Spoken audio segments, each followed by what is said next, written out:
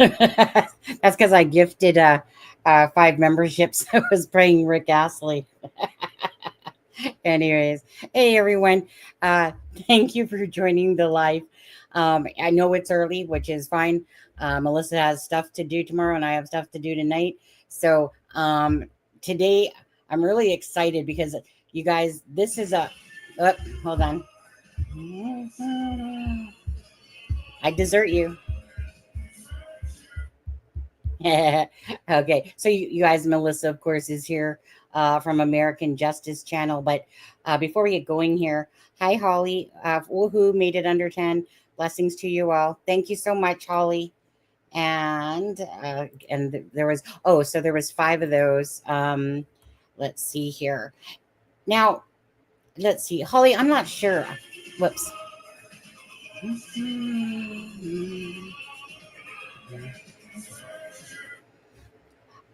Ollie, I didn't want to ask you because I'm not really sure.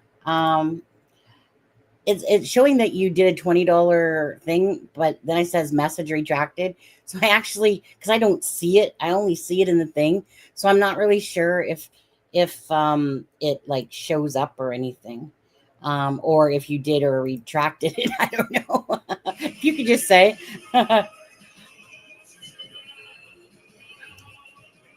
Okay. So Irish Girl, MB Castle, Abigail, and Crafty Mom 733 um, got those memberships over there. Whoops, let me go back to the comments here. Whoops, back over here. Hi, Granny. Love you, Sunny. Miss Dog Lover says 29 months member. We got Lacey. Ooh, a little bit behind Miss Dog Lover there, Lacey.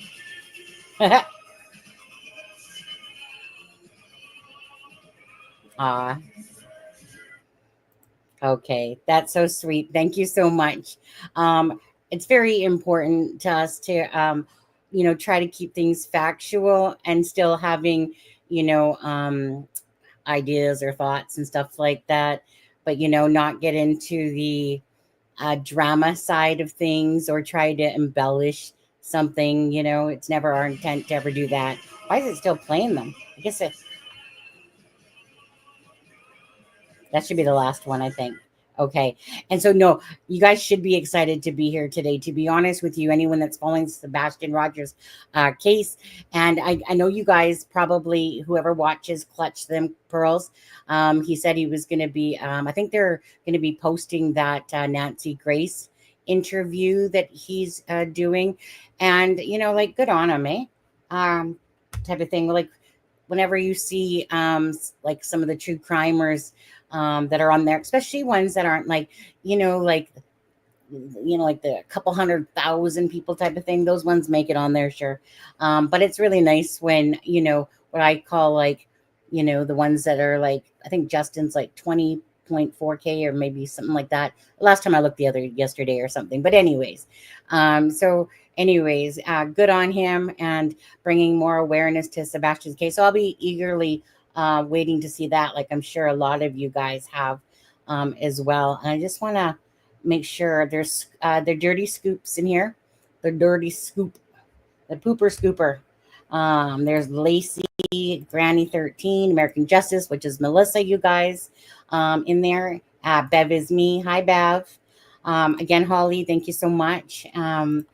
It's always nice, honestly. It really truly is nice when people say that, because it does take a lot of work and time to do stuff. And like what we're going to be looking at today, this is like, is it 67 pages, Melissa? We're not. Honestly, I don't even remember how many pages it is at this point, Okay. because it's just a lot. Yeah. Like we're not going to be going through all these 67 pages, but what Melissa has done here, you guys, and I remember when she started doing this, and I was like, you got a lot of work ahead of you because, you know, um, it was going back to all the interviews, taking a lot of that stuff that Christopher Proudfoot said, that Katie Proudfoot said, like there's just so much information in here. So this is one of those things, where she has like the interviews and it has the timestamps when something was said, and we're talking about those off marks, those ones that are those peculiar ones, things that I think you got some stuff that Seth has said as well, that Seth has said as well in some of his interviews. Um, in light of that, things that he's talked about with Sebastian, I think pretty much. And well, I'll get you to explain it in a second here.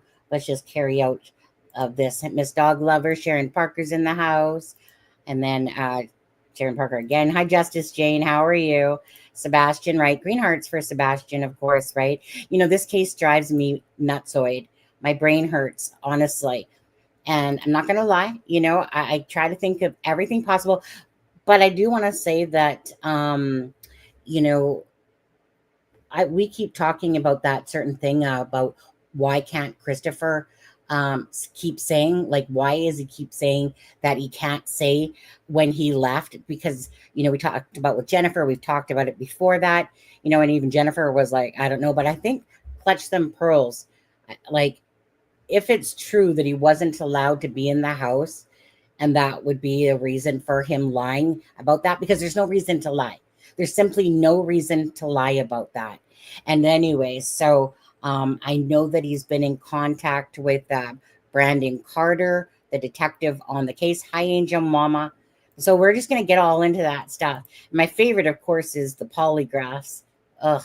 Just why would you lie when a child is missing? Why would you manipulate people? Why would you lie? It doesn't make sense at all. And we're just talking about, like, these are facts, right? The stuff that Christopher Proudfoot has said has come out of his mouth. The stuff, like anything in here, this is all to do with facts, right, Melissa? Yeah, everything in here has either come from Chris Proudfoot, Katie Proudfoot, or Seth Rogers. And that is it. I haven't, really went into what other people have said, because those are not, to me, the facts of the case. Right. Everything in here is with timestamps, where it was found, and it's everything that the parents have said. Mm-hmm. And it's actually not everything they've said. It's just a small piece of it, because I could go on forever and make another probably 10 or 15 pages, but that's just too much information overload. Mm-hmm. Mm-hmm. Yeah, it is too. Yeah, same here, Angel Mama. I'm in Vancouver, Canada, basically, for people in the US. I can sit here and say Langley, and a Canadian might know that, but on there. But absolutely. Okay. So again, you guys, thank you for joining the live. And again, this file is one that Melissa, I'll say ourselves, because we're kind of like a team over here, Team Sebastian, that we want really the public to see. This is Melissa's work from the American Justice Channel. So when you do have a time, just put your link up in the chat there, on there, Melissa. But okay, so if you haven't subscribed, please go subscribe to her, American Justice. But yes, this is something that will be so beneficial to anyone that's following the case. You want to try to remember when something was said, perhaps maybe what interview it was in, you can't find it. Like I said, this thing is going to be very detailed on how she's done this. So meet the family on there. But before we get into this, there we go. There's her channel right there. So you guys, please go sub up. We always love to support. It's a Crime and Shame has always supported channels that are up and coming. We've done it for quite a few channels to try to get them over the 1,000 hurdle of subs. The YouTube and 4,000 watch hours type of idea. For me, it's always a pleasure when it's just about helping each other. To be honest with you, it's what it's about, right? It's always been my way. If you can help somebody and you can do it, why not? And then, like last times, like the docket, he's like, he had asked me if I could do an intro for him, so I had done his intro for the docket. And then he's like saying that he's going to pay me and whatever. And I'm just like, no, because you know what? If ever I need a favor back from you, which the docket has, like, if anyone doesn't know who the Docket is, okay, first of all, he has a YouTube channel called The Docket. On Twitter, on X, The Docket, you want to talk about somebody that has the paperwork. Him and Paula Mooney from Plunder, they kind of work a lot hand in hand, because those videos and different things and interrogation videos, those are very expensive to get those documents and stuff like that. So, if you don't follow The Docket and you're on Twitter, or on YouTube, please go support him as well. He's like just a great person. But anyways, yeah, he's always trying to offer me money, and I'm just like, no, no, no, no, no, no, no. As long as 20 people don't come at me and go, can you do my intro? But no, Docket has a ton of information on a lot of cases. So, like I said, I personally love associating with great people that are unselfish and unserving that way. Go into your emoji. It's in your emojis in the membership ones. Okay. I'm on Vancouver Island. Oh, okay. Gotcha. And I took over her account. She passed away. She was our true crime. I feel closer to her coming in. Oh, that's nice. That's so sweet. And just Connie, just so you know, it's not that you're trying to post a link. It's just that if you put a period and then you don't put a space, it Stream Labs deems it as you're trying to post a link. So it's really just about your punctuation, okay? Well, that's nice. That's cool.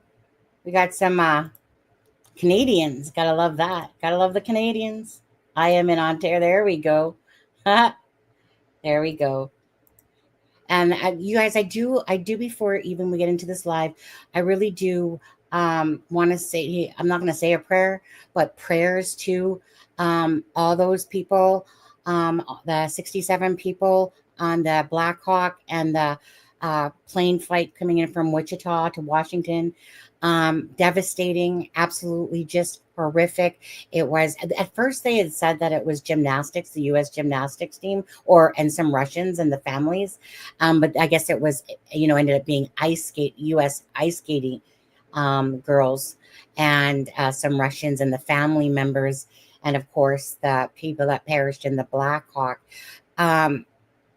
Just, especially when it's close to home. Like I'm not a fan of planes. I don't like taking planes. And honestly, for me, as soon as I know that we're coming down, I feel absolutely like a calm. I'm like, oh, finally we're landing.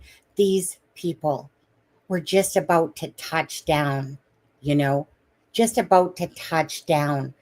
The devastation of the people that were waiting at the airport for this plane to land, anyways, I just want to say, my heart just goes out. My heart feels so much sadness when I have to listen to this, because again, you start thinking about all the people now that's impacted, and these lives that were just like, so Sunny, sad. can I jump in real quick? Yeah. So I want to, basically say what you said. My heart and prayers go out to the families, but let's keep in mind, I would implore people to stop showing the crash itself. The families witnessed that most likely from the airport, and they don't need to see that every time that they get on YouTube. Oh, so my heart and prayers go out to you, and I'm so sorry for what they're going through. Same, apparently, only because I was watching Pascal for a few minutes earlier, and it was just so funny because the Docket had just sent me a message, and I was like, funny, I'm just watching that right now. But anyways, apparently they put someone from the Black Hawk, their name out, a person's name out, and that person was alive and well, and they put them as that he was one of the people that perished. Oh my God. Yes. They put out early on a name, and that person ended up being a survivor, but they had it out as somebody who perished in the crash. And it's like, wow, all the more proof of why we need to have facts out there, because It it can damage families. absolutely. It's happened a few times in the true crime where people are very careless and reckless. And they think that they have the right person. It's happened quite a few times. And all of a sudden this person's face gets blasted around the internet, and all of a sudden, it wasn't even the same person. That's happened quite a few times. And uh, so I would just say for anyone, yeah, make sure you have those your ducks in a row on that, because to sit there and put out somebody that died that didn't die in this helicopter crash or any case, when like I said, it's happened multiple times now. But those are the people that are trying to race out there, that they're trying to find that person's face and whatever. It happened with Richard Allen too, in the Delphi case, not with Richard Allen himself, but there was a person from that case that was attached, and they were putting out the wrong person. I can't think of his name off the top of my head here. Just 1 second here. 1 second. Just seeing if my husband's home from work yet. Anyway, Angel Mama says, my heart has been absolutely broken. I lost my son at 16. Angel Mama, I'm so, so sorry. I have one son. He's 28. So I can only imagine. I know I couldn't imagine what it's like to lose a child. Melissa knows what it's like. Melissa's son was murdered. And so, Miss Dog Lover, her brother as well, was murdered. So um, I just, I couldn't comprehend that type of pain. So I'm so sorry. So my anxiety when people pass, and I know what the families have to live through. It breaks my heart. Those poor families. Yeah. Yeah. It Probably. definitely brings new meaning to it because, like, what they're gonna go through, and like, that feeling. And I guess that's one thing that bugs me with everybody just showing this crash on repeat, or Oh, I putting know. out somebody died that didn't, because if that is your child and you're racing to the airport and you hear that they died, like, that It's can cause an accident. Like, I mean, it breaks, like, I it just know. breaks my heart. you know it's not going to stop. I mean, that is all over the place, and it's not going to stop for quite a while, probably. In all fairness, because at the end of the day, it's a story to some. To others, there's a lot more like deep care by certain channels or people in regardless in cases. um but at the end of the day, it's a story.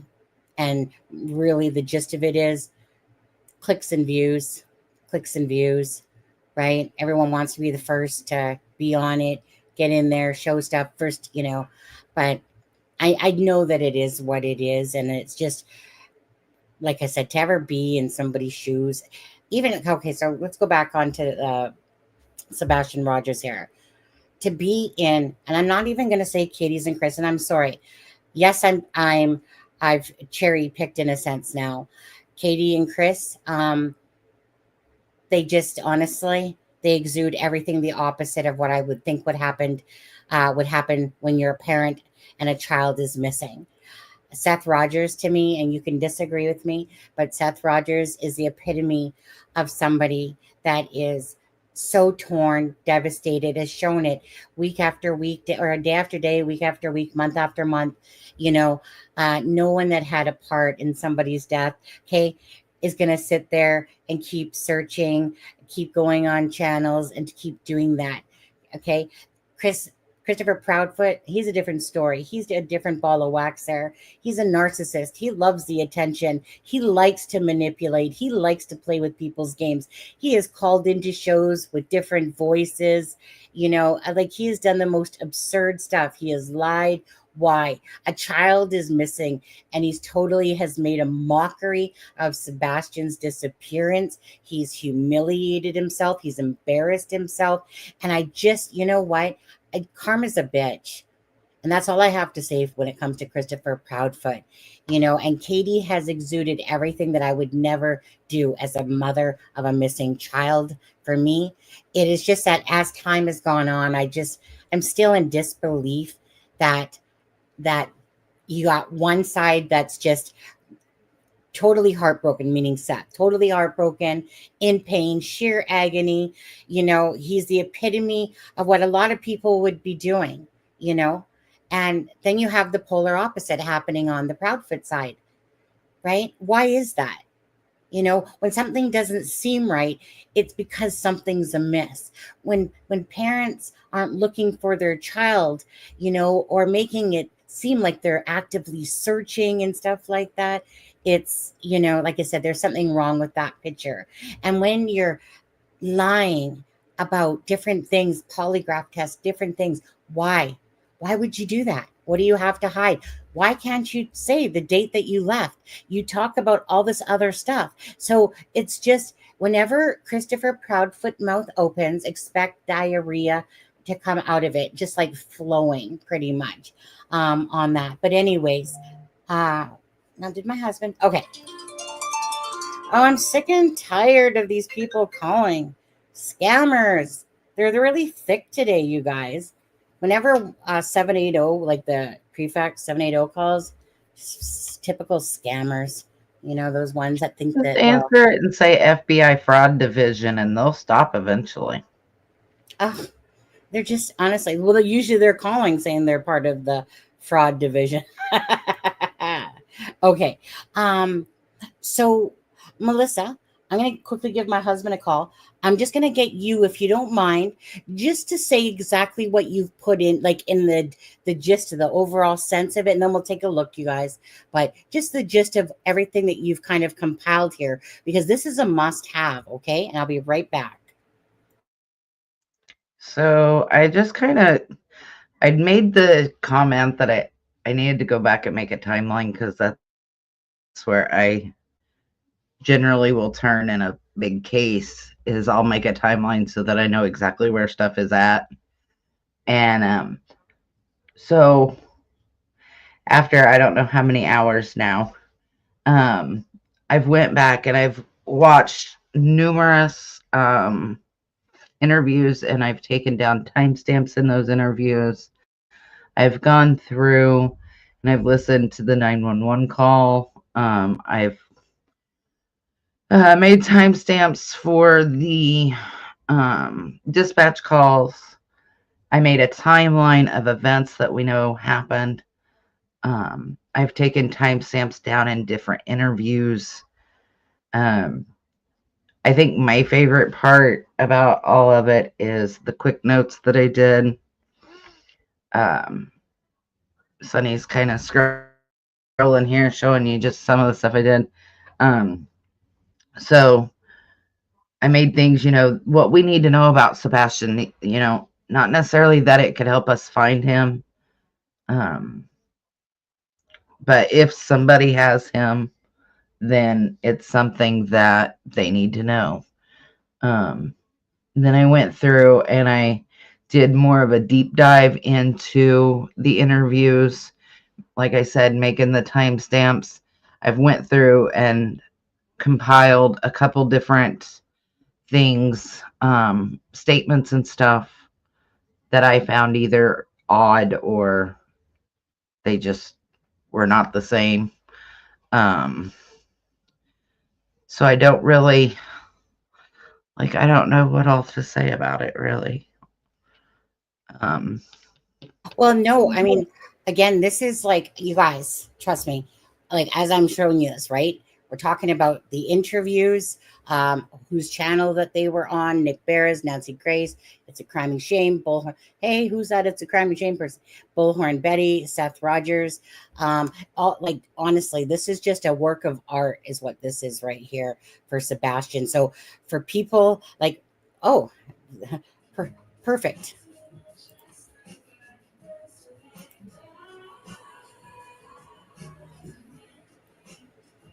Thank you, Miss Dog Lover.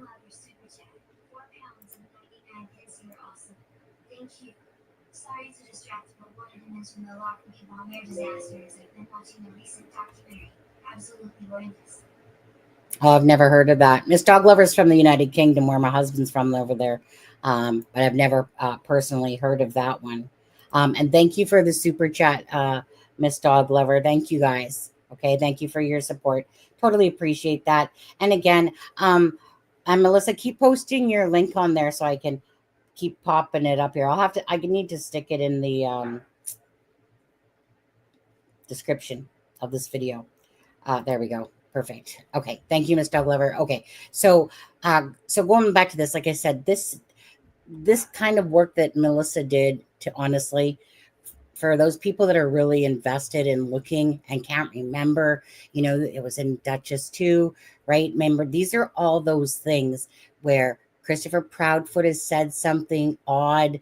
Um, you know, perhaps Katie Proudfoot did, where Seth Rogers tells things about, the garbage truck and stuff like that. Anyways, it's just a great compilation of information that you don't have to keep struggling and searching around and around.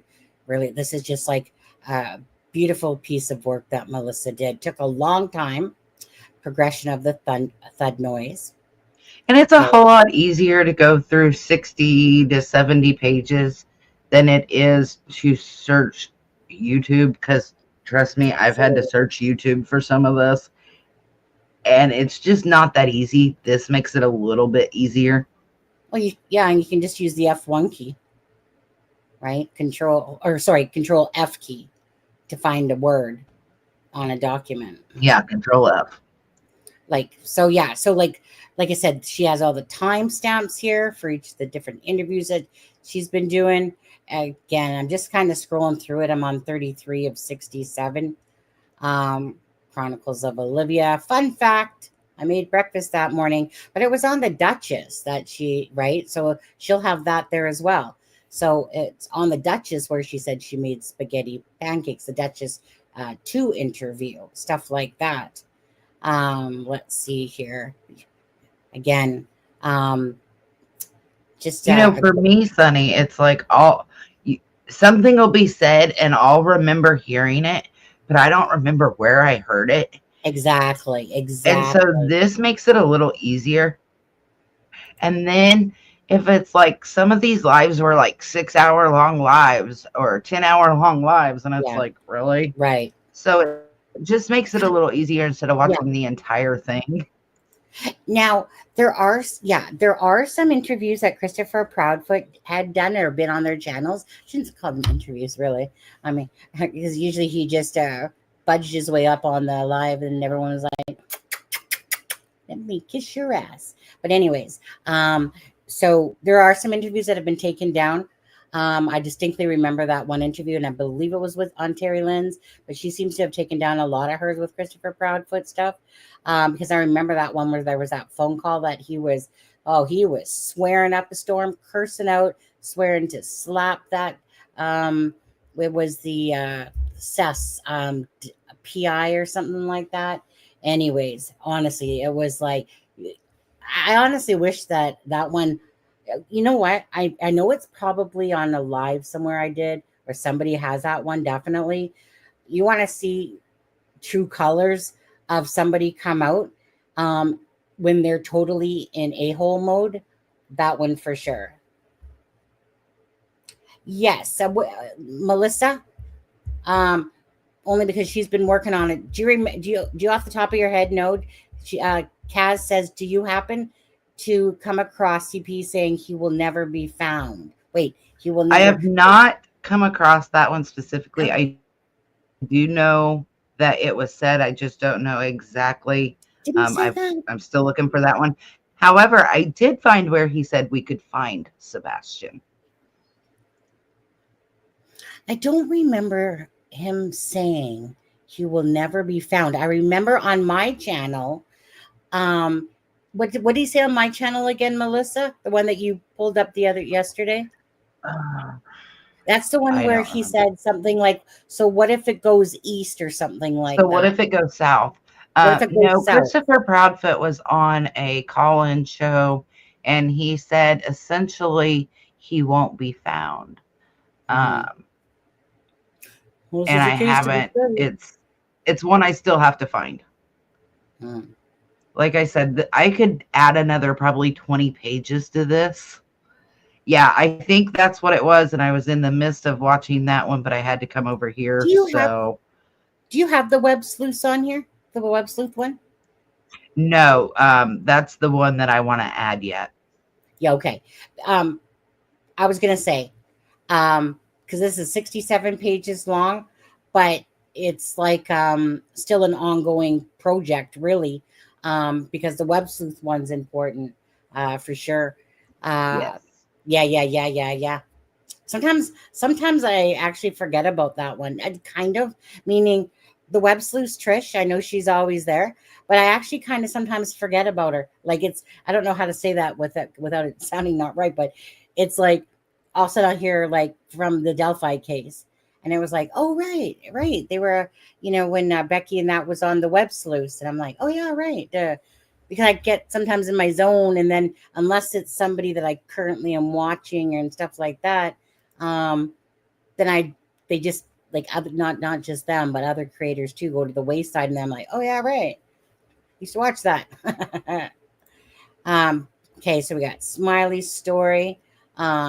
Like I said, it's just Nancy Grace. Nancy Grace, you guys, we've seen that one so many times on there. But again, just it's like I said, Right it there. will, it will be getting released. Which one? Okay, so where you're at, Kaz, this is what I was saying. I found out where he said basically we could find Sebastian, and it was on Cluminati. She actually had pulled up a map, and her cursor was over it, and he's like, "Yeah, right there, in that area." Um, Oh, you when but it was that? we'll go over all that. uh Yeah, that's the one that when he lost his shit. Well, on Web Sleuth, yeah, he lost his shit on there, and yeah, I mean, good on Trish though. She was kind of like having none of that really, um, and but the one where he was speaking so nasty, like the curse words coming out of his mouth, the ignorance. You want to see, like I said, a true personality. All you have to do, like that one where he's saying that he's going to slap that PI and stuff like that. Just, you know what? Do we really have to look too far from the tree, to see the rotten apple there? All we have to do is go to Nina's interview, oh, right, all those different things like, well, that would be abuse. He would say, well, that would be abuse. And, you don't put your hand on the out. Oh, so you want to go tell Nina that, when you slapped her boy and you slapped the daughter, made the mouth bleed, you know, cut the lip. You want to go say that? Like I said, that's just a rotten apple on this planet, right? Just rotten. What did five wives? I feel like saying the what is it? The Ives of Wives, or that children's thing, the Ives of Wives, or something like that. Anyways, I just want to know what five people saw in that narcissistic. They must have been not on high alert whatsoever. You I know, can say, as being a former wife number 7 and former wife number 5, always listen to the ex-wives. right, right. Well, that's just the thing, is that like like kind of like myself, right? Sometimes you don't see it because you're too busy being a fixer and a caregiver that you're not even seeing the narcissistic side until later. And then you realize that they're narcissists and that these people sap suck to you like honey. They're just like stick, and then you try to freaking shake them off your leg like a dog, and they just don't go anywhere because they love people that take care of them, that fuel them. Absolute narcissistic. Anyways, but sometimes you don't realize it because again, people that are good, kind, caring individuals, you're not stopping to go, hey, let me just, can you just fill out this application before I go out with you? So are you a narcissist? Do you have any issues? Or do you have any control things going on and stuff like that? You don't think about that stuff, until you're in it and you're just like, whoa, don't you try to mess with me. Because right? Because like again, a lot of those people, they project their own stuff on you as if you're the one that does it. Sometimes I say that to my husband. Don't project that crap on me. I'm a Cancer just like you. Don't even try that shit. But oh, I like how you use Pinocchio. Um, okay, so I'll scroll through this because I use Pinocchio a lot too, because obviously Pinocchio being the liar. I had Of to get it in there somewhere. Okay. I course. I personally feel like Christopher and Katie should be like Pinocchio because your noses would be a mile long right now. Mhm. Oh, I just saw this one. KP didn't turn over get dash cam. Let's see here. Sebastian. Here we go. It's just a heartbreaking story. Okay, credits for people she gave. Content created by American Justice YouTube channel. There you go. That's the YouTube channel. And on X, it's AJ underscore true crime on X. Goals: bring awareness to Sebastian's case, bring Sebastian home. Let's bring Sebastian home. Perfect. Perfect, perfect, perfect. Because that's all, we just would like to see that, I know it's almost coming up to a year, you know. Um, I can't believe that it's been a year. Honestly, can you guys? Edgar, yeah, gentlemen, Edgar calls webs loose. Uh, yeah, wouldn't shock me. Wouldn't shock me on that one, Bev. On there. He's a player. That's the thing. Said he's not even he's like a little chihuahua, Sorry if anyone has a pug faced dog, but that's kind of what sometimes I wish that, like right in a wall. And be like, So the photo I used for him in this, I had yeah. to go find it when it says meet the family. You can't really see it on Sunny's, but you'll see it when we drop it. And if you want to see it, it was in, I believe, Chronicles of Olivia. He actually rolled his eyes when they started talking about Sebastian. Oh. Oh, yes, I know which one exactly you're talking about. That's the one that you have. Where is it? Let's go back to the top. Right here. Whoops. This one. Like, That who does that? Who rolls their eyes when you're talking about your missing stepson? Like, who does that? Christopher Proudfoot. On there. Right? Now, yeah. Now, I'm just gonna play a quick clip first. Oh, the kitty cat's in here. Okay, so the polygraph one. Okay, there's many that get me, but the polygraph one always gets me. Um, honestly, it's like someone insulting our intelligence. But anyways, I'll play it first. And then the second part of it towards the end, well, you guys can just listen to it, and have a good laugh yourself, to be honest with you. Okay, 1 second here. I'll let that play out for a second. Let's see here. Two of you taken a polygraph? I have. I have not. Would you be willing to?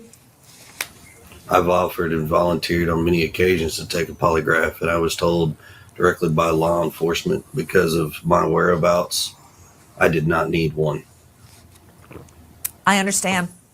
Ms. Proudfoot, did you pass your polygraph? I did.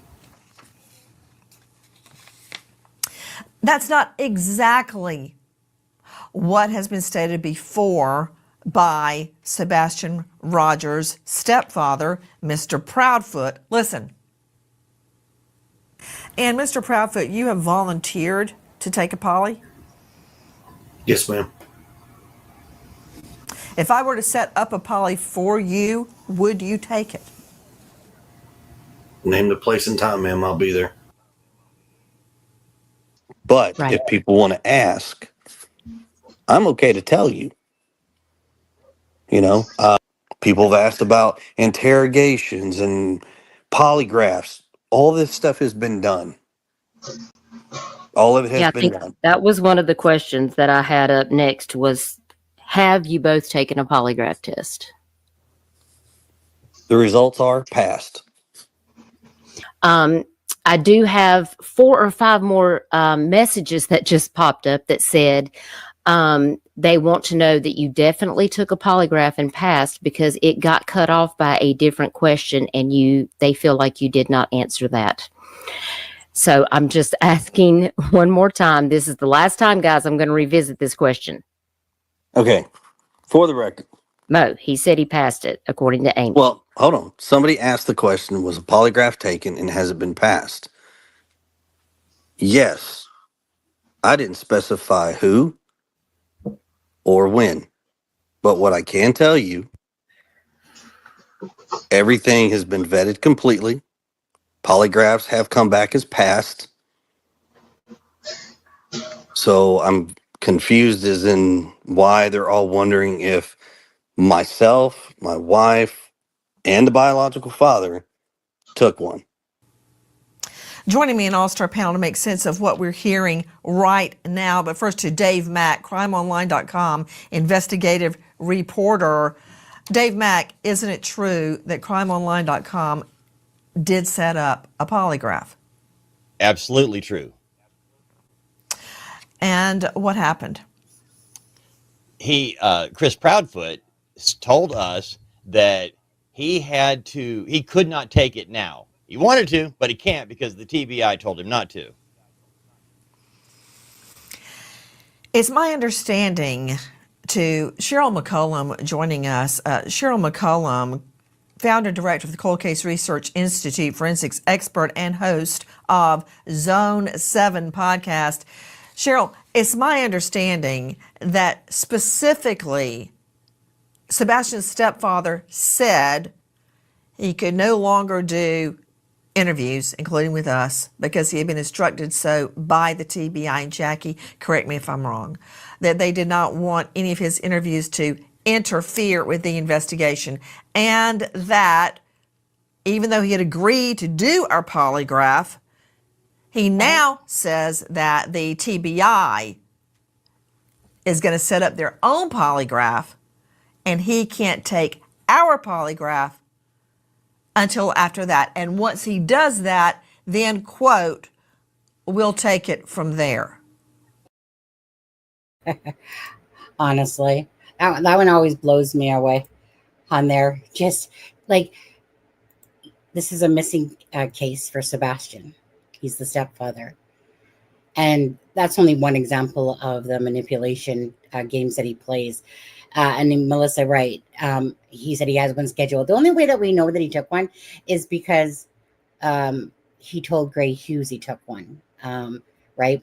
We have no verification whatsoever, about them, either one of them passing, to be honest, besides Katie answering yes to Nancy and stuff like that. But, so those are something that, unless you're like really close to him and, I don't even know, do they give you a piece of paper going, you passed, here's a star, here's a big sticker for you?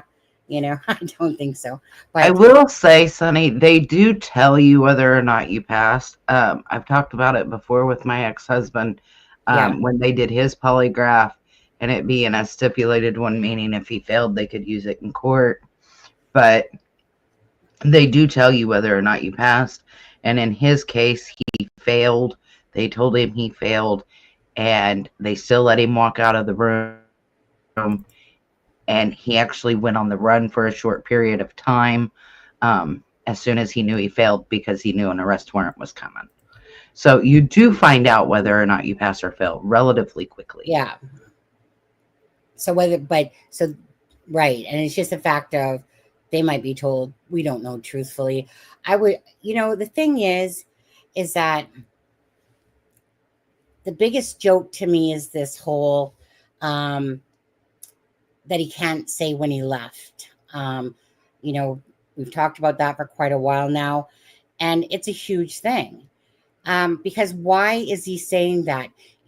Darn well. Okay, so let's just go back before I move on to that, but let's go back to the fact of, so the TBI said, basically, he can't do no interviews. Sorry, Nancy. can't do no more interviews because, we don't want to, of course, hinder the case. Didn't stop Christopher Proudfoot from doing lives after that, Nancy? Nope.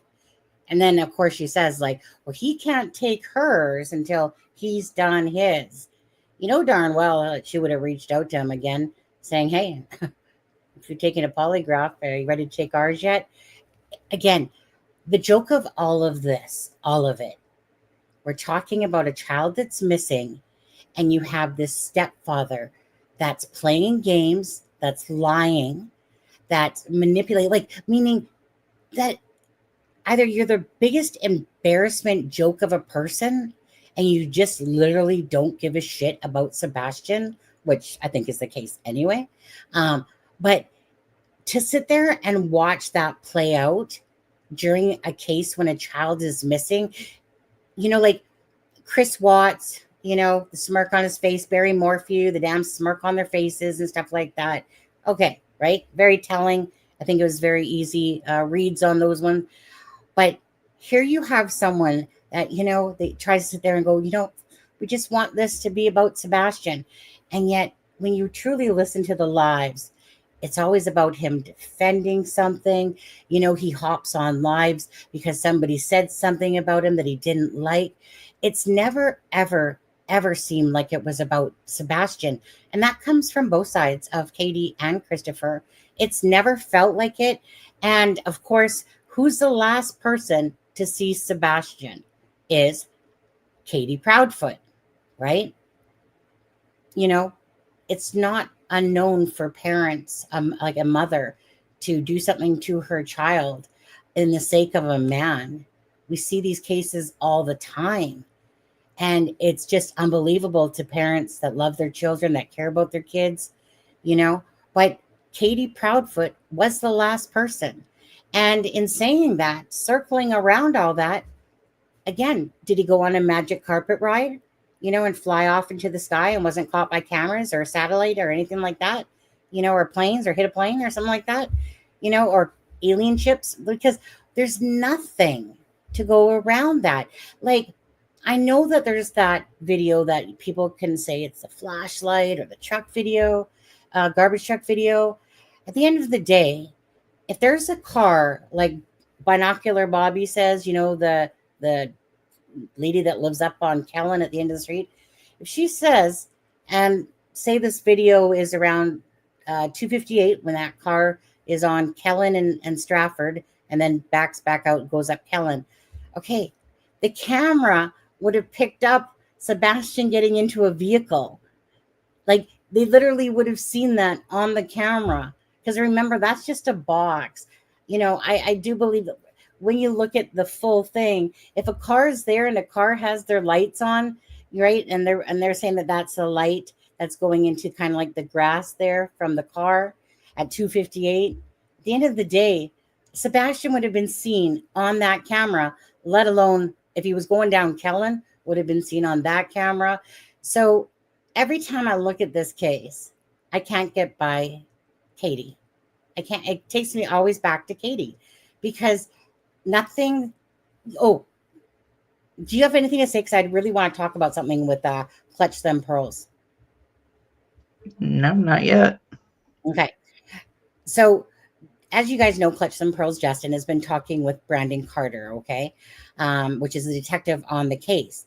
Now, he had one of the questions that he had asked Brandon, of course, was about, would you tell someone not to do this or whatever?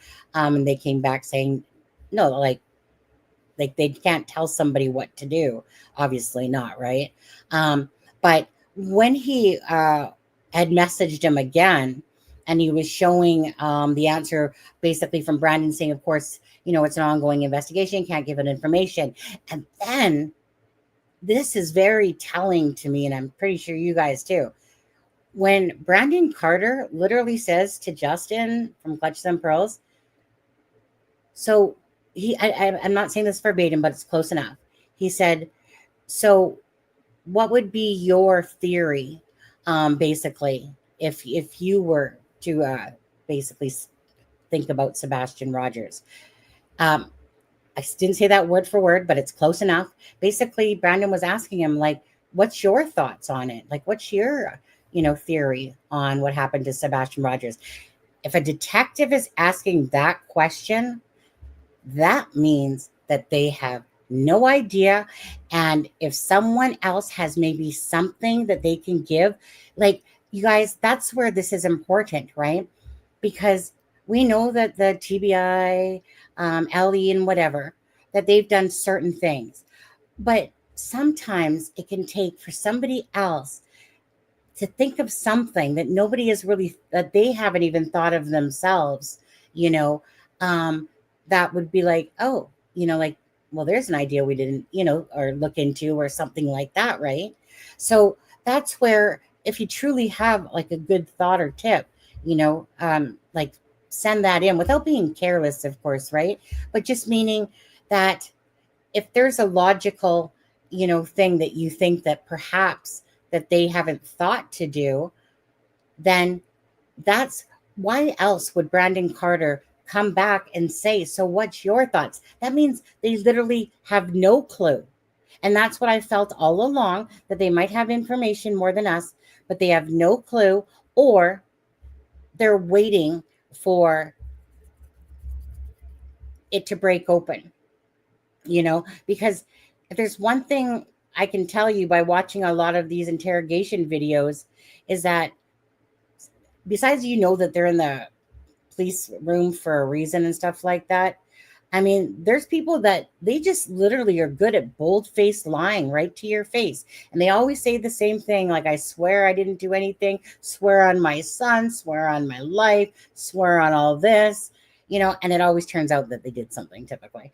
But anyways, but it's just one of those things, like, again, with Brandon Carter, maybe there's something that they haven't even thought to check, and like I said, if somebody has, I know that they've looked at so much stuff, but did they by chance for sure look to see if Katie's phone was pinging?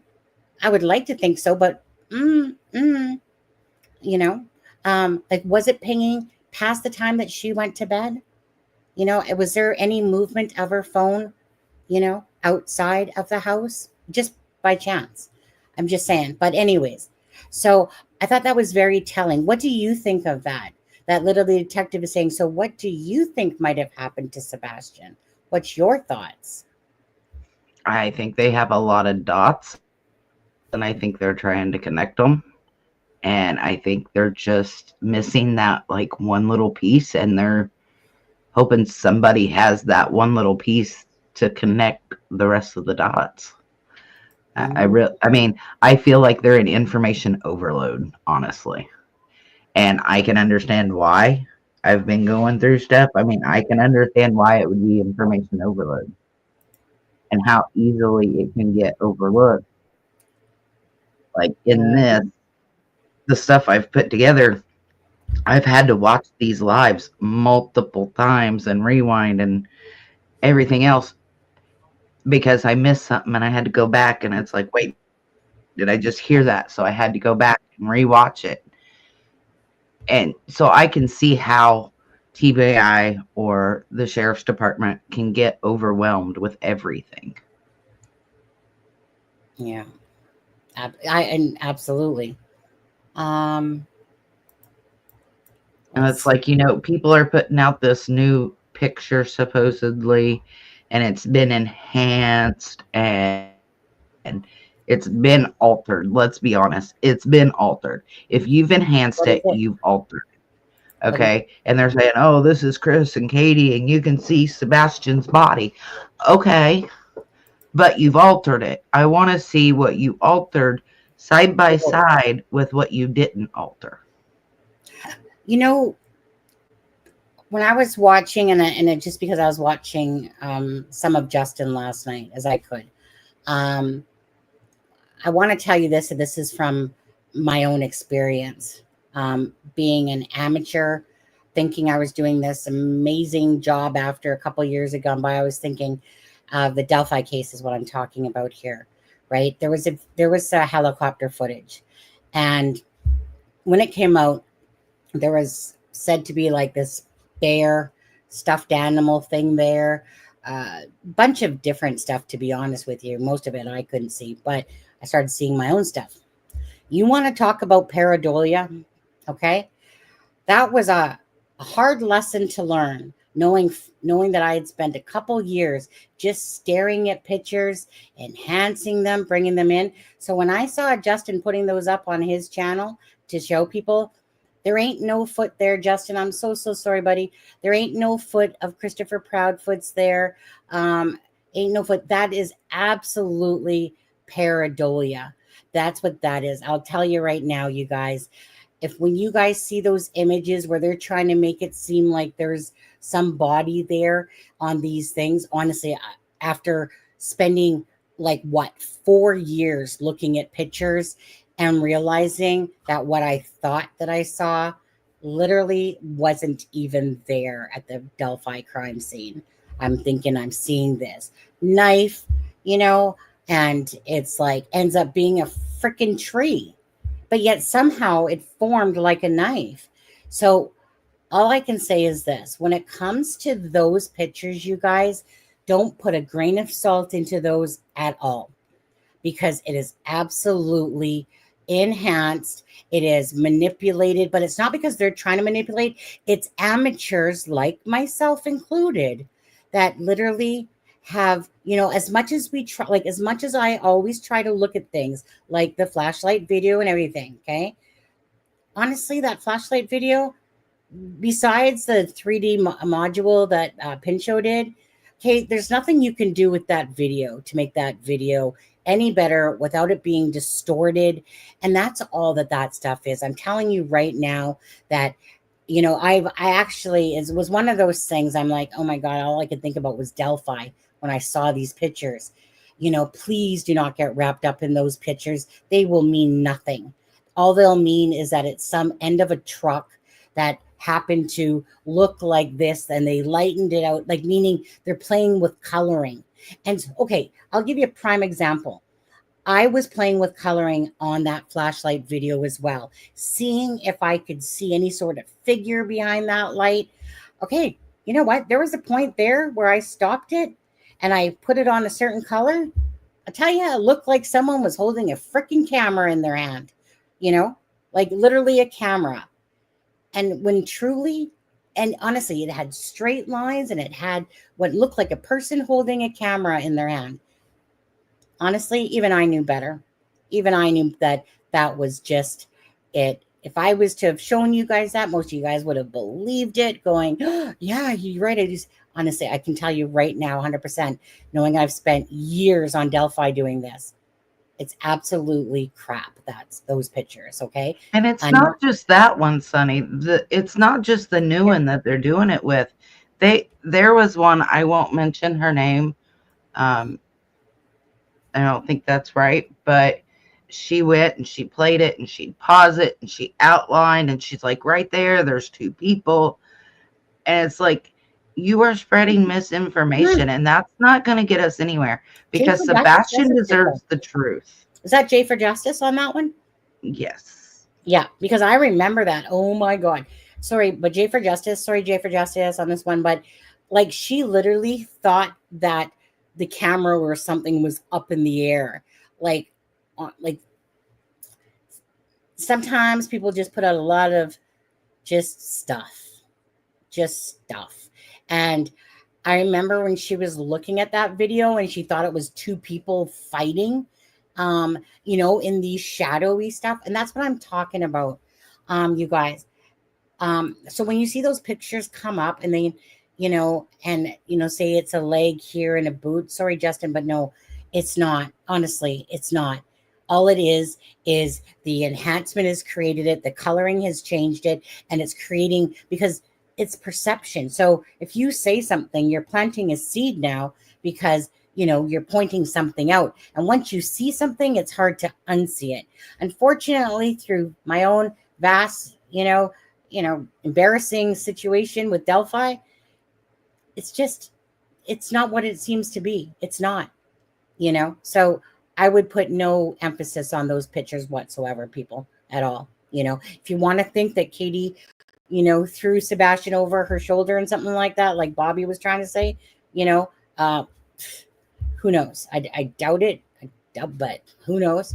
But to sit there and think that we're actually going to see something out of that, or to think that Sebastian wouldn't have been seen if the lights are on a vehicle at the same time that these lights are there, right? You don't think that he would have been seen on that camera right on the corner? Of course he would have, because that's where the car was, right on the corner of that. I know that SF shows that vehicle going up Kellen, because that's the 258 vehicle. That's the one that Bobby says was on Stafford and Kellen.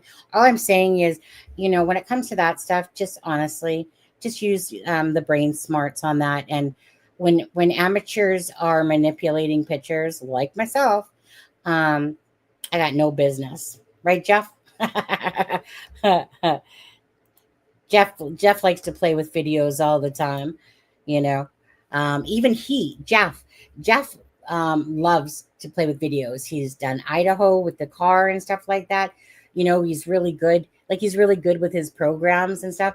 And even he basically said, Sonny, do you have anything more? Because honestly, I can't make nothing out of these videos. And that was the 3 videos, right?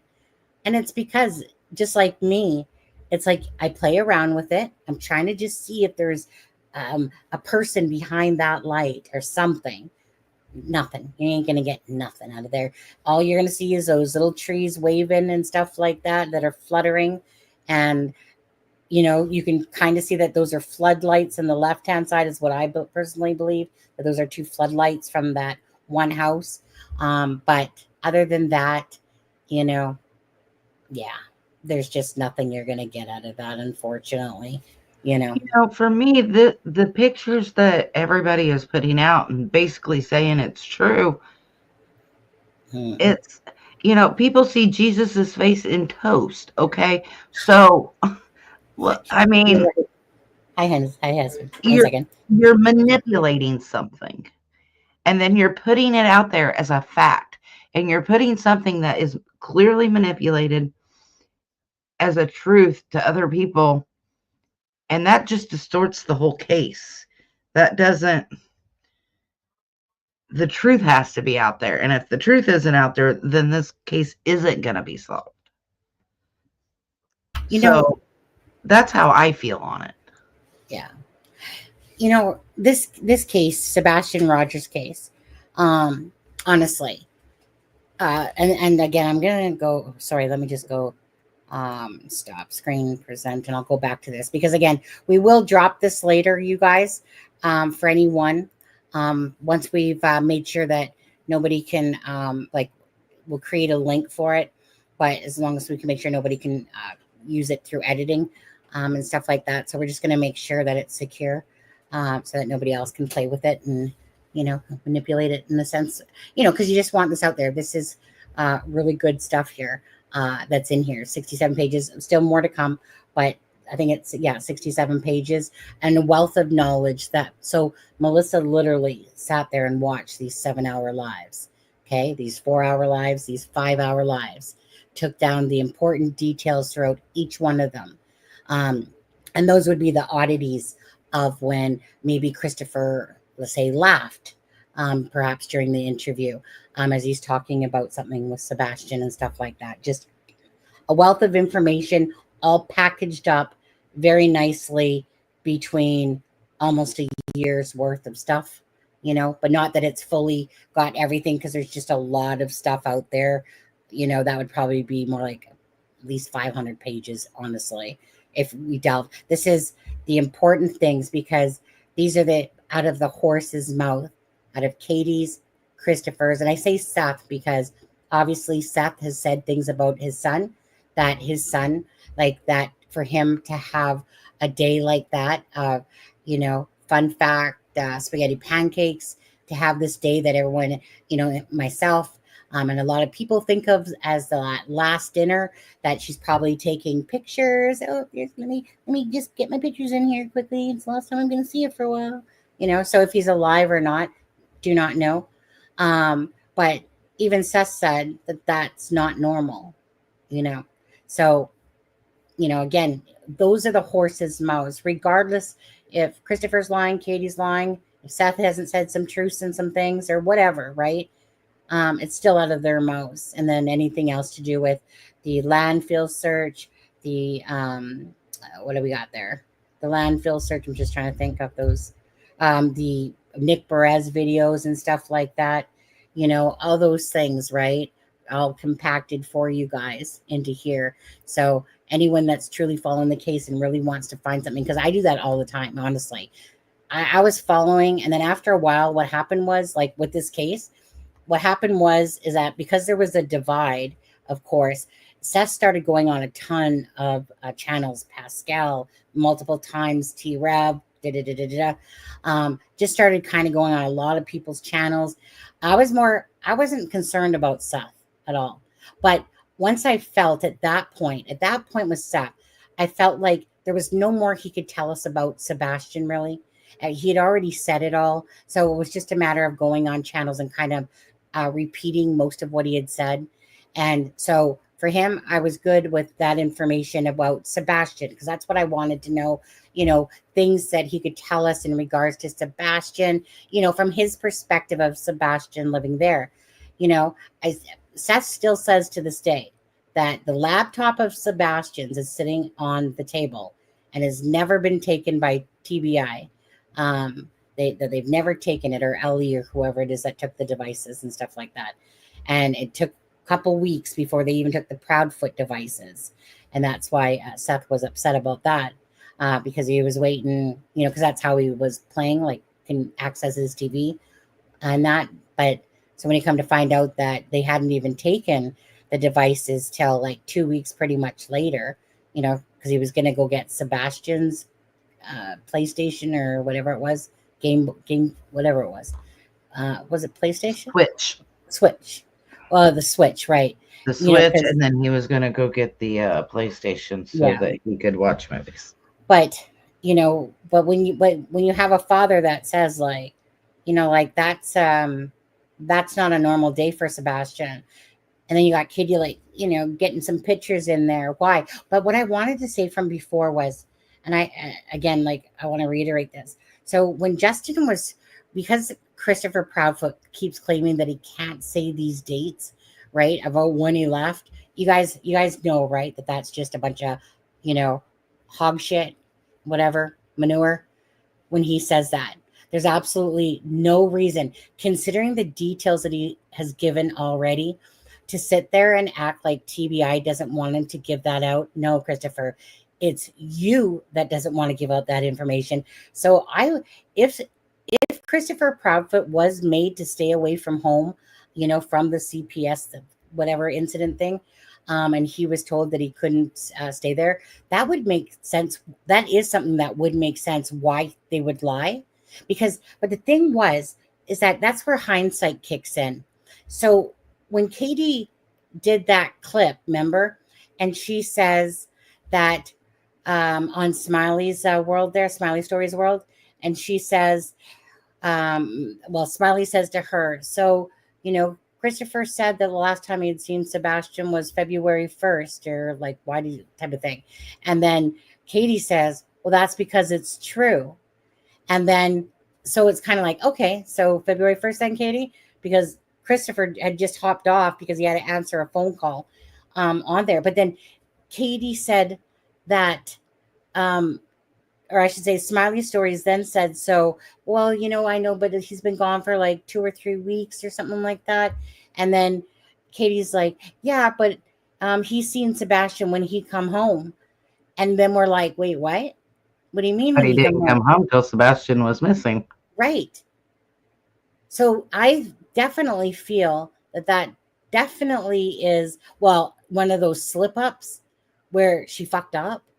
And again, there's a reason why he's lying about that date, but it would make sense. Like, meaning it's a good, definitely thought when I heard Justin say that about, well, maybe that's why he's lying about the date, because of course, if they say that he was home and he wasn't supposed to be there, right? Because, this is another thing too.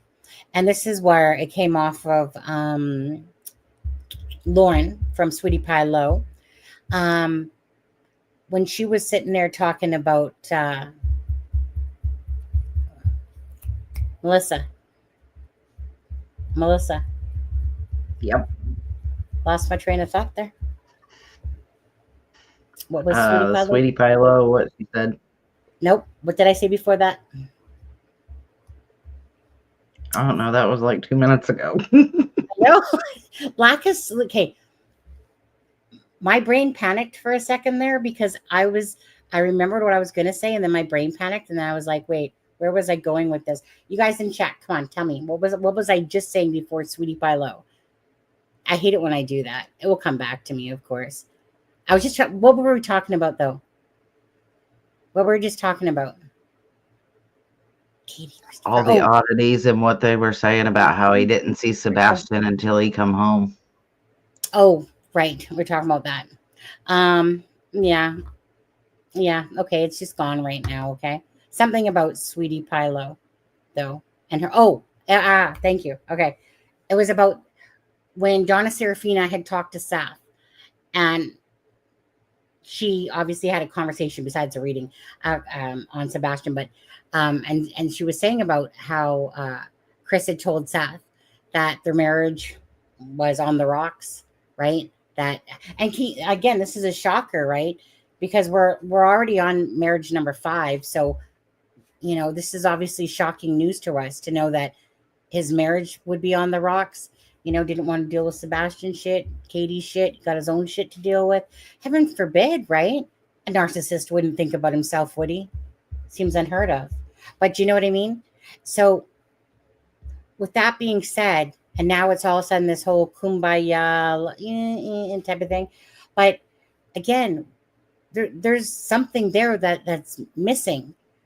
And it is strange to have this full day out. Like, even as a kid, like, my mom never, like, we never did that many things in one day. The only time I can remember doing that many things is at Christmas time, where you have to go to your aunts and uncles and this place and that place. But in one day, sit there and make pancakes, go to BJ's, come back home, go back out to bowling, then go, to dinner and stuff like that. It's, the whole thing is very strange with them, and all these we would have heard them, go out the window, stuff like that. Anyways, go ahead, Melissa. I'm sure there's something in there. I'm not. No, I just lost my train of thought. I was going to say something. Oh, did you have one? Well, you sent me something. What did you send me, by the way? You sent me a link to a video. I wanted to see something here. I don't remember what the link to the video is. No, you sent it in Facebook, and I hadn't had a chance to look at it. It says, getting rid of Sebastian one way or another, Shay's safe place. What was that about? Oh, that's just a video I want you to watch. Shay's safe place. Well, let's watch it. What is it? She did kind of a compilation of another YouTuber. Okay. And was talking about it. Well, let's take a look. But I remember what I was going to say.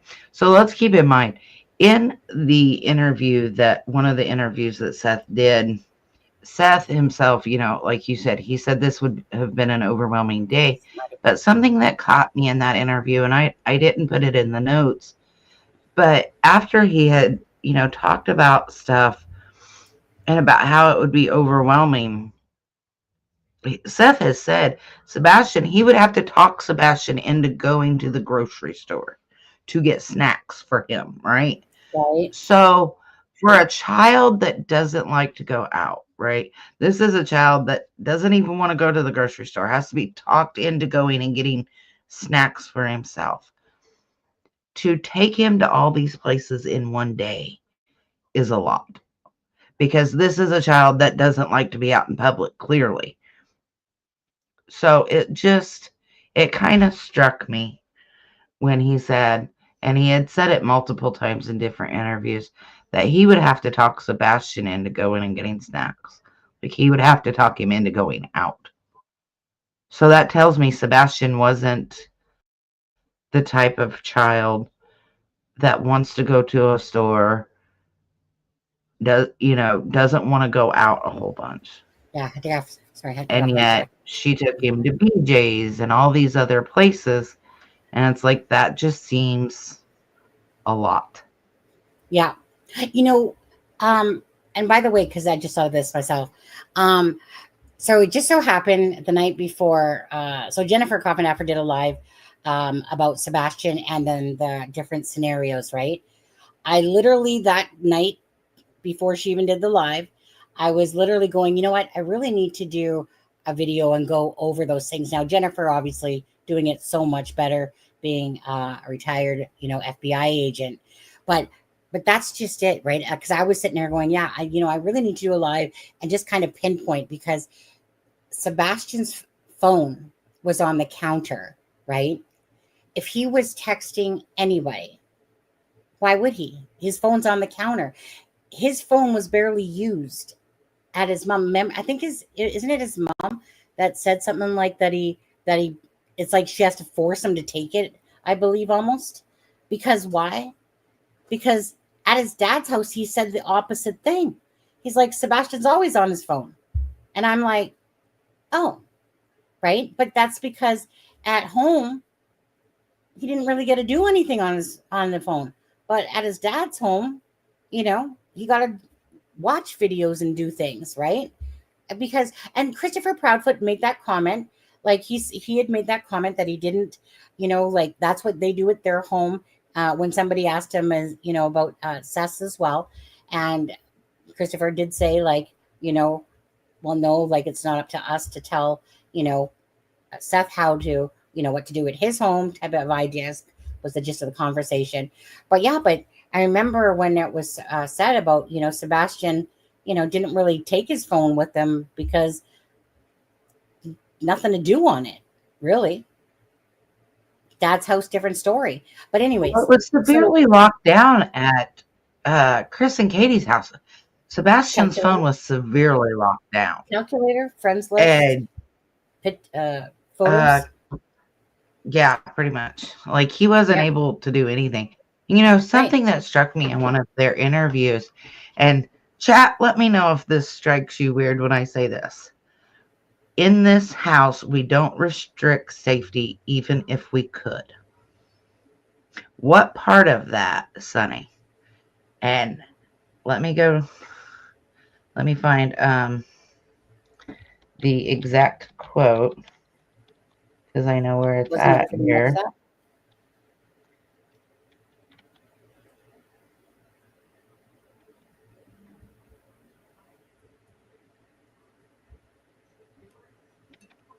There's a lot of weird things that he I said. mean, even if we could. So did they try? So what was the line again? Say it one more time. That in this house we do not restrict safety even if we could.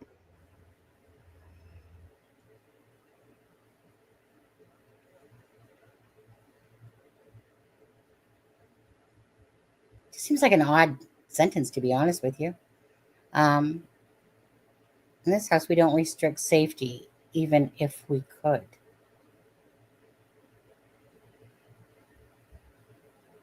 What do you think sounds weird about it all?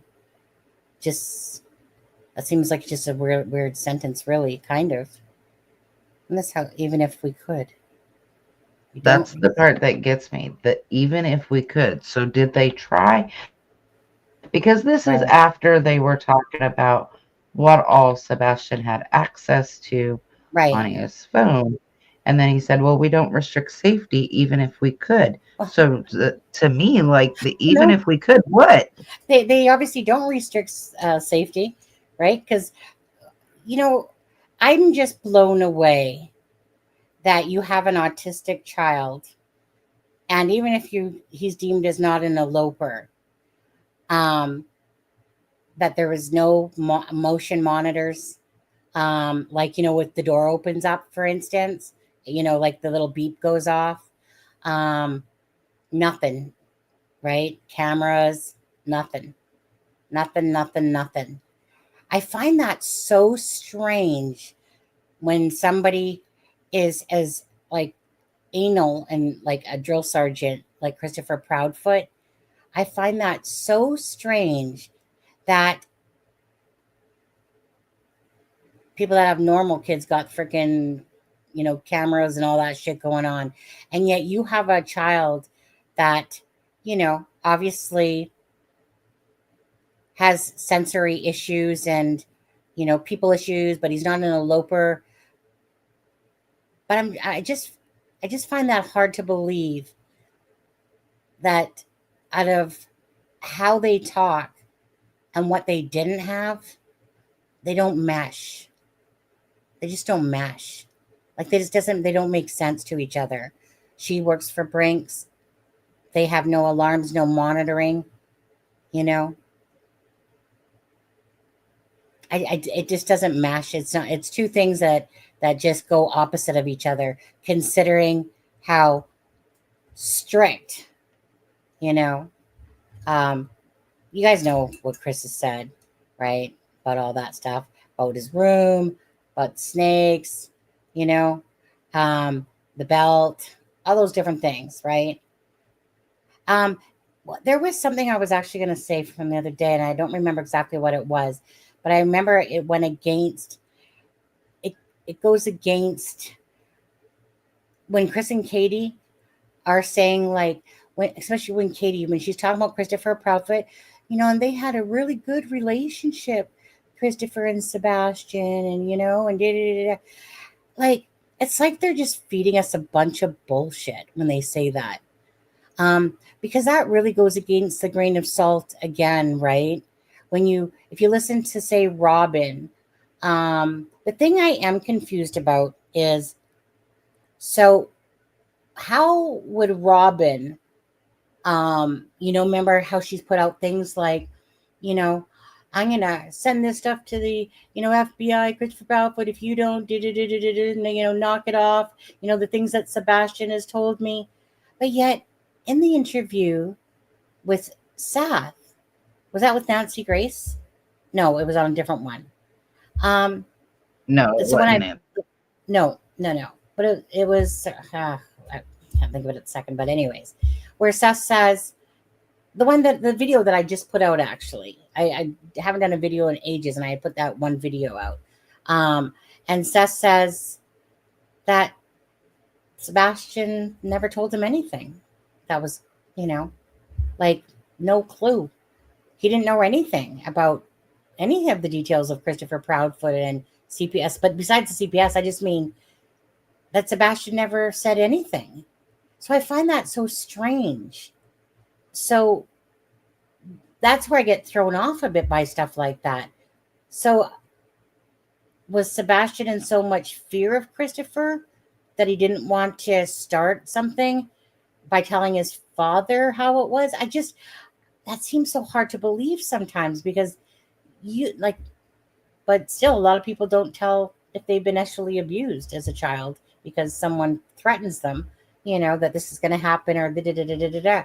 But yet, Robin seemed to have been told by Sebastian, about Christopher. What do you make of that? That Sebastian I never don't said know, anything to Seth, honestly. but yet Robin Rogers? I'm confused on that. I'm not saying Robin's a liar by any means by this, but if he tells her, why didn't she say something to Seth? Right? Like, I have issues with that in my own mind. Yeah. Right? So you asked this specific quote. So it was in Duchess' interview, and they had talked about what all he had access to. He had access to his camera, his calculator, his phone calls, his text messages that were to contacts only. And then this quote unquote, we didn't restrict safety features even if we could, end quote. He then corrected it to, safety is not restricted in this house. So to me, if you say, even if we could, like, that just doesn't. And I can understand promising not to tell, I'm not saying she's lying. And I'm not throwing shade her way. I'm not. I'm just saying the only way that I can make sense out of that is he felt like he needed to tell somebody and he was scared to tell his dad. So grandma was the next option. That is the only way I can make sense of that. But I feel like, and I'm sorry, I feel like she should have said something, but that is in hindsight. Sebastian was supposed to within months be living with Seth. So it wasn't like he was going to be there much longer. So I can understand saying, oh, it's not much longer. We'll have him here before long. It'll be okay. I can keep this secret for a couple months till he gets here. I don't know. I wonder if there's a piece of footage out there that the, TBI has or whatever, LE or whoever has it. I wonder if there's a piece of footage out there. Because, okay, so as for the 25th, even Jennifer Coffindaffer, right? Because she was always kind of stuck on that with the 26th because that's how they worded it. But then she said she got confirmation, right? And so, yes, the last time Sebastian was seen was the 25th, okay? The 25th. And as far as we know, we obviously see him at the Roadhouse. Seth on this live said that when I had asked him, he said he couldn't make out it was Sebastian. And that seems to have been the consensus, that on the camera across the street that the neighbors had, the same thing. Couldn't make out that it was Sebastian per se, but you could make out that a figure was taking the garbage out at that time. And that would probably be around like when they got home, because that's the way that Katie kind of tells it. Like basically when they got home, he like took the trash out and then he played in his room for the rest of the night, type of thing. Honestly, I really wonder what that conversation was about that particular night. Was the thud noise because of Christopher Proudfoot saying like we would have heard him go out the window, and they had this whole thing that Sebastian left out the front door and locked it, and that goes back to the live that Jennifer did. Okay, there's only so many scenarios that could play a part here with Sebastian, and again, everything always goes back to the home and Katie.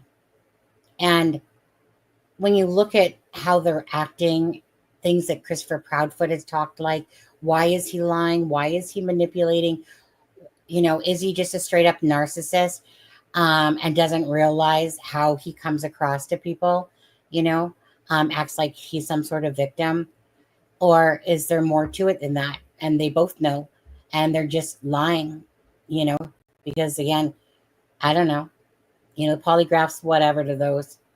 We don't know the truth about those, and people can lie and still pass, and and all that stuff. So I don't put no true weight in those, to be honest with you.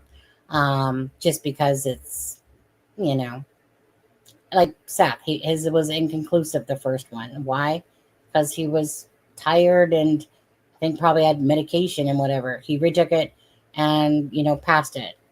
If he had taken it, like if Christopher Proudfoot took it on Nancy Grace's, and then she came back saying that he passed, okay,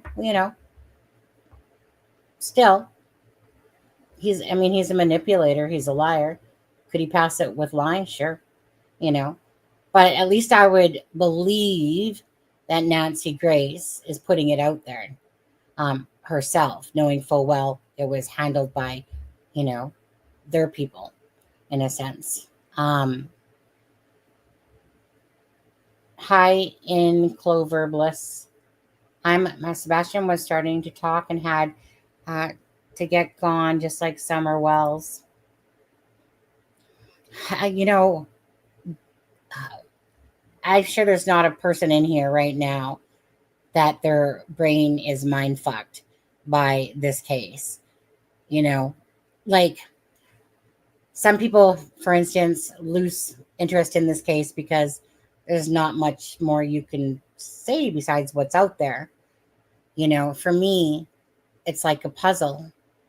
the more it's a puzzle in a sense, the more you're trying to figure it out. You're trying to just make sense of it because you know that there's a piece missing here. What that piece is, we don't know. So we can only go by the information that's out there. I feel like that binocular Bobby person says a lot of things that um, weren't correct in time and weren't quite correct, definitely. Um, like she said, like the Uber was on Devon at like 5:30. While there's a freaking photo with the timestamp from a different camera at the 3:30 mark. You know, I feel like she's just, it's a lot of just repeating, you know, he said, she said, and then it just gets, it's like the telephone tag talk, you know, this person tells this person this, she hears it this way, how she thought Katie said it when really the words got twisted in there, you know, type of thing. Because people listen, but most people don't fully listen. You know, a lot of people don't fully listen when people are talking, but they're getting the gist of what's being said. JDR, the parents know what happened. Ali knows the parents know. Well, that's the thing. You know, we all know that there's no evidence at this point to them, you know, for evidence, or else they would have been arrested. But that's just it. Brandon Carter would have not asked Clutch Them Pearls Justin, what do you think might have happened, you know, to Sebastian Rogers? Again, great question, Brandon Carter. Great on you for actually asking that. Because again, you know, I do believe that if in time at some point that Ellie and that recognize that the internet and the true crime community and people are a force to be reckoned with, that can probably find out a lot more than some of them can, to be honest with you. Because you're talking bloodhounds, these true crime sleuths, some of them.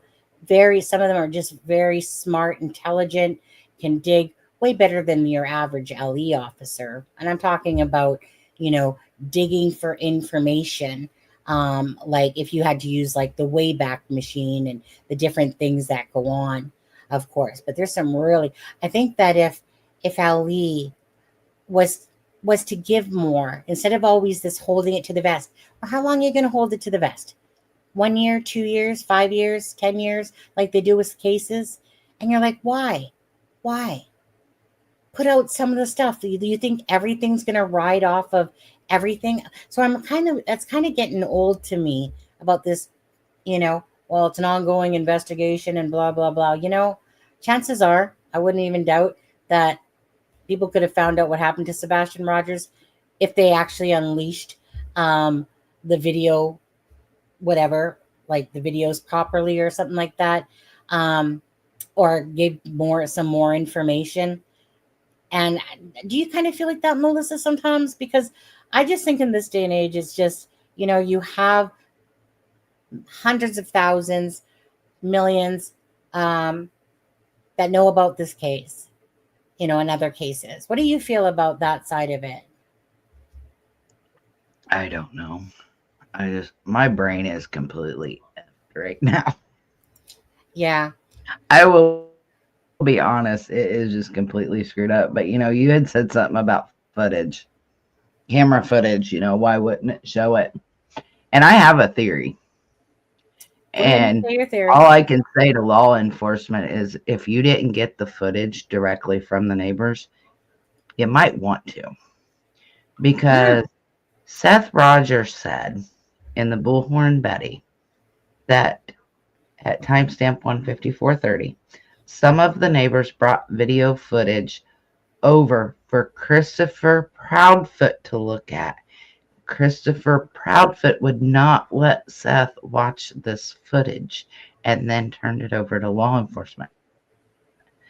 So, law enforcement, if you didn't get that footage directly from the neighbors, you might want to. Because if the person who is covering for the person who did something sees it, we're not going to turn that one in. I'm not saying that's what happened, but according to Seth. So Seth said that. So you're saying, and was that one in his live with the lab and Tony? Is it in that No, one? that was he was on Bullhorn Betty, Oh, right. and that was a little after almost 2 hours in, and he said that the neighbors were bringing video footage over for Christopher Proudfoot to look at that day, and that he was looking at it before law enforcement. So if you see, oh, that's Katie and taking out a dead body, I better not turn that one in. Right. Okay, well, you guys can have this one. It's too dark for you to see shit. Well, so And I'm not saying that's what happened. Okay. But is it a possibility, if they didn't get it directly from the neighbors themselves, that there is footage out there that Christopher Proudfoot just chose not to turn in? well, I don't know, honestly, because you would like to think that every house that they canvass, like, who knows? I mean, like the people across the street, right? Like that had the camera footage across, they literally had to bring it to Ellie and say, like, it's a couple weeks. Don't you want this footage? You know, where Sebastian's taking out the garbage or whatever. Like Sweet Pablo said that they literally had to like bring it to the LE and say, you know, because you know how again Exactly. So the footage that they have in that theory only leaves us with it's the footage that the neighbors gave to Chris Proudfoot on a hard drive, because that's what Seth said, they were bringing over hard drives. So, okay, well, here my neighbors turned this in, but he's not talking about the one that's in his pocket that showed what happened. Again, it's just a theory, but I find it highly disturbing that people were turning it in to the Proudfoots and not handing it to the officer who was outside. you know, though, because we heard this from Bobby. She's the one that started or was talking about this whole, you know, slinging Sebastian over the shoulders and that it was on somebody's camera. Maybe, perhaps they have that footage and, you know, but have nothing to, you know, you obviously they have to build a case in order to charge somebody, right? So you guys know how it is. There's tons of cases out there where you got fruitful of information, but they just can't arrest the person or charge them and stuff like that. But there must be some piece of something they have on a camera, something more telling than that one video that's out there. You Well, they definitely have the dash cam. you have him talking, right? You know, because you know the thing is that like again, like Jennifer Coffindaffer did on her live, and I'm glad she did it because sometimes it's kind of like, woo, better you than me, you know. And it's kind of like when that other I can't think of the channel's name off the top of my head now, but anyways, you know, when he did all this work and I was going to do one, and I'm like, well, sweet, this guy just put out a video. But kind of the same thing with Jennifer Coffindaffer, right? She went over the different things, and you try to in your head logically go, okay, look, okay, Sebastian going out the front door without shoes, without any items. Likelihood, very little. Okay, no child's gonna leave with all out that stuff and then and then sit there and leave and lock the door, you know, without shoes on and not taking switch, phone, anything. Is that likely? No, very nominal, right? But that would say like, psh. Okay, Sebastian talking to somebody. His phone's in the kitchen. Who was he talking to then? Nobody. Why? Because his phone's in the kitchen. If he was truly communicating, they would have first of all probably I'm sure found it, but his phone's in the kitchen. So who's he communicating with? Nobody. Right? So where does that always go back to? It goes back to, okay, you know, so third party involvement and the Proudfoots didn't know, in a sense.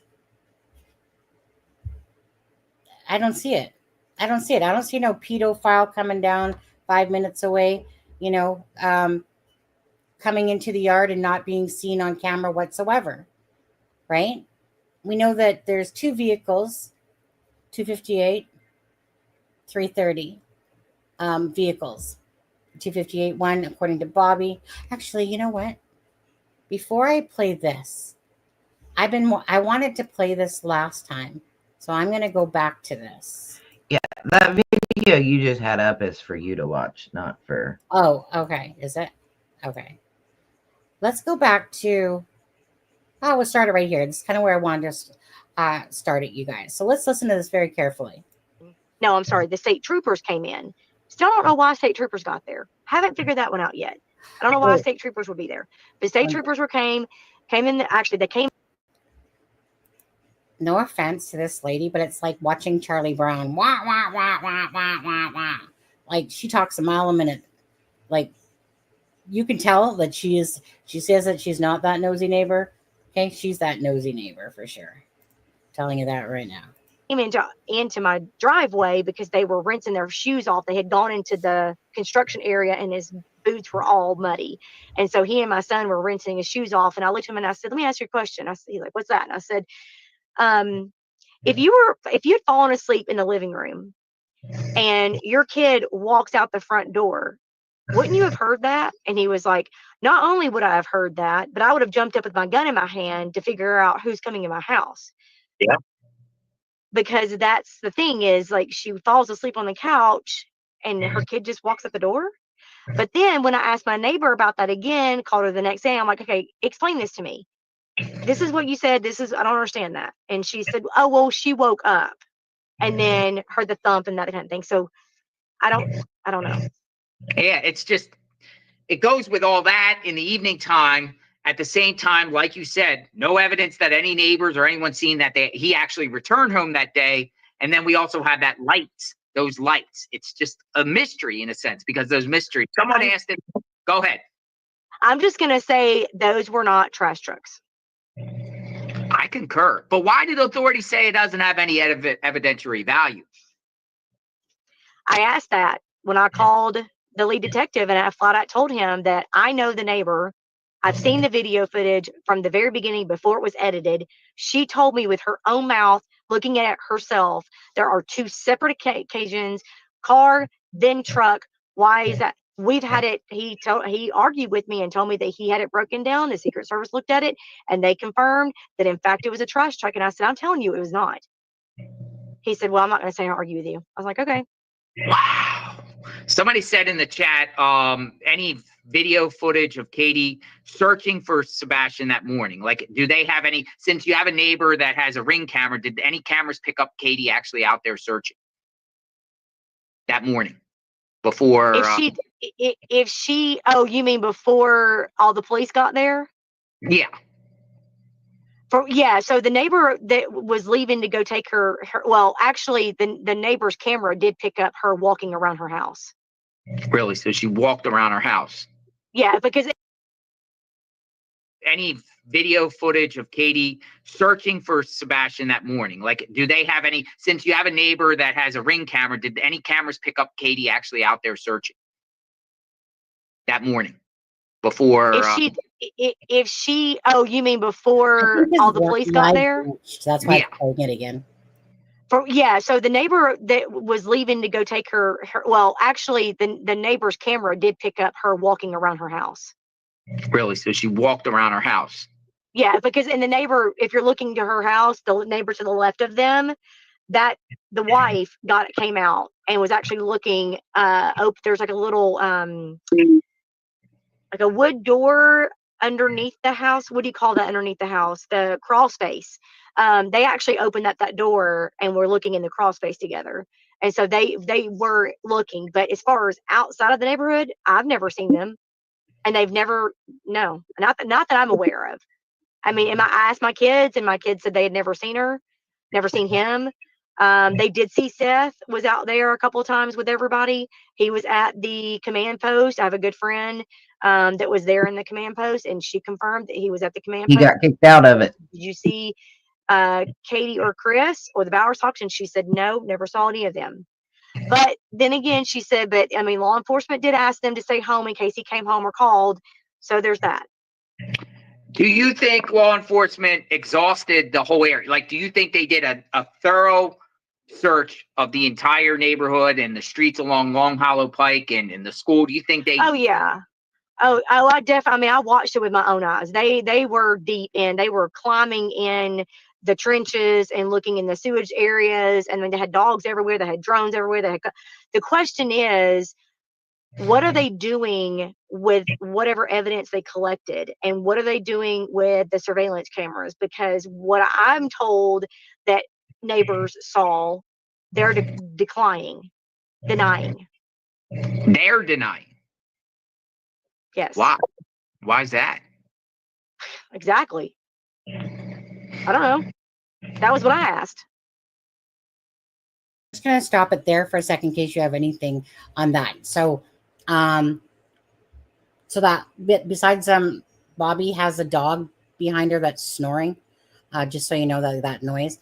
And obviously during the live it skipped, and that's why it repeated, like not our live but their live when they were doing it. But anyways, so she's saying that neighbors saw some stuff on camera, and she's basically saying, and it probably has something more to do with the Sebastian being thrown over the shoulder thing. Why are they denying it? If the neighbors have the camera footage, to show, why are they denying it? What's your thoughts on that? Honestly, no offense to Bobby, the neighbor there, but to me, she is the nosy neighbor that wants to be in on it. And you don't see other neighbors coming out and talking. And she, how people want their 5 minutes, so they throw themselves in the investigation and they want to do all that.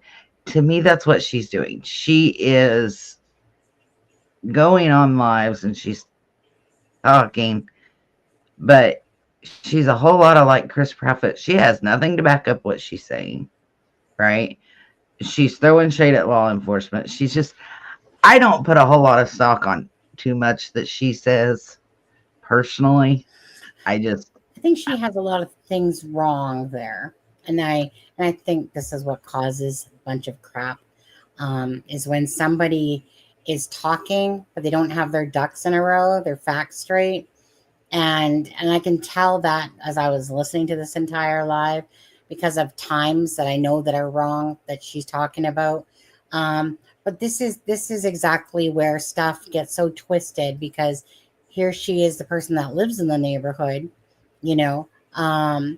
and she definitely, and sorry, Bobby, but you do remind me of that freaking busybody neighbor out there.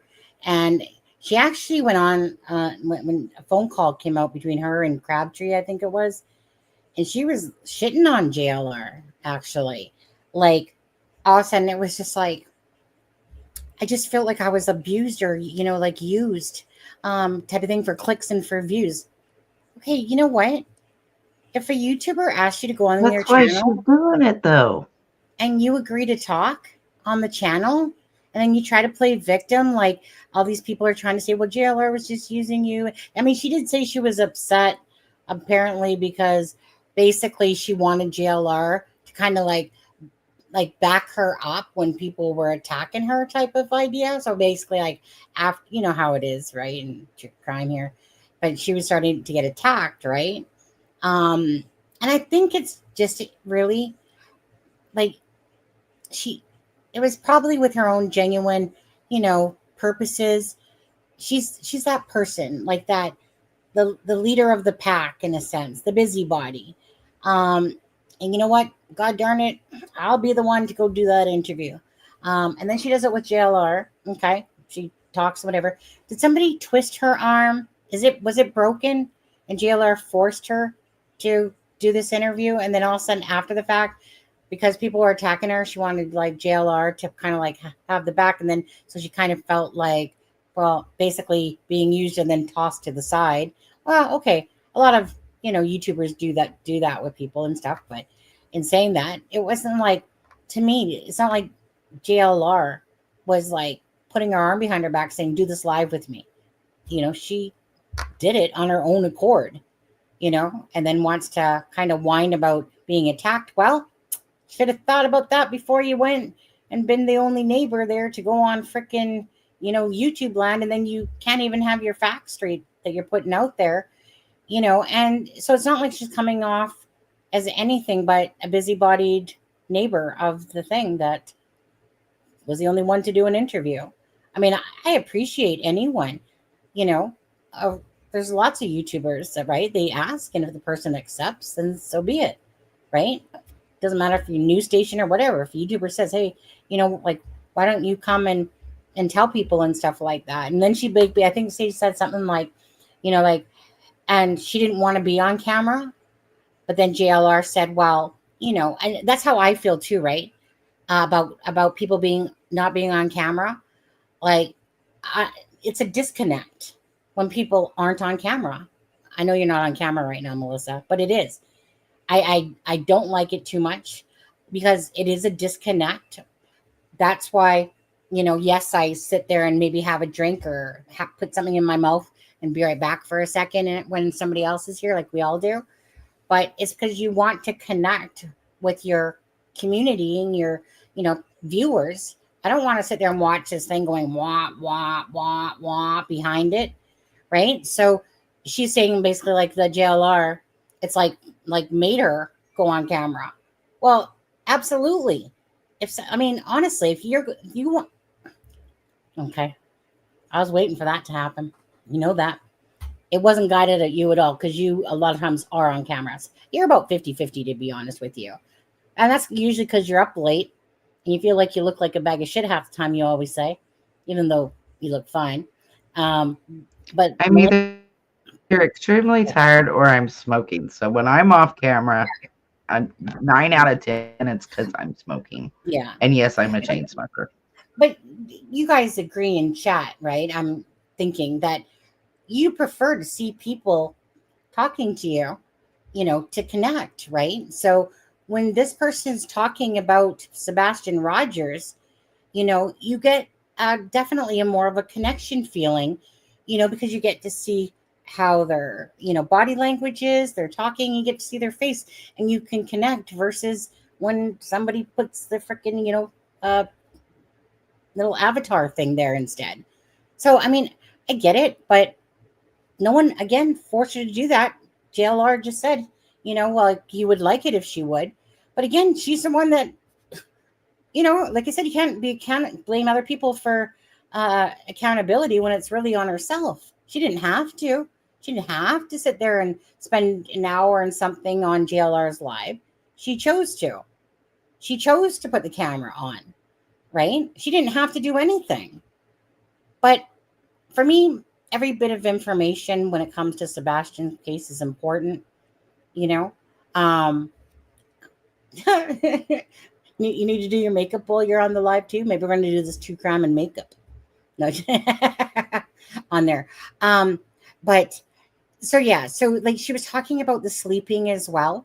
So we know that on Terry Lynn said, so you said you went to sleep at 10 o'clock, right?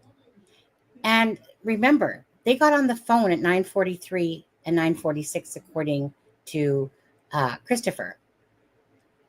Well, not only did Terry Lynn say that, but now you have another neighbor talking about 10 o'clock. So because Terry Lynn said, so you said you went to bed at 10 o'clock. Katie didn't correct her whatsoever at all. And so obviously when Christopher Proudfoot's trying to clear it up, right? He says, well, yes, the mom was falling asleep on me, but this was, I told her to put the dogs up and go to bed, but that was close to 12. So I feel like there's something about this whole 10 o'clock timeline a little bit.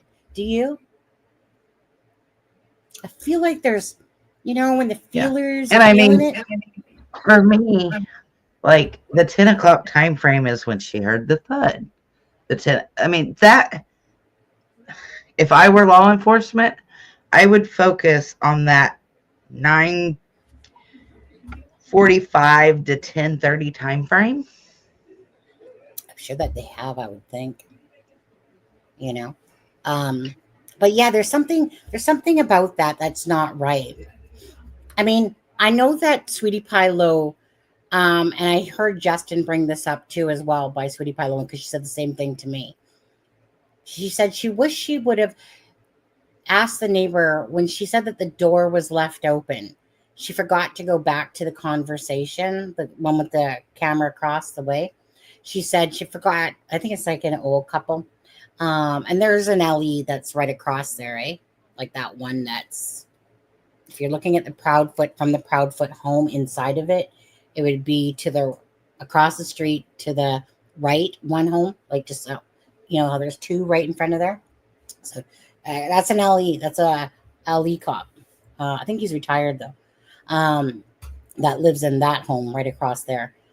Because I called thinking it was like, I'm like, well, hey, if these people are willing to talk to like Sweetie Pie Low and whatever, maybe I'll try. He shut me down. He basically said, I don't talk to YouTubers. I only deal with the LE. Okay, so maybe it was the other neighbor Sweetie Pie was talking about. Okay. But anyways, but she had said like the door that they had said that like the door was left open. Now I'm trying to think, okay, was that during the daytime when the door was open during the day? I'm gonna have to ask Sweetie Pie because like she said she wanted to kick herself for not going back to that, because obviously if it was at nighttime, but you can't see over there because it's too dark. So I wonder if she was more referring to like during the day when she's out searching, or when Sebastian's gone and the door's just kind of left open, type of idea.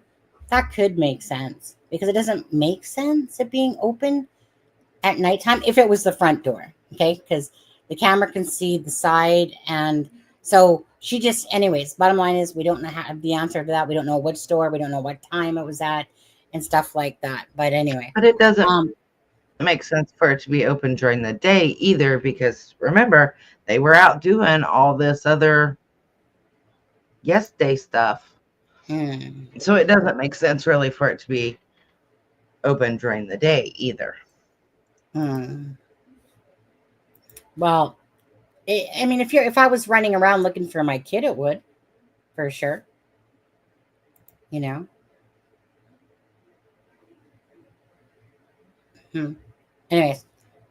I want to play more of this still. I have no idea. See I don't what understand.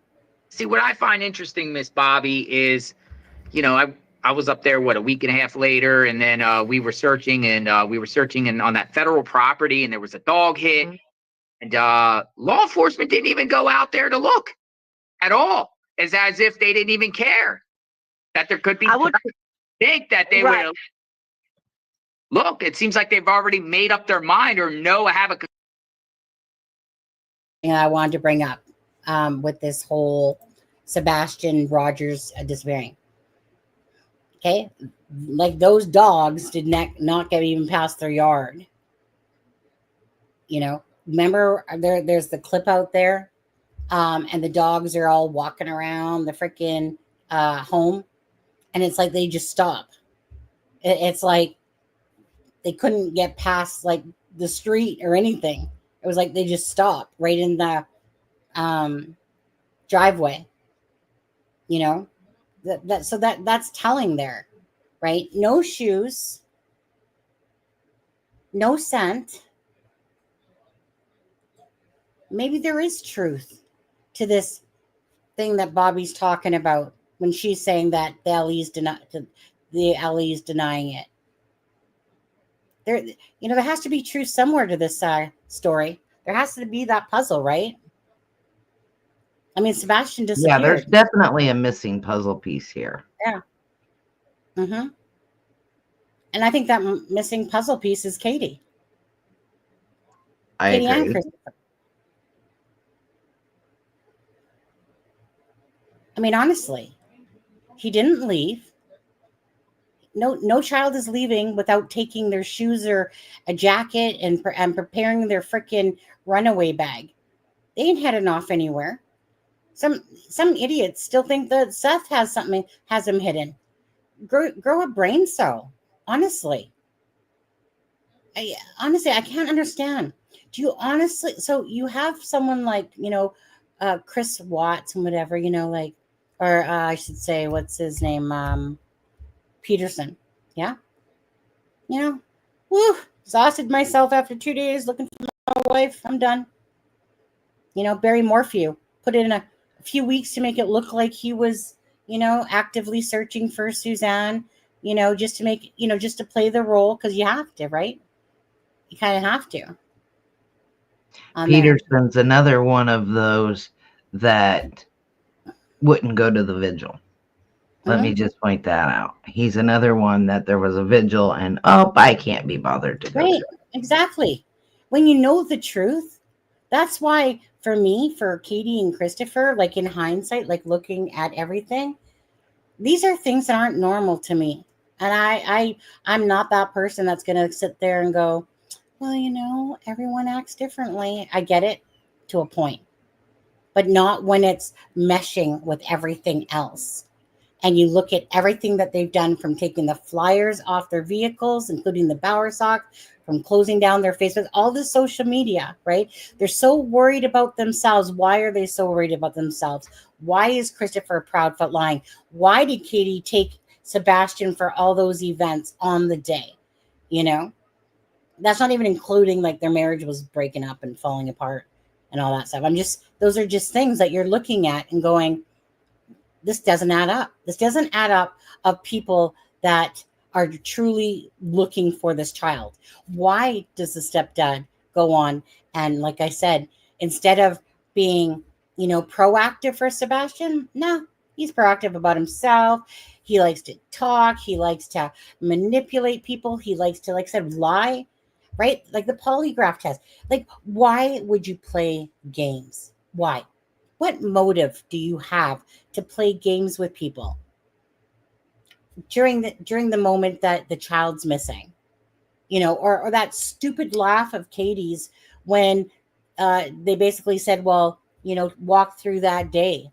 And then she gets that really stupid smile and then looks over to Christopher Proudfoot. That's like, and then Katie puts a tissue to her thing right here, right? And it's this, and you're just like, really?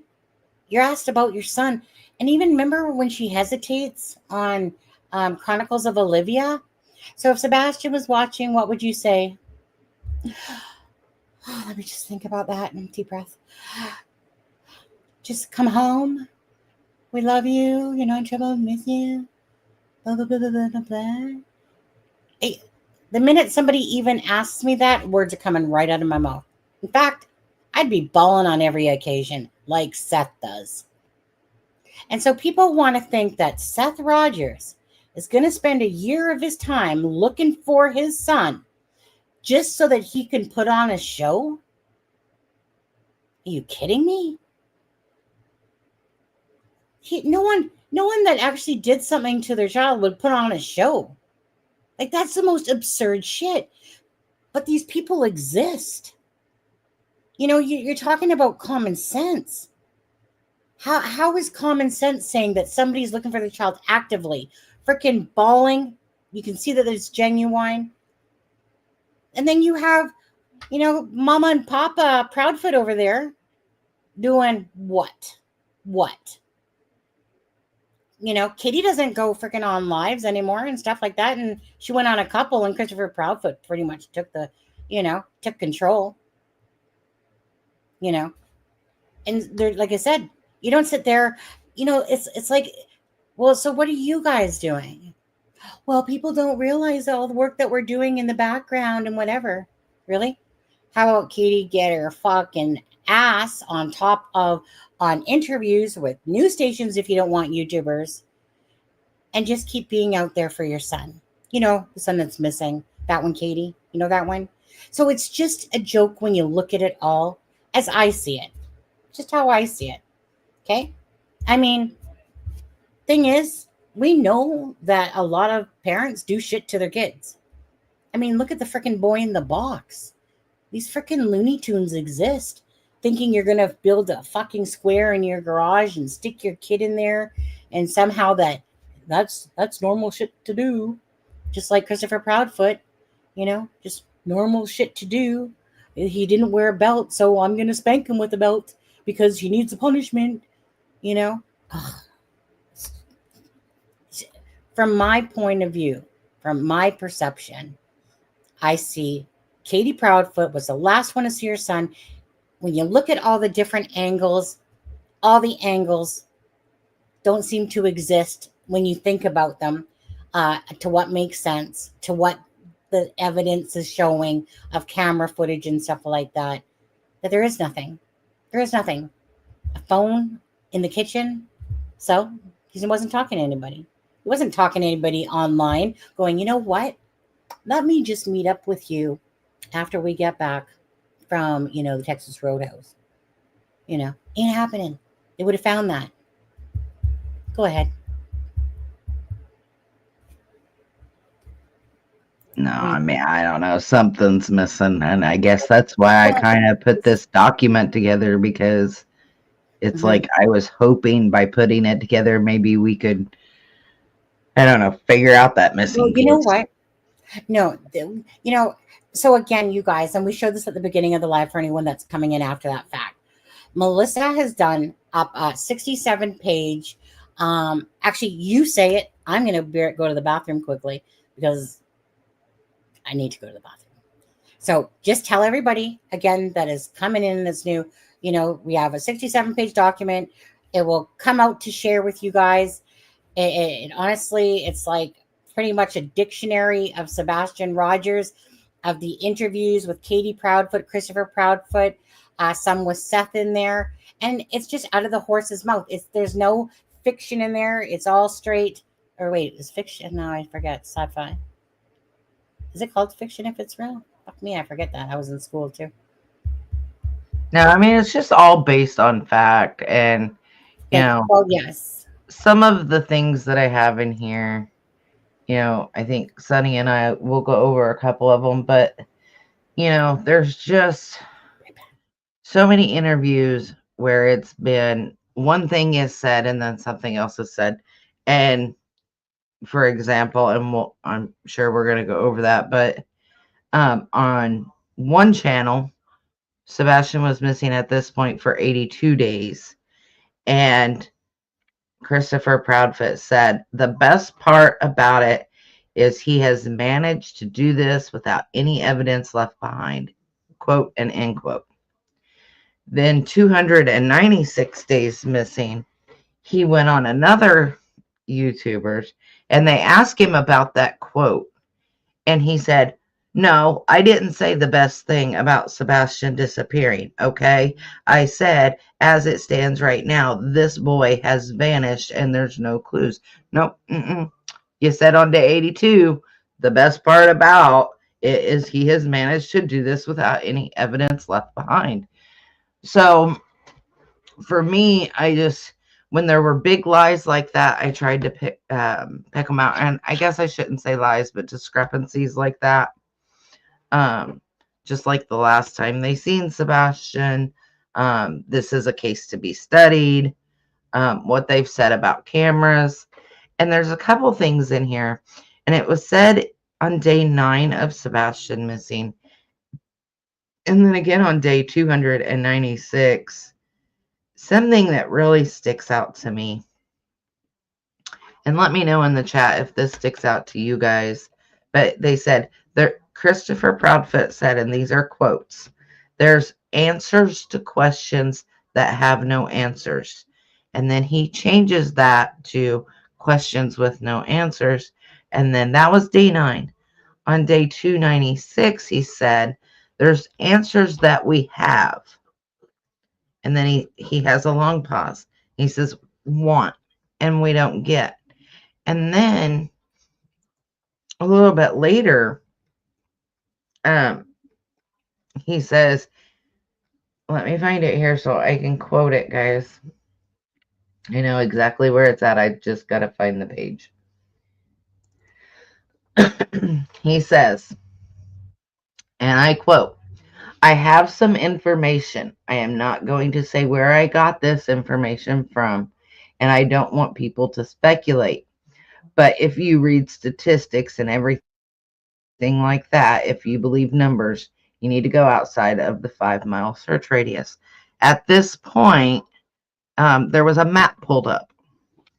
And he's like, no, not there. Go up, go north. And so they scroll, the map. And he's like, no, keep going. Yeah, keep going. Okay, yeah, right there.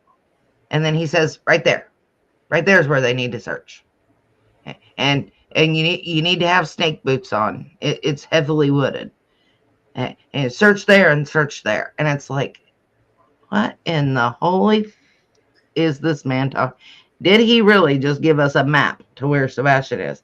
Because he said, you need to go north.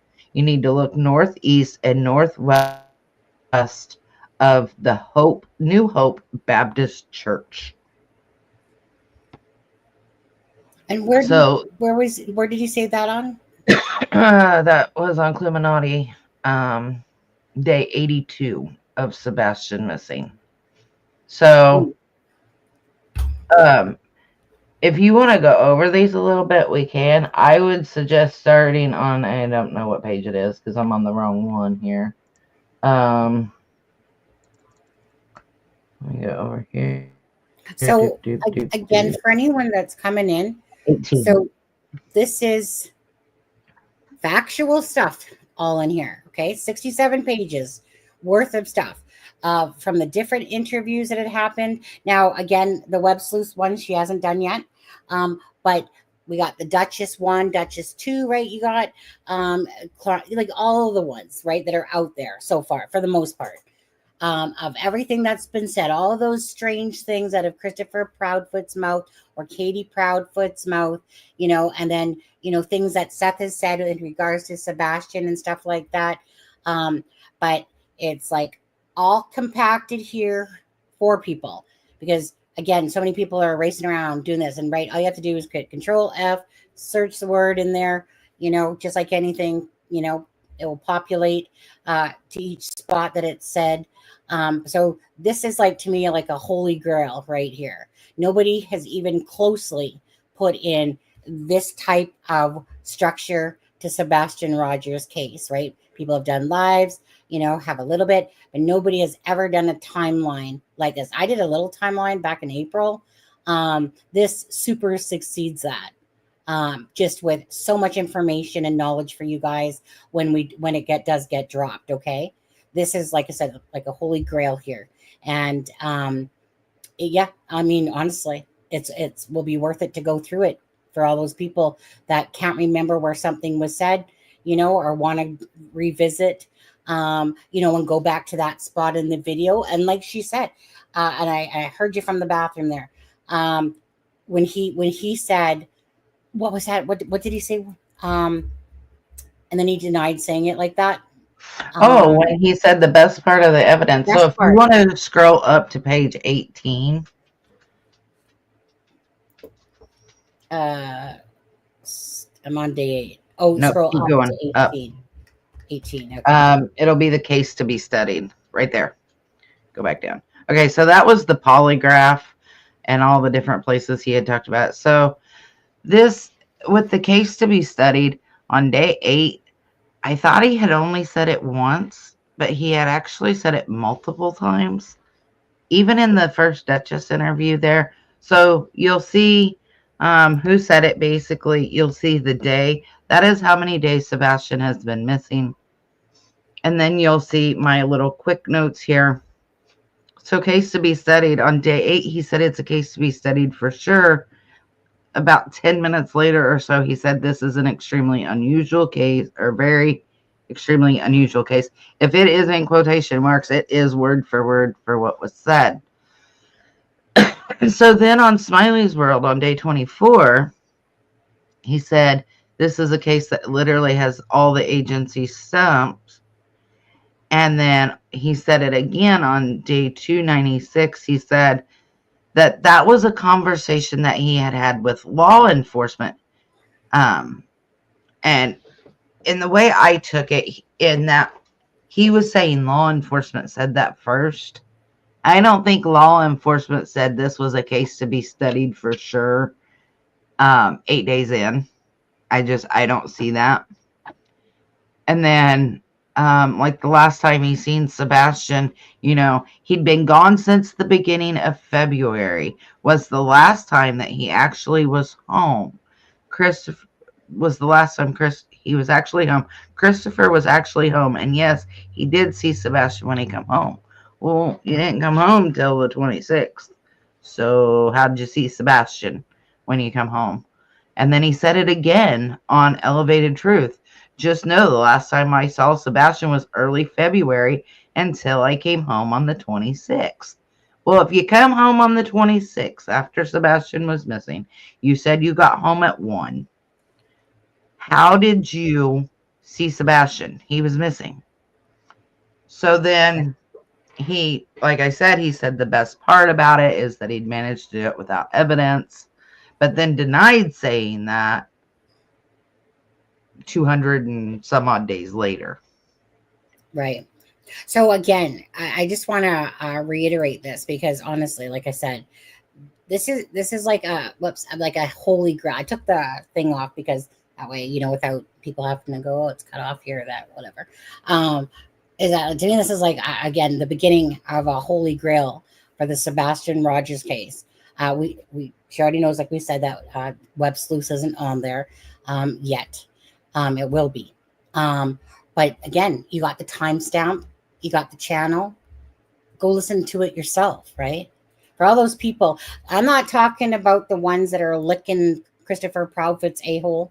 I ain't talking about those people, right? Because those ones are obviously, they care. They just, they adore abusers. They adore liars, like Christopher Proudfoot. So I'm not talking to those people. I'm talking about the people that really genuinely, the oddities of what stuff has been said by the Proudfoots. Doesn't mean that they're guilty still, but I'm telling you, it's all these things that come out of their mouth, factual. All of this is factual stuff out of their mouth, regardless if they're telling the truth or not, of when they're talking. Because Christopher Proudfoot, how many times, like I said, he did say that. And he's like, no, I didn't say that. And he totally did say that, right? About that. I always forget what he said. About the, say it again. Unfortunately, the best part about it is he's managed to do this without leaving any evidence behind. Mm-hmm.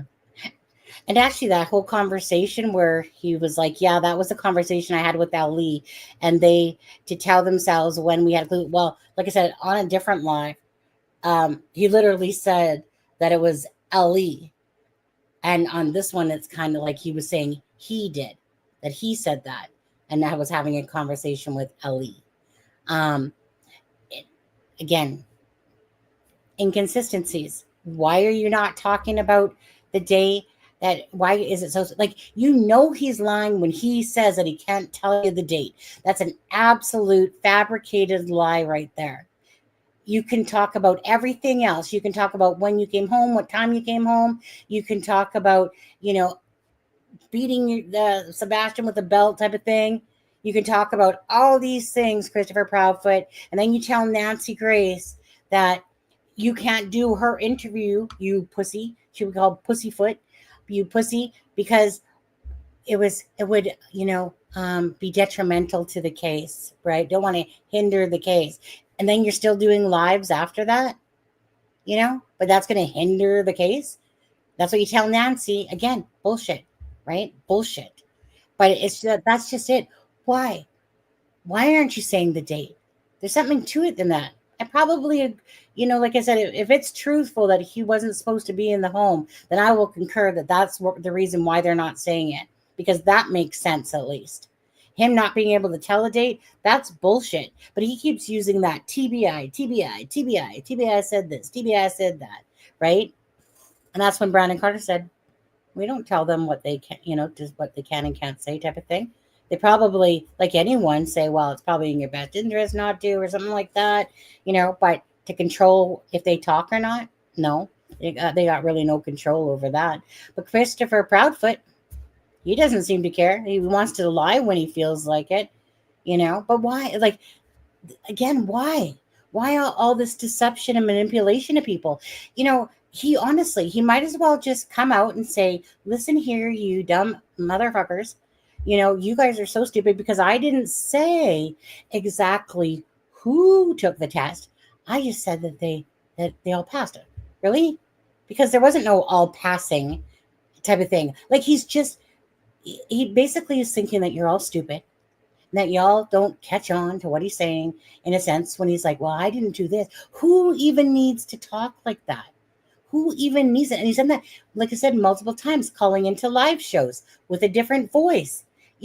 This child is missing, and you're going on lives pretending like you're freaking somebody else, acting like you got some sort of like accent. Like that's what he was doing, like literally. So yeah, I'd like to talk about this child that's missing, Sebastian Rogers.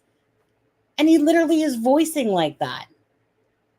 But let me ask you, Sonny. Let me ask you and the chat a question. And I want an answer from somebody besides Sonny. So somebody in chat needs to answer me this. If you have a missing child, how long is it before you stop talking to your spouse? Right? Keyword there. You're talking to your spouse, not to everybody else. How long do you talk about your child? Do you just stop talking about your child? Because something Christopher Proudfoot said as well is Katie, and I quote, Katie and I don't talk.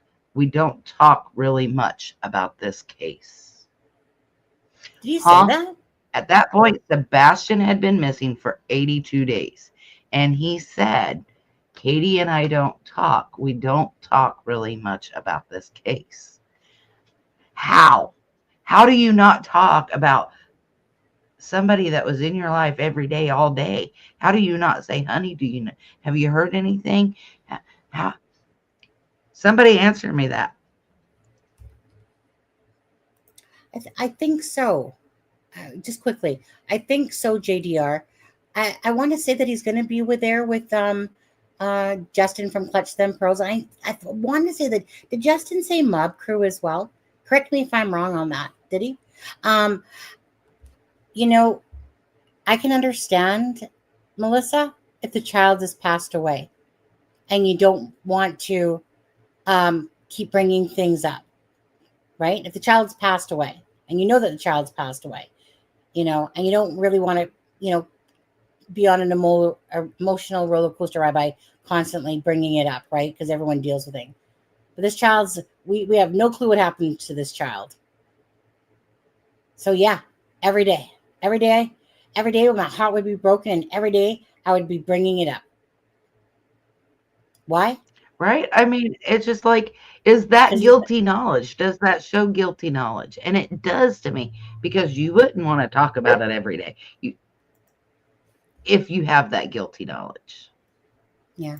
Let me just refresh for Nancy Grace. I just want to, I know I had it up here. Let me just see if I still do or not. Oh, okay. Let me see. I just want to see if it's up yet. It's up or watching it.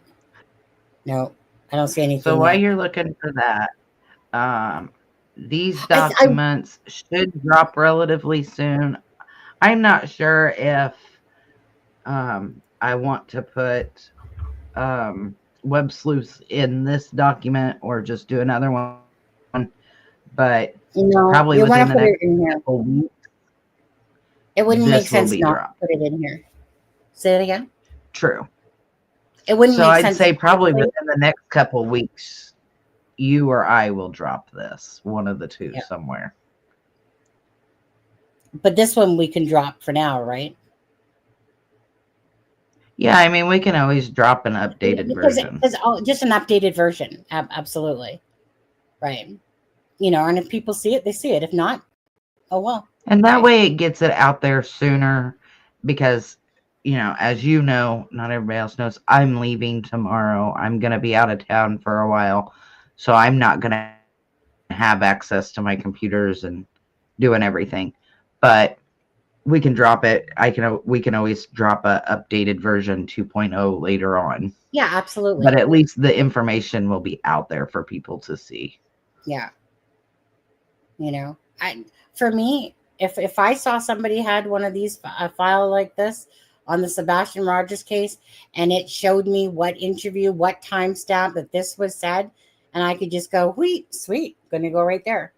Um, exactly, JDR, exactly. So I just want to say personally, for me to you, I really appreciate how much time you did in it. When she, like I said, when she said she was going to tackle us, I thought she was going to give up within probably a couple interviews. Going, whoa, this is way too much work, because it is. This is a ton of work, you guys, for Melissa to do. Yeah, with my This 1%. is what, 3 weeks worth of work at this point? Yeah. And again, so this, to me, like I said, is like a holy grail of the interviews. Not, like I said, there's still more to come, and there's some interviews that have been taken down by whatever, but this is the gist. Like these, it's always like, meaning, just like any case, whether it's Delphi, Barrymore, Few, the things that are said near the beginning are the most telling usually about a case. For instance, one of the things that they contradict themselves on is when he says he called the sheriff's office right then and there.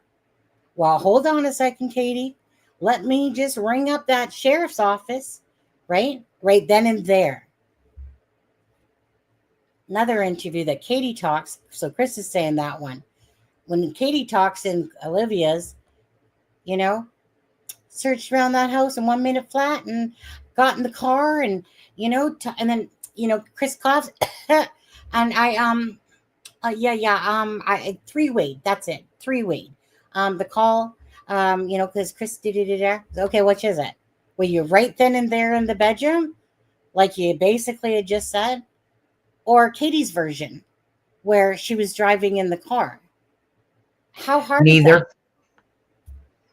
And in this document that will drop, I'm not sure exactly where it's at right this second, because I don't want to search.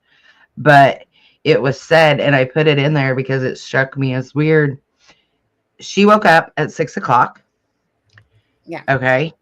And let's take her longer time frame that she searched for 3 minutes for Sebastian before she called Christopher Proudfoot.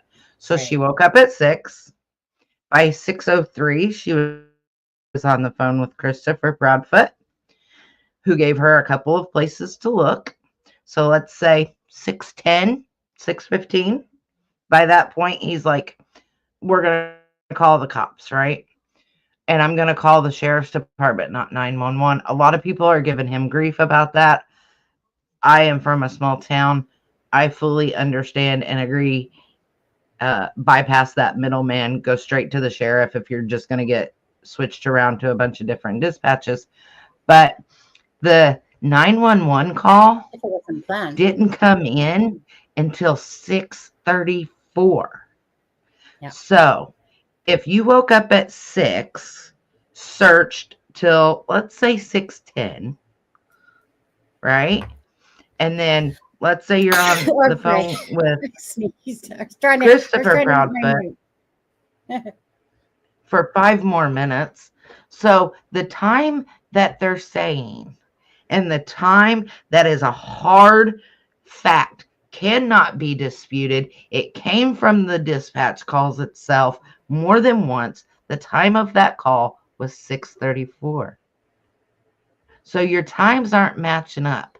And maybe 5 minutes isn't a big deal. But when you're talking about a missing child, 5 minutes is a big deal.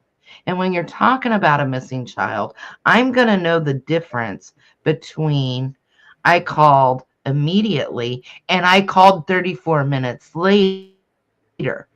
You called Seth at 6:20. That's what time his missed call was. Yeah, and that's what But you told Seth that you'd already called the cops.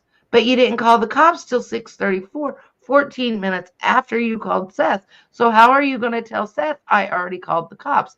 How are you also going to tell Seth, don't be mad at me, but, excuse me, say what? So That's a lot, kind of, Let me just to give you an idea of what's let in me here. interject there on that one. I want to because okay, so I mean that's just hitting my head right now. So 6:20 is when he called or text. Did he call or text? 6:20. He called Seth at 6:20, and Seth was at work, so he didn't have his phone on him. So after that phone call, after the phone call, he sent at approximately 6:22 a text message to Seth 911. You know, and for a lot of people in my family too, 911 means there's something bad. Yeah. You need to call me immediately. Right. And he got that at 7:20ish when he got to his car. Right. But when he called Christopher Proudfoot back, he said he'd already called the cops before he called him. And it's like, well, no, you didn't, because you called Seth at 6:20. You didn't call the cops till 6:34. So why lie? Why lie about what time you called the cops? Because he said he called them right then and there in the house. Right? How can anybody believe anything that comes out of this guy's mouth? Seriously.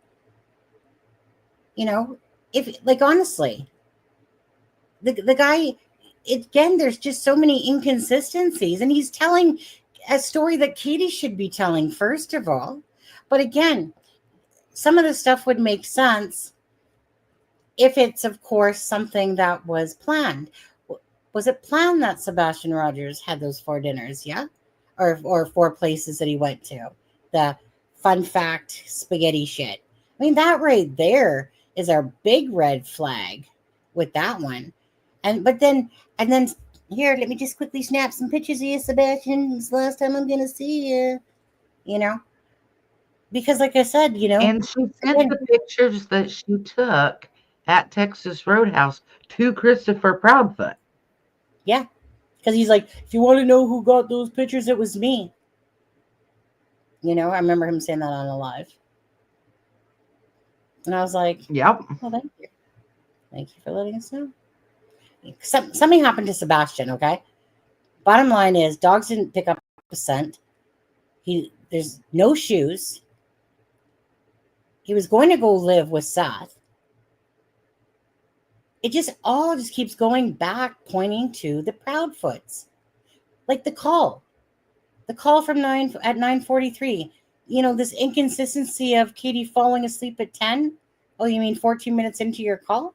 She was passed out on a couch or whatever, But I'm just saying, right? Who knows what was happening during that phone call? Who knows? Honestly. Because you see people like Christopher Proudfoot, people in the world, like meaning like other people that are like narcissist personalities and stuff like that.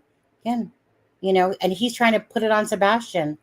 Like that Sebastian's the smartest kid ever for being able to Houdini out of the home and nobody know where he is.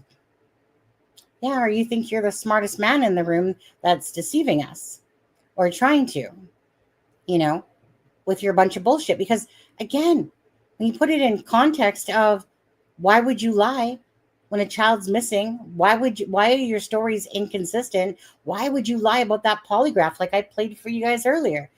That you consistently lied. Why would you play games at the sake of a child that's missing?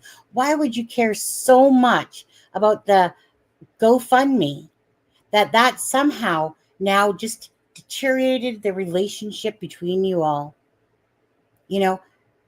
Everyone keep noticing like that everything just really centers around Christopher Proudfoot. It's like, you know what? I'm smart. I'll take it. You know what? Bring me when he says like, come on, give me those hard questions. Come at me. Come on, that this is supposed to be about Sebastian and you guys are saying this and that and this. So I need to come up here and defend myself like the ugly pug I am. It's just ridiculous. Like, it's just ridiculous that somebody, because usually the people that do this are the people that are involved, the people that act this way. So just when you put it all together, right? Phone everything left. perfect I crime. They mean, think that they're just, at go first, ahead. when you started going over this case, I was like, well, surely Hi, it's Charlie. not them. And Right. then I started looking into it because then I started feeling differently. So then I went back and I started looking into it. And I remember I was sitting here and I forget exactly which one I was going through. And it just hit me like a bolt of lightning. And I remember sending you a Facebook message and I said, I'll leave out the unscrupulous words I said, but I said, I know it now more than ever that she's killed her kid because of putting all of this together. And when I put it all together, it just painted this picture. And when I hear law enforcement say there is no evidence that he ever left that home, it's like, Right. wow. There's nothing to show that he left the home. Doesn't mean he didn't leave the home, not on his own accord, or maybe that he was told. No, because the shoes, everything that's left behind, he didn't leave on his own accord. He didn't leave on his own accord. And this really sucks because this is a child that we're talking about. This is what kills me to no end inside, that something happened to Sebastian. It's obviously a criminal investigation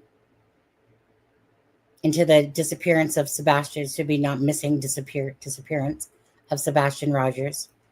And I cannot, there's one thing I can't stand. It's looking at the photo and just thinking of these innocent children and these parents, meaning, I'm not talking about the prophet, I'm talking about in general on this one.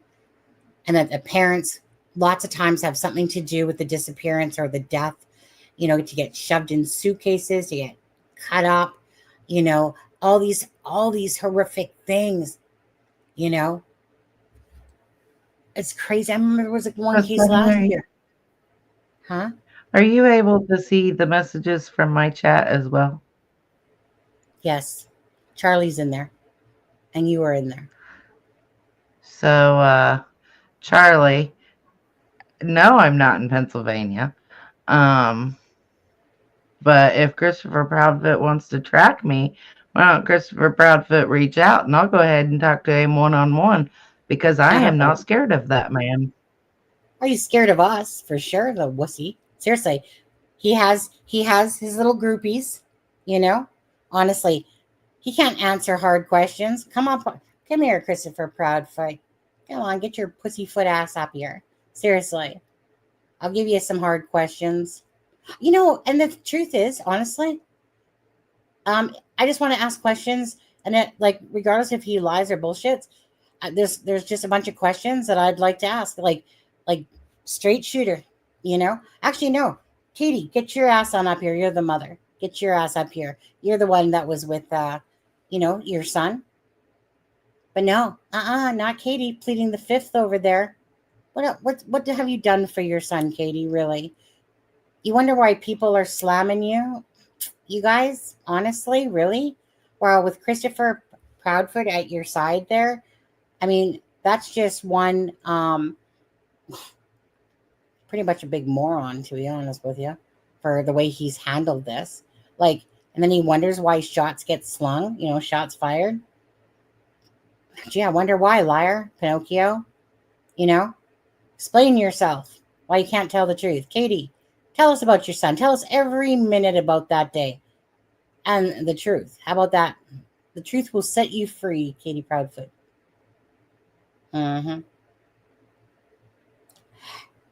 I disagree. I think the truth would land her in jail. I think the truth would probably land both of them in there, to be honest with you. Again, the thing is that it's one of those things, like, and it's one of those miracles if literally there was no involvement on their part, like, it's one of those miracles, because it's like all these arrows that are going, well, let's see, phones left there. So, all these items are left there. What well, he didn't go out the window, type of thing. But again, it's totally her story. It's their story, her story, whichever you want to look at it like, right? Use words like, well, we would have heard him go out. Why is it he has distanced himself by saying the mom, the boy, blah, blah, blah, blah, blah?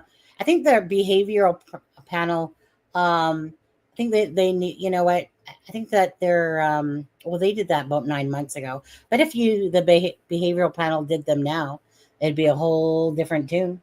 Mm-hmm. Yeah. But So I guess there was another plane crash. Go off subject for a second. I guess Charlie two-seater. said it.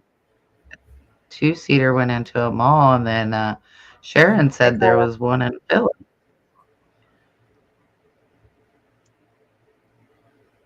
No. But yeah, I mean, somebody said it perfectly the other day, and I forget who said it, or I'd give them credit, but they said the guiltiest innocent people ever if they're innocent. And that is so true. They are the guiltiest innocent people ever if they did not have anything to do with this. Yeah. You know what? They should be put in jail for being shitty parents, regardless.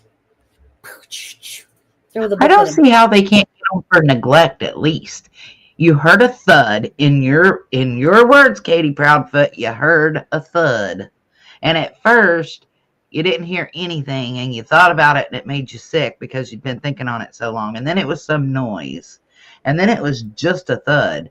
So I think, in my opinion, they should be able to get like neglect charges or something because you didn't go check on your special needs child after hearing a thud in their room. They need to stick them in a jail cell where somebody's taken the biggest dump possible, and it just reeks of sewer and shit like that. Because that's where they belong as parents, to be honest with you. Honestly, it's my personal opinion. I'm just sorry, but you know what? To me, when your children mean everything to you, they mean everything to you, not just I'll just let Christopher Proudfoot talk to me. I know I was the last one with him, but I'll just let this big Popeye brute over here be the one, because I'm just this meek little person that, I know I didn't, I don't have a black belt in martial arts or whatever the heck it is and stuff like that. No, I'm just this mere little meat cat. Just, it's okay, yeah. Well, yeah, I've been crying for a month now. All the tears are just gone. You don't see it behind closed doors and blah, blah, blah. Shut up. Get out there. Get on But interviews. it's not like she's out there looking either. Even Seth said they're not out there looking. And he said that, I think it was either you or somebody else, that they're not out there looking. And I agree, Charlie. They should have some silver bracelets. I wish. Well, of course, And Christopher hopefully, Proudfoot.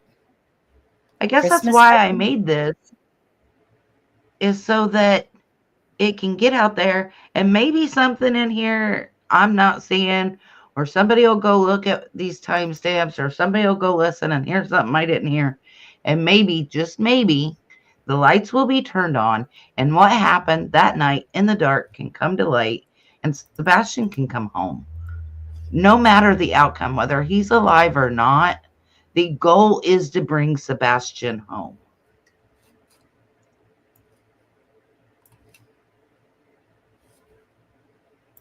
Oh, how fast was I there?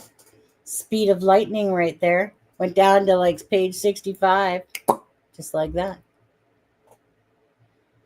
And that's just it. That's the only goal here.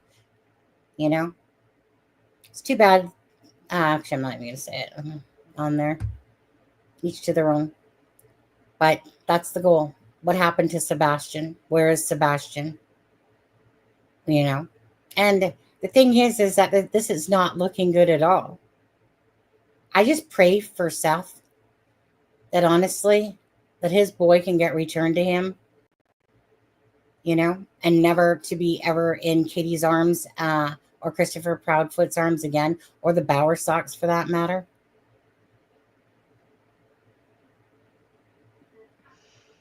Yeah, I mean, it just, I don't know. This blows my mind how we haven't. Like, And it I don't won't, mean we, but how law enforcement hasn't found him yet. it still won't shock me though. Like, meaning it won't shock me if they took Sebastian, made it look like he left, and he just kind of like left, but he didn't do it before, remember? But it wouldn't shock me, honestly, if the Proudfoots do have a third party. That it wouldn't shock me if they do have a third party that has Sebastian somewhere. Why? Get him out of their hair, not give him to Seth, because they think they're doing the, like, do you know what I mean? People are twisted like that. So it won't ever shock me if it ever came to fruition that some other person, relative, someone that they know, has Sebastian, basically lock and keyed in their home. It won't shock me if that ever came to fruition. Now, most people obviously are going to think that Sebastian's not alive, a lot of people, but we don't have any answers. And it's not like there's a drip of blood that was picked up of Sebastian's where you kind of are thinking the worst case here. In this particular case, I'm not going to be shocked if he is still alive. And I'm not going to be shocked if they find him at some point and he's unalived. His life was taken. And the best we can hope is that he's still alive and he was just handed off to somebody. And, that is the best case scenario because that gives us some form of hope. And, you have a little more hope than I do because you still feel like he is. And I kind of feel more on the he's not. I know. But either way, whether he is or isn't, it's not, at this point, it's not a matter of who did it. It's a matter of bring him home. Because when he comes home, one of two things is going to happen. He's going to tell us what happened himself out of his own mouth. Or two, his body is going to tell us what happened. But either way, when we find Sebastian, he is going to tell us what happened. Yeah. It's like I said, it's just a crazy story. Because obviously just child does not vanish. But again, Charlie, I disagree. I don't think he was starved. And the reason I say that is he was going to Seth's house every other weekend. And I have an autistic son. So if you're talking about the way he was eating at Texas Roadhouse, one, that's kind of typical of how they eat a lot of times.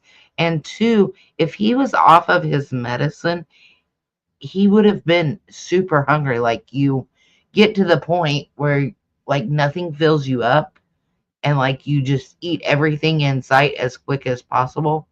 So that the way he was eating, a lot of people are putting emphasis on the way he was eating in that video.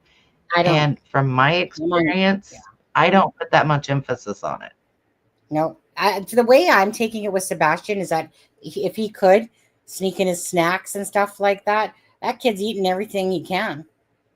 That kid seems to be a vacuum cleaner, if anything. He might, it's kind of like my ex that I was with. He could eat and eat and eat and eat, and he was thin as a rail, never put on weight, and he could just he could eat, and that's Sebastian. Really, probably got a high working metabolism there, but Sebastian, to me, from what they've said, is always sneaking snacks. I don't think that they were starving him. I think that it's probably because he was always taking snacks and sneaking into the kitchen and grabbing stuff. Seems like a kid that was. But that's all kids. If they can't have sugar, they're like, "Oh, right. I'll sneak in there after mom and dad go to bed and eat me some cookies." I mean, that's a typical kid for you.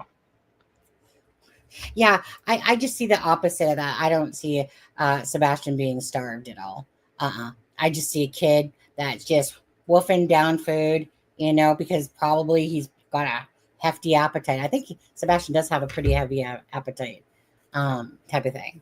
Because just by the way that they've talked about, like the snacks and the different things, and even going to BJ's, and he had a colossal popcorn, and like I said, brought home snacks. because Sebastian likes the snacks. So yeah, I'm not seeing that. You know, he had spaghetti pancakes. I just see a kid that just, you know, got an appetite. Like my ex could eat and eat and eat. Didn't go anywhere. At least not physically on his body. Maybe inside, different story, but um, yeah, just eat and eat. I just don't see him being starved myself personally on that. I see him being in an unhealthy environment. I don't think, like I said, this whole portrayal that, you know, like we just can't think of anything that happened to Sebastian. We just, you know, we racked our brains trying to understand why this child would just leave and go out the front door and lock with no shoes, no switch, no phone, you know, no money, you know, just a little flashlight and his glasses. But we just can't figure out what could have possibly happened. Usually there's hindsight, or there's guilty knowledge, or there's knowledge, you know. I mean, trust me, we want to hear your dirty laundry, Chris and Katie. Just go ahead and tell the truth. How about them apples? You know, like I said, I would love to know what was on that phone call that night. You know, is Katie running out of the house an act and all part of it? Is that where the inconsistencies come between him saying that he called the police office while he was right there, while Katie was right there in the house? Is that why he keeps using the word we? Because we were discussing how we were going to get rid of Sebastian or hand him off to somebody, because that's where the we stuff keeps coming to me. So all those oddities. I mean, that right? we really bugs me. It bugs me too, Where because they're Barry constantly Morphew saying, did the same thing with Suzanne. They don't, when you're bad liars, you don't realize that these things stick out like sore thumbs, because you think that you're being careful in what you're saying, and how you're saying things, kind of like Katie there with the whole, but you know, he saw Sebastian when he came home. Or how could he, Katie? I mean, you were directly asked about that Christopher was gone for 2 to 3 weeks and left at the beginning of March. So how could he ever see him when he came home? Like, how could you mix that up? Unless you, because you're, if someone's lying, that's how they mix it up, you know? And like I said, Katie never corrected Duchess about the 10 o'clock falling asleep stuff. She never corrected it at all. It's Christopher that jumped in there to literally, like, so he was obviously paying attention. So let me make everything crystal clear, you know? So yes, Mom was falling asleep on the couch, but that's when I told her to put up the dogs and whatever. Okay, well, what about the 10 o'clock time? What about the thud time? And like I said, Christopher Proudfoot, you know, for the big mouth that he has, I was amazed that he didn't say, well, you know what? I was on the phone with Katie when she heard a noise coming from Sebastian's room, right? I mean, he's so vocal about so much stuff. It took him till the Web Sleuths Live to even make mention of that. And that's what I was waiting for, just for him ever to basically say that I was on the phone. You know, like, I can verify that Katie heard something because I was on the phone with her, and that Sebastian was doing something in his room. For someone that likes to take over the conversation, just like Katie, when you listen to her, she never brings up the phone call. She never brings up. The only person that brings up the phone call is Christopher Proudfoot. Katie, she never brings it up. She only brings it up I if still someone feel like that phone call was his alibi. could be. I don't know why, but Well, you know, the way something I happened. feel, it's like he called, and then Yeah. it's like either he left that phone open to that call, right, until midnight to give himself an alibi, or he heard something on that call that he's covering up. That phone call to me is one of the biggest missing pieces. I think so. You know, it just doesn't make sense and it doesn't mesh, right? Like, honestly. So when you put, you know, the lack of, you know, screaming to the world out, when you put the lies, the fibs, the manipulation of Christopher Proudfoot, the lack of Katie bringing herself forward, I'm sorry, but I'm just not buying this shit of people act different ways. You know, again, like, there's just, because when you look at the case in its entirety so far, when you look at this piece and what they did and how Katie and Christopher took off, went up to Yogi, and because Sebastian just could be everywhere and anywhere. Yes, he can. Hey, shut up, Katie. You left there because you were afraid for yourself because of the YouTubers. That was the 100% the But if reason they why you went left. up there looking for Sebastian, then why did they remove the decals from their car? Because of the YouTubers. Because obviously they care more about them than Sebastian Rogers. Christopher Proudfoot. I'm sorry, but he's the one that has, honestly, I get it that people were blaming him like right away, but Christopher Proudfoot, he did himself no favors. If somebody could ever put a shoe in their mouth and shut up, that would be Christopher Proudfoot who should have done that, honestly, because between the GoFundMe, making a mockery out of that, and again creating this tension because of a GoFundMe, money over Sebastian, everything over Sebastian, taking off because of Sebastian, right? Okay, and then Katie, because he could just be everywhere. I hate watching that Nancy Grace with those two on there talking. Like I like it, but I don't. Because honestly, Katie looks like she's a zombie that's just going through the motions of, yes, ma'am. Yes, ma'am. Like she just looks like it doesn't even remind me of somebody that's really sad. It just reminds me of a zombie, like a zombie, like somebody that's like lights on, but nobody's in there really, And Christopher probably, going, oh, I thought you were talking to Katie about the, like the belt thing. Oh, yeah, sorry, ma'am.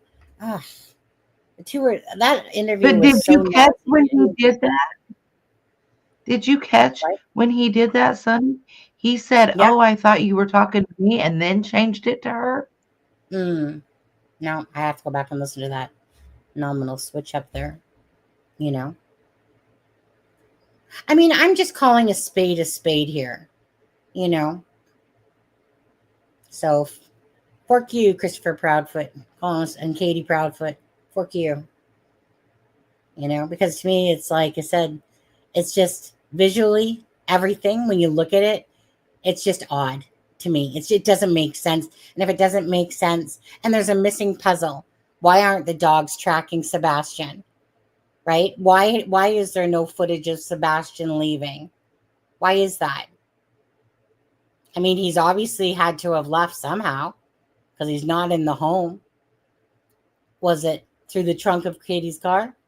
Who knows? Or is it more likely it was at some point during that night? Perhaps where that video, falls from, because he's not there. So there's reasons for all this, and it's because someone either picked him up and threw him over the shoulders. That one's gonna bug me now. So I take Bobby with a grain of salt, but yet I know there's definitely some sugar in there of some good stuff, but that one's gonna bug me now because there's only so many things that could have happened to Sebastian. If he doesn't have shoes on and somebody slings him over the shoulder, would that make sense of somebody doing something like that? Maybe he was knocked out, right? So can that be possible? Because meaning of the impossibilities of stuff that we already know that aren't true or that we believe are not true, that he just left the house by himself and he locked the front door without taking anything, right? It's absurd. Did he take his own life? Absurd. Did it's just absurd to me. So is it possible that there's this video out there like she's saying? Because obviously the people that are looking at their cameras, right, they're gonna, especially the busybodies, I know I'd be freaking searching back 2 weeks prior to the date. I'd be watching every droplet of video footage, because when you're watching a video, if you guys know that have cameras, you guys know that when I believe, if I'm not mistaken, I think it was Mopker that had that wrong. When there's bumps in the graph, it means that there's movement going on, When it's blank, it means that there's no movement going on. So you always go to the ones that have the, stuff. The reason for that is because, when we ran a residential apartment 20-story thing in Calgary, we had to deal with the homeless people outside all the time and breaking in, climbing over the gate, doing all kinds of weird shit, doing their drugs, all that stuff. We literally were always looking at the cameras. Okay, so someone stole like our Ford emblem off of our Explorer, and thing. And it's like literally 10 minutes after we get upstairs, we're always looking at the cameras. But anyways, yeah. So it's like you can at least the consolation was that you could at least go to where, it's like a graph, right? Where it picks up and then all of a sudden it's like this. So you always knew where there was movement, in there. But there could be something to that, to be honest with you. Because meaning there's not very many options here. Sebastian's not there. Sebastian went somewhere. But again, if you have that video footage, because I'm like you, I wouldn't have went from just that morning. I would have rewound until of course the night before and watched the whole thing.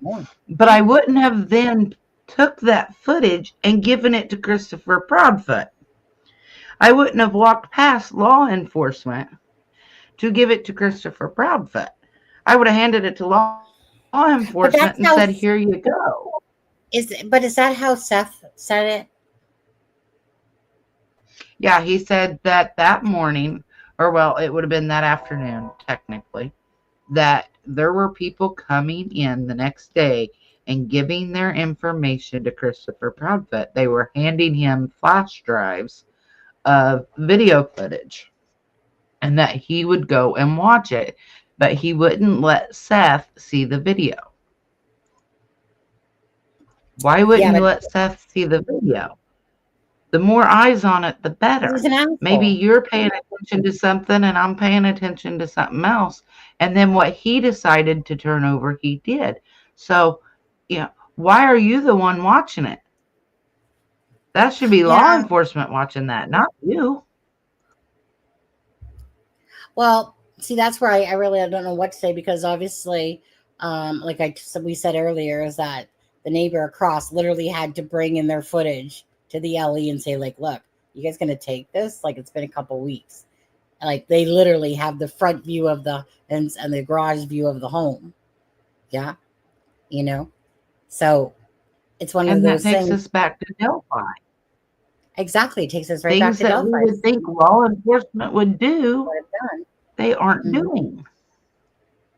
But they might very well have a piece of footage, meaning at the end of the day, they have the hard drive. If Chris was given a flash drive, that's not like handing over the freaking camera system. That's just like, here, people that know how to do flash, the flash drives, whatever. Here you go. Here's a copy of it. So, I mean, the police, to me, would have had these in their hands already, because they canvassed all the different homes. You would think, You would think. That's all I'm going to say about that. But it's one of those things. If they canvassed all the homes, why did that one neighbor have to take it to them? I just can't. I mean, like I said, we can talk circles all day long about Sebastian's case, yeah? Either way, he disappeared out of there. He had to get out of there somewhere. Right? If it's not in daytime, then it's at nighttime. Some point during the night. If Katie's I would be interested to see if law enforcement checked to see if Katie Proudfoot's dash cam ever was turned off that night. Right? Because we know she has a dash. So we know Katie Proudfoot has a dash cam. Can you hear me? What? I just keep missing the word you're saying. Dash cam, the camera in her car. Oh, dash cam. Is that what you were saying? Okay. Yeah. Okay. So we know she has a dash cam. So did it get turned off that night? Is there proof that they can go back and see that it was turned off? because if it was turned off, that would be weird to me because it was turned on and it caught Sebastian supposedly taking out the trash, his voice anyway. So if it had been turned off after that for some time, then that would be worrisome to me. Wait, And surely there's got to be a way they can track that. hold on. Two things. Explain to me how dash cams work exactly. Because when your car's turned off, are they still running? Well, it depends on how you have the setting. My dash cam for when I'm using the company vehicle, I have a setting that I can personally change, or my brother can, and it will either record when the vehicle is start recording when the vehicle is started, or we can set it to record at all times. So since her vehicle wasn't running and it supposedly caught Sebastian's voice taking out the trash, then I'm going to assume from that hers is running 24/7, that it's a loop recording. So if she turned it off, that would be abnormal for her. So I would be curious to see, because I know when I turn the dash cam in to upper management at work and they have to look over footage, they can see when I've muted it. They can see when I've changed a setting. Right. They can see if I've turned it off. There's all kinds of things they can tell. Right. Because it's in the memory, Melissa, or whatever. What I wasn't aware of, and correct me if I'm wrong here, because I think this is what you said. You're saying that the dash cam footage is where they heard Sebastian's voice when the car was parked? Correct. Okay, I didn't realize that. I was just in my head always thinking it was just on the way home. His voice would have been heard, obviously. But I didn't realize it had anything. Where was that? Where was that said? I don't know. Do you know? Is that not in your Seth file? said it. I don't know if I took that down. I know where it was said, approximately, but it was Seth had said it in response to a question, and I think it was on Bullhorn Betty. I don't know if I put it in the notes, but essentially it was said, well, the video of his voice, he said his voice was caught on Katie's dash cam, and he said something about that being when he took out the trash. So, but then he said he couldn't tell if it was Sebastian on the video taking out the trash. So it's I don't know what. Are you talking about my live? Yeah, he said it on, no, on yours. He said that he couldn't tell if Sebastian took out the trash, but he said it on that one too. Okay. But it was shortly after the dash cam comment.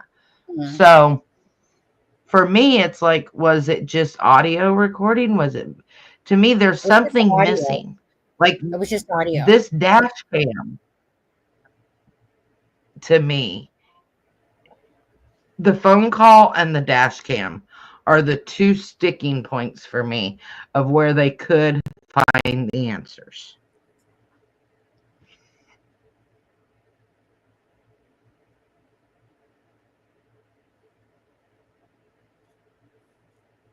Yeah, but they would have looked at that.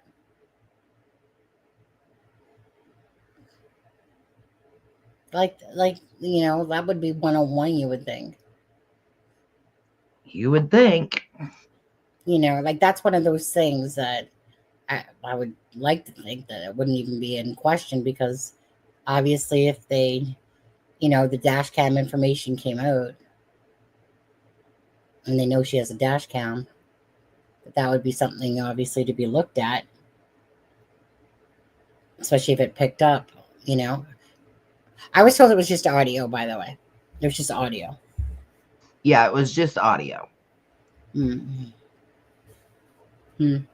See, so sometimes it's those little things I just truly like myself to have clear in my head.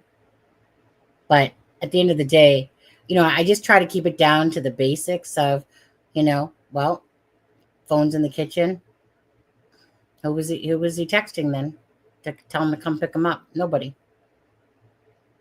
No kid leaves the home, So then it just becomes about that little circle that we keep doing of what's the missing piece here? Because there is a missing piece, obviously. And that missing piece, at this moment to me is totally pointing towards, Katie and Christopher. How could it not? Especially Katie. Like, let's just say even just especially Katie, regardless of, Pussyfoot's involvement in anything here. And, it's not like we're hearing from her. And they want to say it's because we're picking everything she says apart. Oh, well, why wouldn't we? That is where we need to look. If she would have just been open and honest from the start of this case, when she was asked on news channels, tell us about that day, Katie. Instead of skipping over everything and then telling it pieces here and telling pieces there. I can understand missing a couple things and then on the next time you remember, hey, like this also happened as well. But not how many interviews in then we hear about a noise, Chronicles or whatever. Then we hear about a noise. Then we hear a thud. And it's just kind of, like I said, like consistency. But there hasn't been no consistency. And, that's why she's really gone through the ringer with people, too, because you got, narcissistic Christopher Proudfoot. And then you got Katie, who can't even freaking put a straight sentence together about what happened that day. And like she can't just give the information like, I made him pancakes. Typical, right? That morning I had made him pancakes, took him over to BJ's. We only heard that after. Okay, but if you listen to those interviews, they're sporadic and there's pieces of information that come out in different parts of them. And that hand-holding one, oh my God, so emotional. And yet they had the news channels to go to. They didn't have to deal with YouTubers, They could have gone right to the, they're not going to act like the YouTubers do, or at least a good chunk of them. That act like it's a freaking party night in their lives. And here, let's just, blow some bells and whistles and this and that. News is just news, right? Meaning they'll talk to you, tell your side of the story. They get asked questions. Why are they afraid of the news, really? In a sense. Exactly. They want to get picked on. But remember, like Christopher Proudfoot said he wouldn't go on a little news channel. It had to be a national. Oh, right. I remember that. When he was trying to control JLR at that point. If you guys want me to go on JLR, then he has to prove to me that he's going to put all that money, because that's for Sebastian. Whatever. Who do you think's paying for that a-hole named SF Investigates? Bauer Sox? Probably. Because you can't disclose. I mean, he got paid $15,000 to do it. $2,200 an hour. Well, no, a day. Was it a day? Right, a day. I think $2,200 a day. You know what? What to look good, to look like you're truly Miss Sebastian. Honestly, well, whoever they're getting information on how to look like they're truly missing Sebastian needs fired because they're not looking like they're truly missing Sebastian. It's the exact opposite. I would have said that right at the beginning. Oh, like we both talked about. Katie, she just, you felt bad because she's all like teary and, barely speaking. And then it wasn't too long before Christopher Proudfoot takes over that first interview, starts talking and stuff like that. There was a point there, where I was like, honestly, going like, neither of these parents had anything to do with this. You can see that the mother is just devastated, heartbroken. But like I said, as time was playing out, it just wasn't making sense. It just wasn't making sense that a child's missing and you're going to sit there and, not really come out and talk. And when you do, you're just skipping over like the main event of the day. It's like, well, we started here, pancakes, and oops, look at that. 6 o'clock in the morning, he's not there. And I know that there's oddities and people have pointed out that she said when I went to go wake him up or whatever. And I don't care who it is. If you ask me, hey, you were on the phone with so-and-so when your son went missing, then what was that conversation about? I wouldn't give two shits about anything. I would have said as word for word as I could go for that entire 3-hour conversation. It wouldn't have been, oh, we're not going to talk about that. I would have loved it if Nancy were to have said. So, what were you guys talking about on that conversation? Christopher Proudfoot was said, well, TBI said we're not allowed to talk about that. That's confidential. Just like Katie's vehicle that's in the her work vehicle that's in the driveway. That's just can't. Well, her work didn't give us permission. See, that's that controlling dick right there. That controlling dick. There was no rhyme, no reason why you couldn't say it. Like Nancy Gray said, why? Everyone can walk over to it and look at it right then and there outside. And he's acting like, well, because we didn't actually have permission to talk about that. And it's just like, really? There you go, Christopher, being your controlling, narcissistic, arrogant, ignorant, machoistic self. And I would have loved it if Nancy would have stopped dead in her tracks when Katie Proudfoot said we're lying about whatever it was she said, and said, what was that? Can you speak up? What's that you're lying about?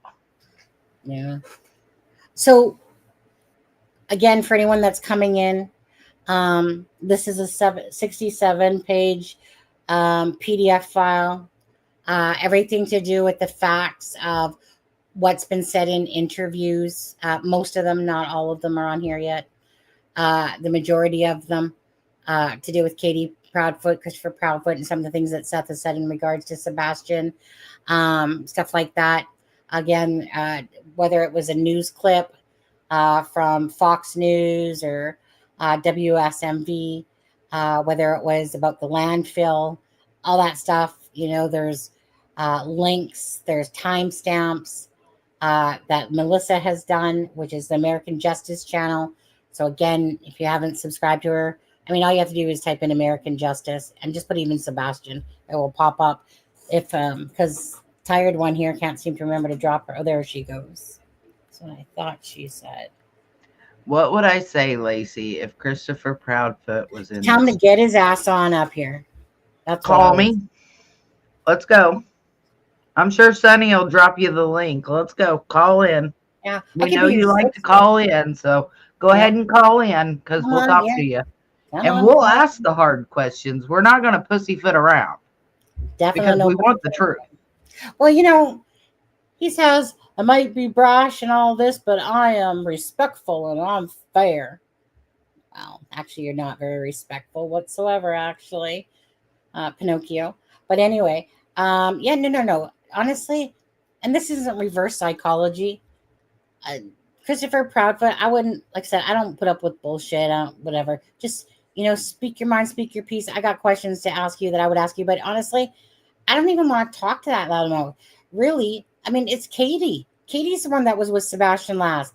Freaking get off the goddamn couch. Pry your ass off of it. Go look for your child. Go do some interviews. Instead of taking Bullhorn and Betty to court and taking people to court, why aren't you worrying about Sebastian? But no. You're too busy worrying about your egos and all that stuff. It doesn't matter that probably 200, 300 other people have done that to you, but, Bullhorn, we're going to make an example out of Bullhorn Betty, and she's threatened us with a machete and blah. Like, come on, dude. Seriously? Honestly?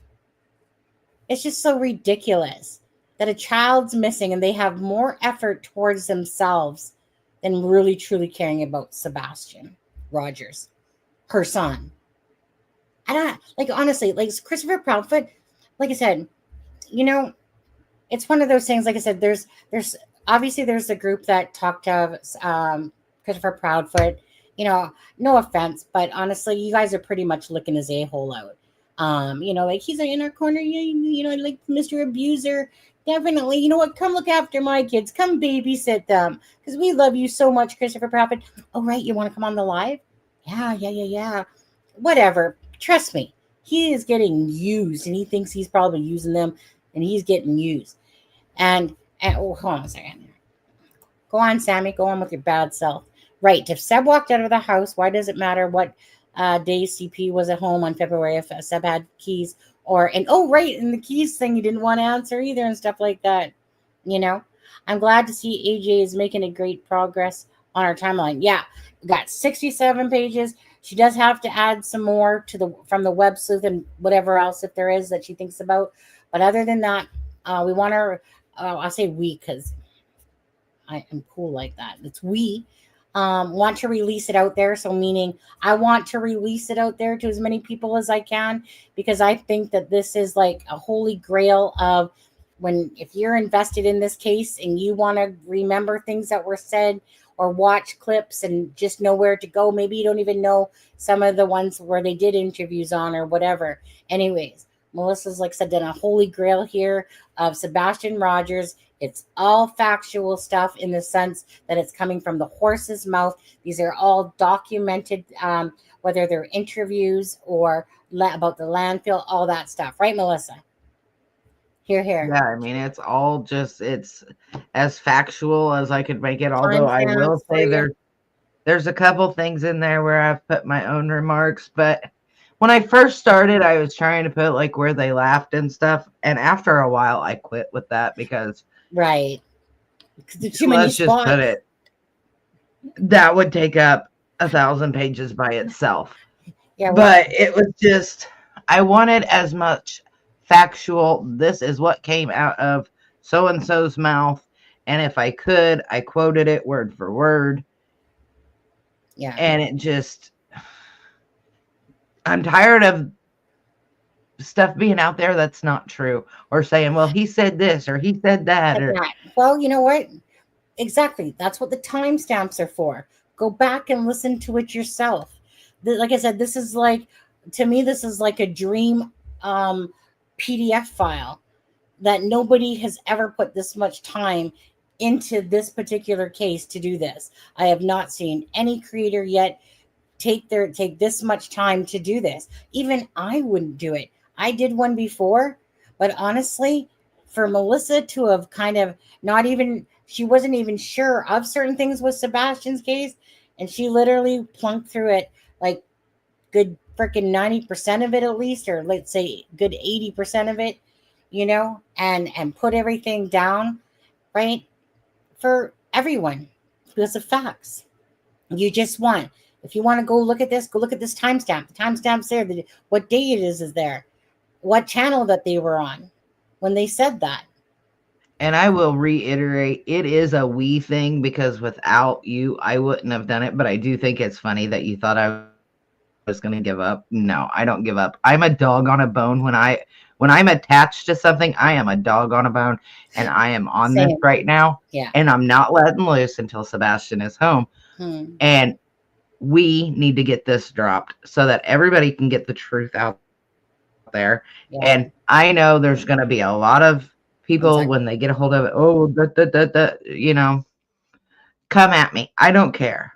You can say what you want about me, but I put your timestamps in there and you can go back and look and watch for yourself and hear the tones and hear the things that are said for your own self, but at least it's in a form that you can somewhat, you know, oh, I think it was on so-and-so's live. Let me go look. Is it in there? 9 out of 10, it's going to be in there. Did I miss some things? I'm sure I did. But at least it's all put together. And Sonny, hold on a minute. Go back down to where the pants are. Right there. Those are the Adidas athletic, old style pants with the white stripes down the side that are similar to what Sebastian would have been wearing. Just for those people who don't know what that style looks like. I went and found them so that I could put them in there.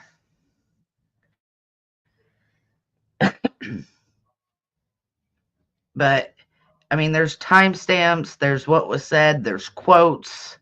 Then I did like a quick note section where there's different things that really struck me as weird, or where I could point out that there was an absolute lie between two different things that was said. So hopefully people can look at this and go through this and be like, yep, that's where that was at. Yep, I need to go listen to that again. Melissa, on this one though, right here, it says last seen wearing Adidas leisure pants.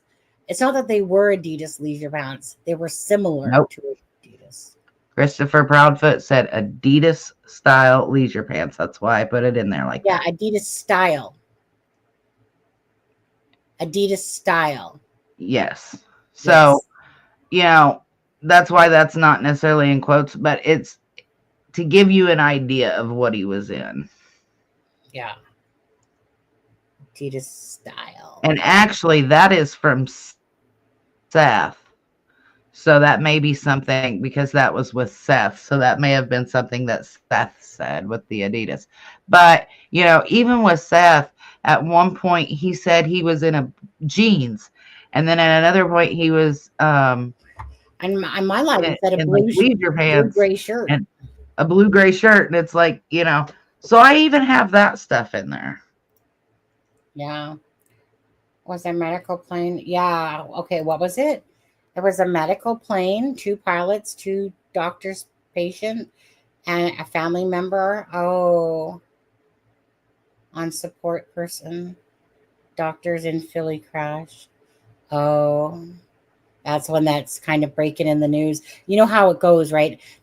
I'll tell you guys, this is why when I was about 19 years old, and there was a bunch of plane crashes, that at least what it felt like to me. Now, this is when there was no computers. Okay. We just had the TV, and it's kind of like pit bulls.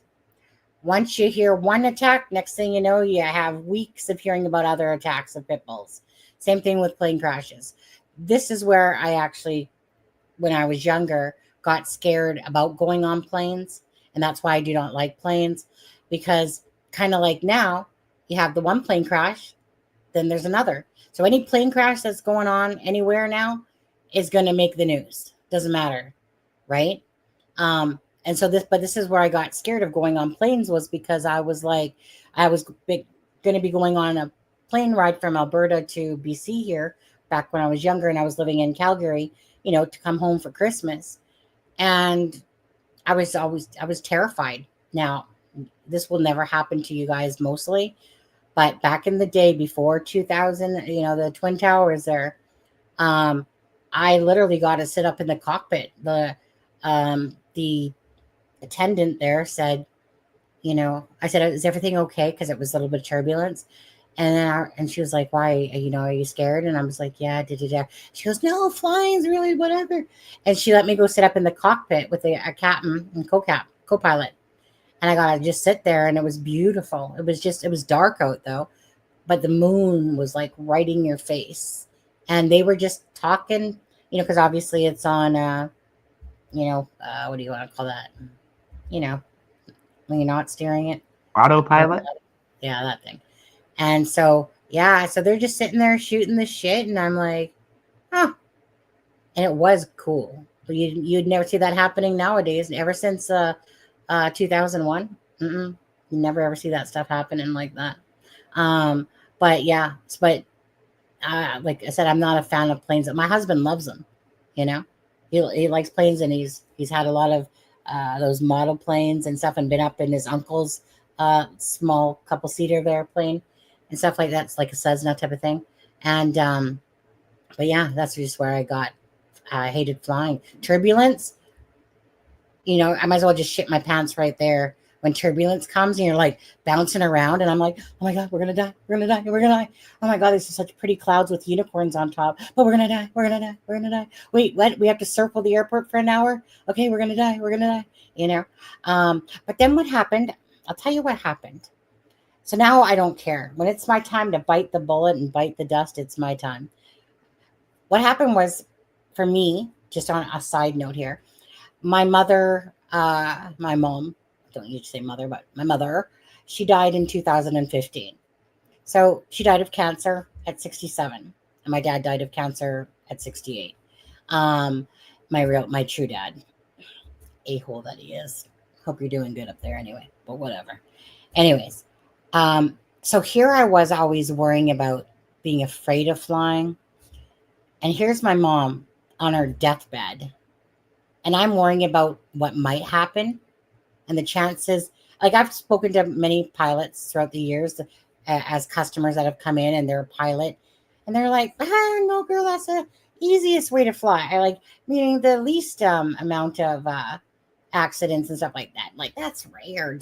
Like, you know, and when you look at the airspace and you see all these little freaking ants of planes on the freaking tracker thing, and then you realize, you know what? These planes come in and out all day long. Every now and again, a plane crash pops up, you know, here and there. But when you look at the sky of airplanes in the sky. But anyway, so my mom was dying. And that kind of put it into perspective for me, that here my mom was dying and I was worried. And yet she was literally dying. And I was only worried about that I might die on an airplane type of thing. That's when I was like, you know what? I mean, please don't let me fall, you know, die in a plane landing in the fucking ocean. Please. No, thank you. Let me crash and burn right away. I don't want to be freaking, you know, because they always say one of the worst ways to die is, you know, drowning. But anyways, that's kind of when I kind of really got over that. And I was like, you know what? Life's too short to worry about these what ifs all the time. Put myself in a panic for these reasons. Now it's just like, you know what? It's my time to bite the dust. It's my time to bite the dust. You know? So either I can hinder myself, but I still, not that I like flying. Crazy enough, I remember when my twin sister and we went to Disneyland and we were on one of those little where you wind up the propeller to get to Seattle. I was sitting there comforting her. And here I thought she was fine with flying. And I was like, it's okay, Ton. It's going to be okay. It's going to be okay. And I'm like, here I was too busy telling her it was going to be okay. I forgot that I was nervous because she was nervous. She's like, son, but these planes. And it's like, yeah, propeller. And it was so cool. We were going over like California, you know, and it was cool, like the visual, because it was during the day and stuff like that. But anyways, so that's what kind of really put me into perspective, is that literally I had my mom dying and here I was worrying about stupid shit like what if I might. Now, not gonna lie still, Melissa. To know that you're just about to touch down and land, it's one thing. If it's up in the air and you're thousands of feet, you expect no one to live. To literally almost be touching the ground and this plane to crash. And it's so crazy. Can I just say that? It's so crazy when you watch the footage.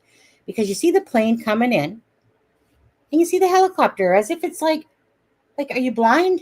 You don't see this freaking big plane. That's what I said. You don't see this freaking big plane in front of you? Like, what the fuck? Seriously? Like, that's how, because the helicopter's coming in and you're just like, how do you not see this freaking plane with lights? I know it's, you know, darker, but the freaking thing, the planes have lights. How are you literally, this person, like, whatever happened, who knows? But obviously perception was not key there or whatever, because it was literally like this helicopter just like going, nah, you know, I'm looking over here. Oh. Like, how do it's not like that big plane could turn, right? They're a big plane. That helicopter could have easily turned and avoided. I mean, would it have been a close call? Yeah. Might they have clipped each other a little bit? Maybe. But they wouldn't have went off in a fireball. Well, you know, just by perception, it just looks like the helicopter went hella right inside, like just straight on, as if it was, it reminded me almost of the Twin Towers a bit, where it was like they were aiming for the Twin Towers. And, this was like this helicopter was just like right in line. Like I don't see you. I'm over here, but I don't see you anywhere, and not to say, but that's just what it looks like, and you're just like, how are you missing all these lights in the air? Like, how did you not see this plane coming right, like that was right there? Who knows? And The black as box far will as tell the the story. new plane, yep, both black boxes are going to tell. And the new plane crash with the doctors and the patient, I've had to put I don't know how many people on helicopters through work, and we had one go down years ago. And I remember after that, I was so scared to put anybody else on a helicopter. But to lose somebody that you're already, when you put somebody on a helicopter, that's a dire, dire situation anyway. And the families, they know that. So then to lose not only the doctors and the pilots, but to lose the first family member and now a second one all in one, my heart goes out to them. Right. Back in Calgary, so when I was with Dion, that was the first guy I was with for 11 years. Okay. The first ex. So he worked at a cemetery. There was, so this is just kind of like outside of Calgary towards like Cochrane, I think it was Cochrane, Chestermere, that was it. And so we would typically go there and feed the duckies in the pond at the cemetery, right? Where he worked. And a nice cemetery. But at the start of the road was another cemetery, and his was further at the opposite side of that long street. So anyways, we're going there.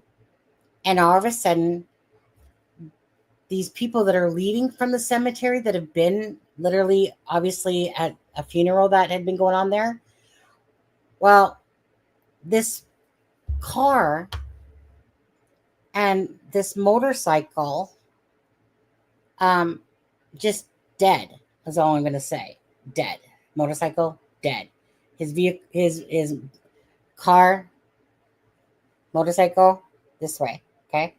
Body, straight on the ground. And all I could think about was, oh my God, this person just left a funeral, and this person then died within minutes of leaving this funeral home. How freaking uncanny and is that, to leave a funeral and then to literally die yourself moments later. Crazy. Is that Ben? Ben, look at him. He's acting like he's all Maudie over in your channel there. Explain yourself, Ben, you traitor. Wait, he's in here too. Hold on. Traitor. I'm just kidding. I see him here. Hi, Melissa. He's got 2 tabs open, obviously. Then he's trying not to have favorites. Ben, you have only eyes for me. Just kidding. He knows it. All I can think is when I seen him come up in my chat, oh, Sonny's going to be mad at you. He's over here too, so it's a 50-50. It's kind of like, like a divorce, 50-50. I'll take his lower half. You can have the upper half. Okay, fair enough. Comment, Sammy. They say those Blackhawks are always coming in and out of lines of planes doing their military exercises, right? But they don't, I think she meant to say, but they don't fly without air traffic control in the war, like in a war Middle East. Just seems like Copter should have done better. Yeah, because they were showing like, go ahead. They released, I forget who did it. They showed the air traffic control message to them. And right before the crash, the air traffic control asked the helicopter, do you not see the plane? Yeah, it was something like that. And there was no response, and it was like seconds later, boom. Yeah. Well, something obviously happened there. Pascal was kind of, I don't know, what did Trump say? I think he said something that was not so great. Any idea what that was I don't know. about? I don't pay attention. I don't know. I was watching Pascal a little bit, but I didn't listen to the clip. But he had said that, like, I think Trump gave out, was it that he, was he the, I don't want to misquote it, so I'm not going to say anything I know on there. Trump said basically he was going to look into it and, his thoughts and Oh, prayers or whatever with the family, I but think it was something about common sense that this is what happened. Like, meaning, without the investigation being done, it's like, well, do you have inside knowledge? Because, obviously, and then someone's basically like, and you got this information where? And he's just like, it's just common sense, basically. And that was like, I think, talking about, like, control tower air, pilot tower air type of thing or something like that. Anyways, well, I mean, it is. obviously, yeah.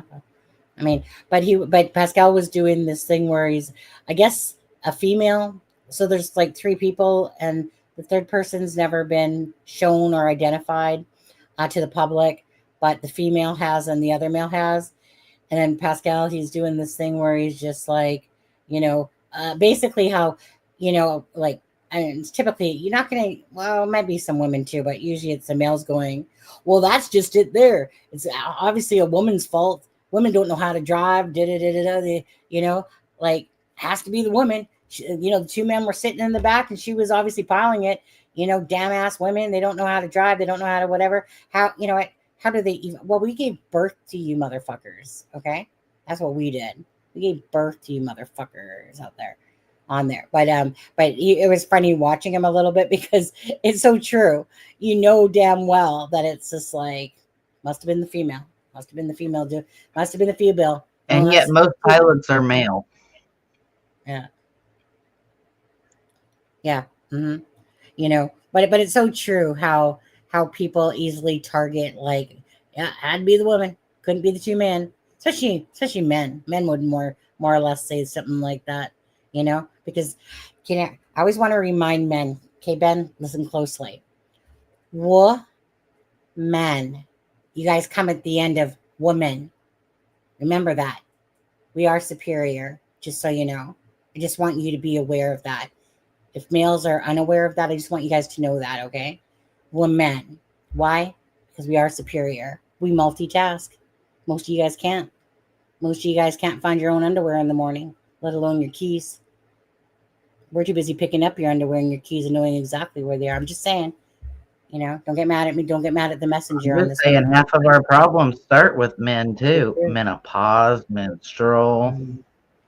I mean, Yeah. Due to diversity, yeah. DEI. DEI. Okay. Well, I just, I just don't want any man to take offense to that. Truth is the truth. Facts are facts, Ben. Okay. Man. All right. I know you have to get going, I'm sure. Because you need to get going for tomorrow, I'm sure. Like, getting yourself ready. as long as I am in bed by 11:30 midnight, I think I'll be okay. It's Well, just gonna be a long, long day. yeah. Oh, I know. That's what I have to do. I got my groceries coming tonight. That's what I got. I can I just say this? Don't like shopping.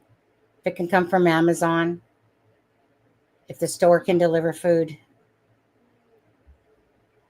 priceless. Worth every damn penny of it, too. Prime, thank you. Paying for delivery fees, $9.95, thank you. Somebody can pick my groceries and deliver it to the door. Well, down to the bottom. They could come to the door, but we always go down there. Hard work. It's hard work sitting on an iPad ordering that food. Yeah. Same. I don't know that I would trust somebody picking out my fruits and veggies though. Well, hey, Okay, and this would bread. be true. This would be true. This would be true sometimes. This would be true. All I clearly stated. Make sure one note, one job, people. Make sure the oranges are fresh in a good box. Mandarins, that was. Okay? They were freaking leopard oranges. Had some sort of freaking disease, I swear to God. And half the box was green. Most of them were green. Never seen a box ever in my life look like that. I have the picture still. And I was like, one note. I left one note. Okay, I'm not a picky person. One note. Apparently, I have to leave a note for eggs too. If there's no brown eggs, could you substitute them for the white ones, considering I have substitutions on? So it says substitution, so brown or white doesn't really matter, you know. But, that whole bird flu was going on and everything like that.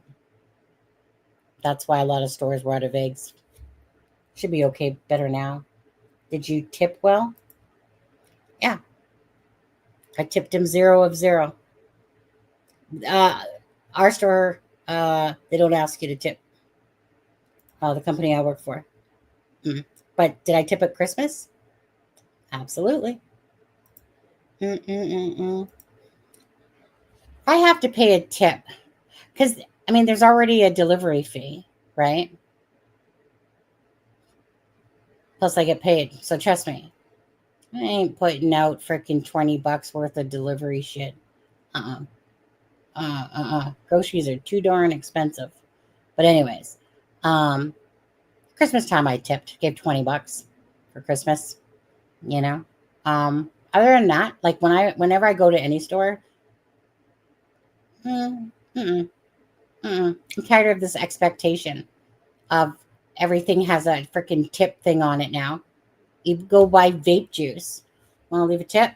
You go buy anything nowadays. That tip thing is right there. Why? For you doing your job? Nobody tips me for doing my job on there. But if it depends what it is. It depends what type of service. But in this case, they already get their portion of the whatever fee anyway. So. More like just special. Whenever I feel like doing it, I do. That's about it. In England, it's not an expectation to tip. I like that. Because honestly, I'm so sick and tired of it. 1 minute it's 10% isn't good enough. Now they need 20% on top of 15 and 20%. 20% is like the norm now. Fuck off. Sorry, but fuck off. 20%. I've never had groceries delivered, but like if I have food delivered or something, I'll tip, but it's based on service, whether or not you got here quickly, stuff like that. Yeah. And then it's maybe like $5. Okay, so Walmart will put in a tip, and then you can choose to put 0, but they put in the tip for the driver on top of their delivery fee. There's none of that. It's like this company is not expected to tip, to be honest with you. It's not a thing. And if people do, they do, but it's not an expected thing at all. It's if people want to, And like I said, we have a good driver, but am I going to tip every single time? No. It's already bad enough paying the PST, GST, and the delivery charge, and that shit adds up to like freaking 20 deposits thing now. Nah. I just have this thing when it comes to tipping. I do it when I feel like I want to do it, but it's on almost everything, and the government already takes enough of our effing money, And it's not like the drivers don't get paid good money. They get paid good money. So, do I feel like it's not like a waitress? Even actually, waitresses make more than the rest. Probably more than doctors, to be honest with you. If you're a good one on there. Anyway, I'll get off of that little rant. It's one of those things I don't even think about it. I do it. Get my hair cut. Do I tip? Yeah. 4 hours in a chair? Yeah. Sure. Do I like tipping taxi drivers? I don't really take taxi or Ubers. Not really. I'm already giving you enough. You guys are already making your little clickers go faster than what they should. Is that Charmaine? Do you know who that is? Who's Charmaine? I feel like that's like some sort of toilet paper roll. Well, that's Charmin. Hey, Charmaine. I don't know a Charmaine.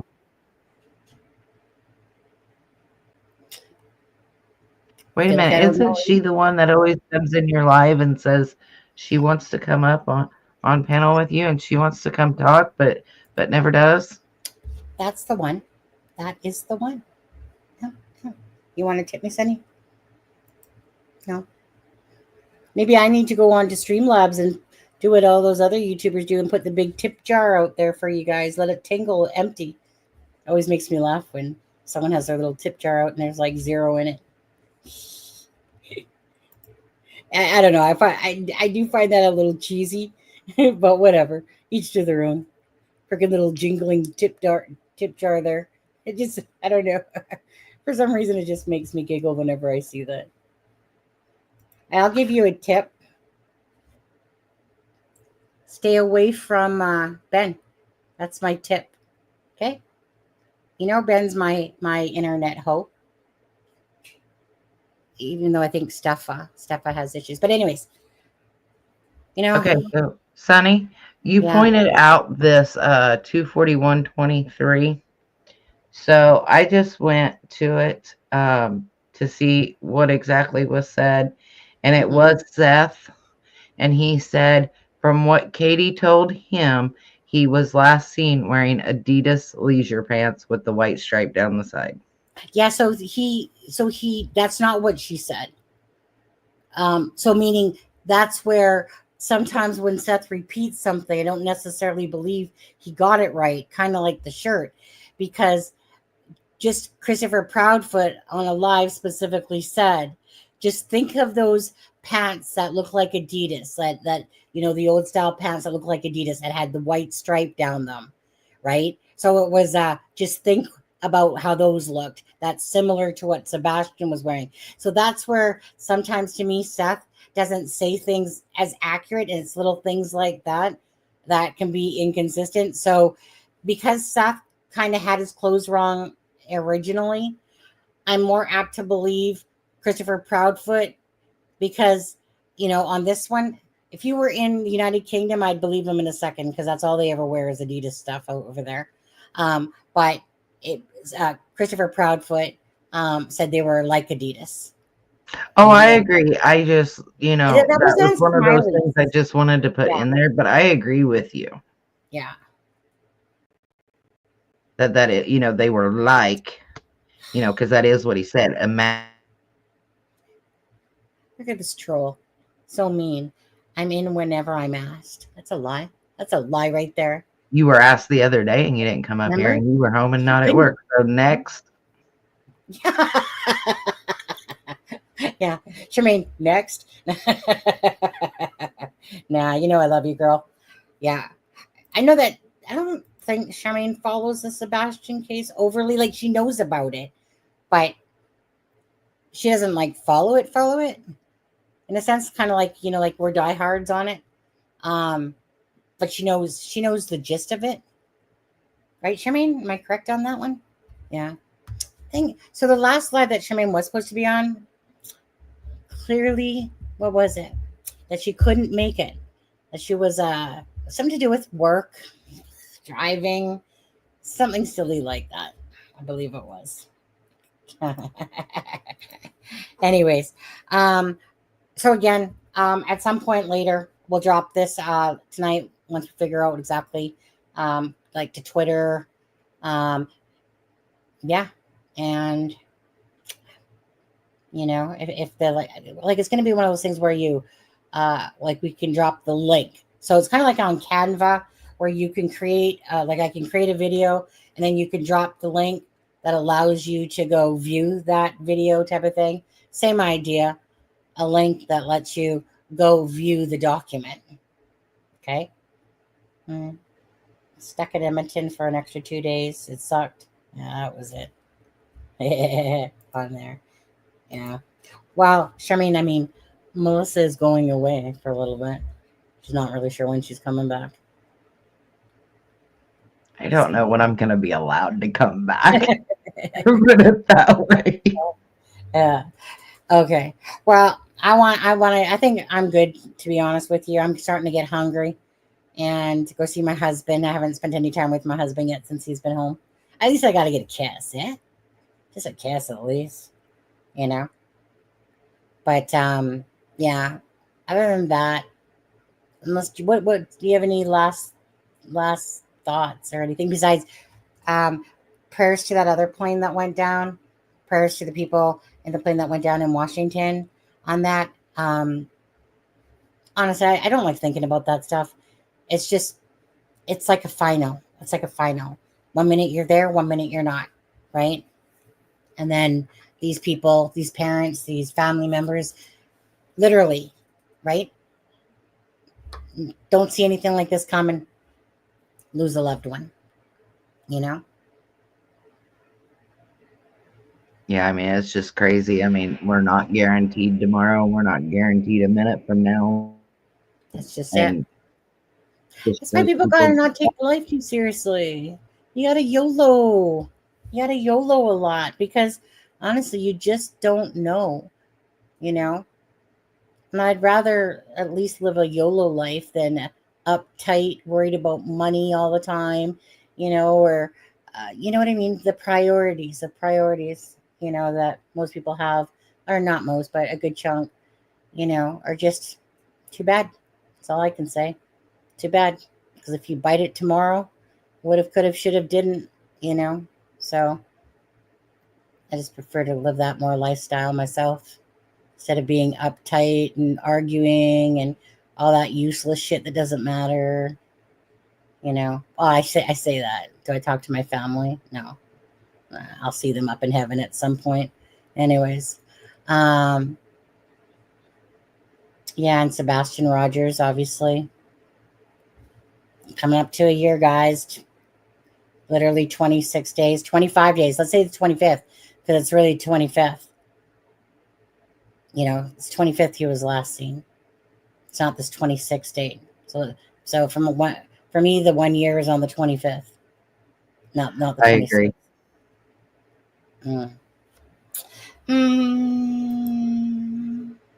Yeah. And you know what? If during this time before the next live, if Christopher and Katie, you know what, just go let it off your chest.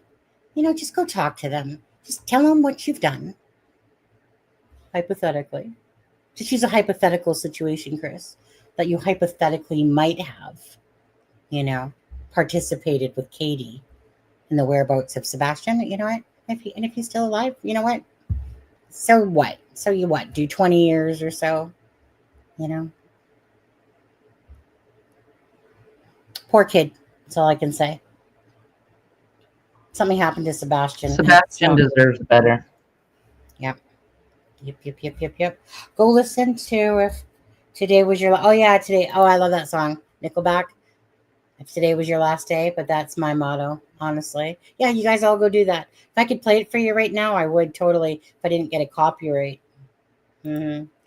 Soul sister. Amen, sister. All right, you guys. Well, I'll probably do a live. Perhaps tomorrow.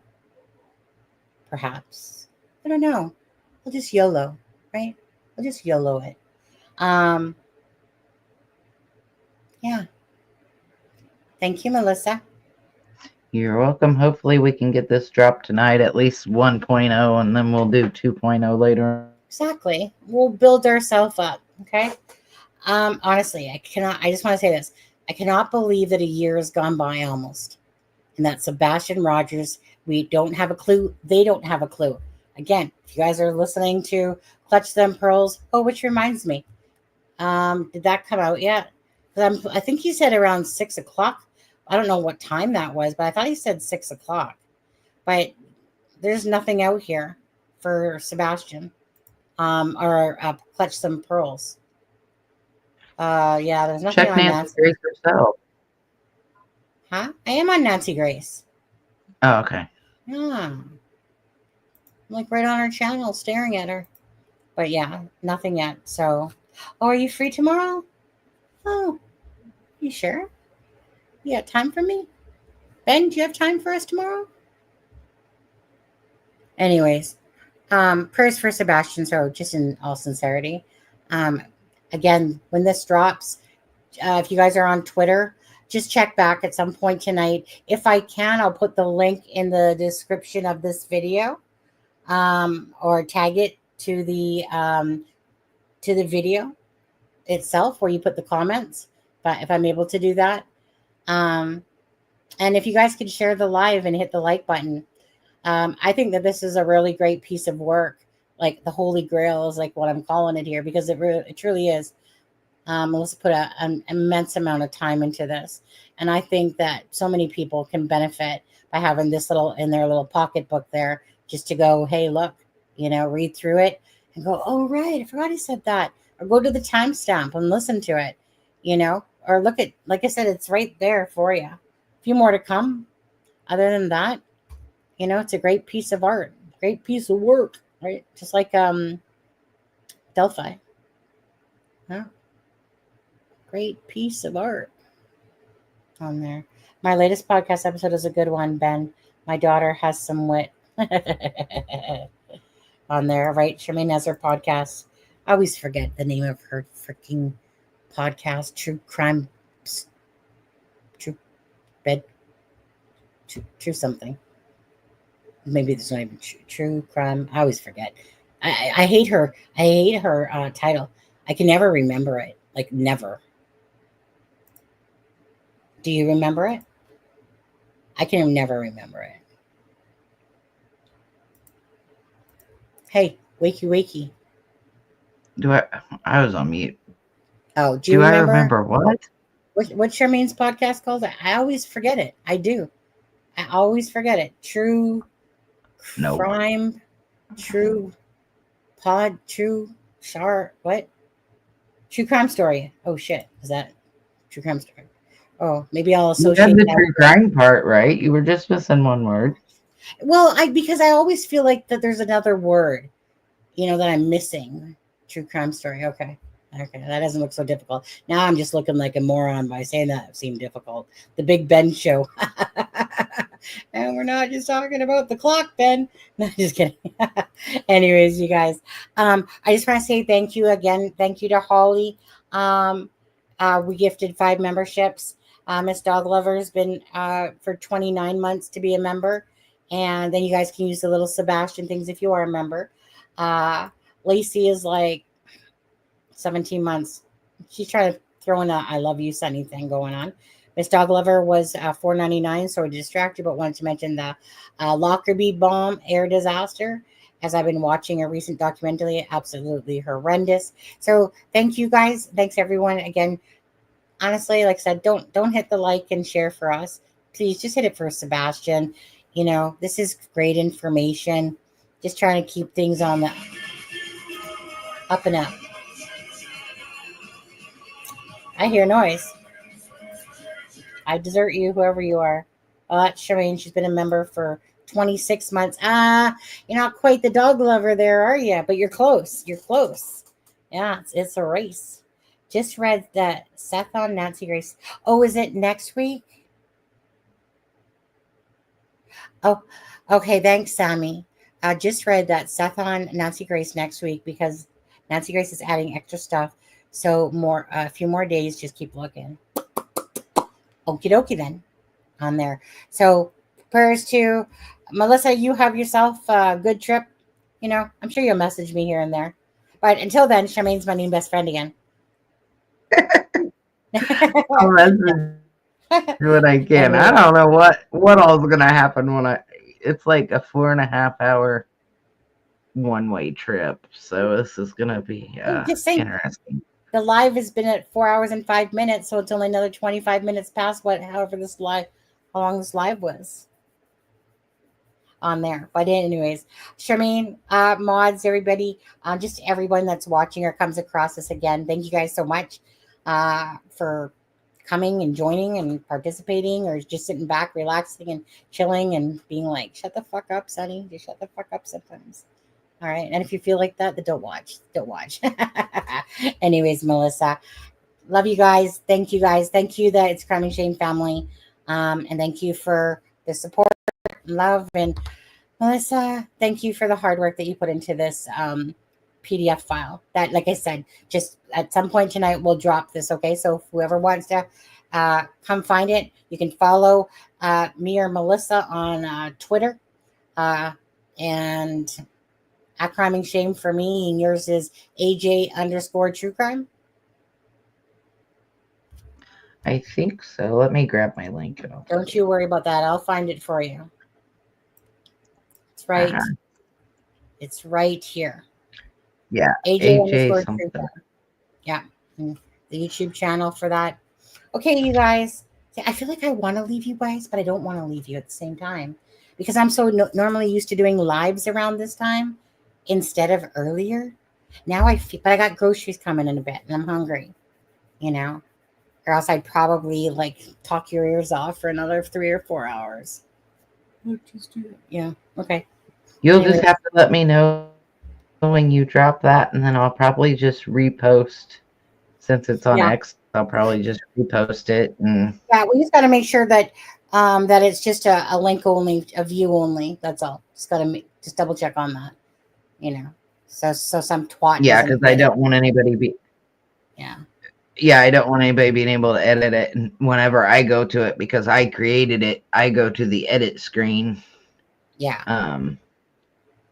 Well, you know what? So, do me a favor. Send it to Charmaine. You got Charmaine on your messenger? No, but I can drop Facebook and she can add me. You can do that. Hey, Charmaine, message me. I'm dropping my link for Facebook, and I want you to message me, and I can send this to you, and then you can tell me if you're able to edit it or not.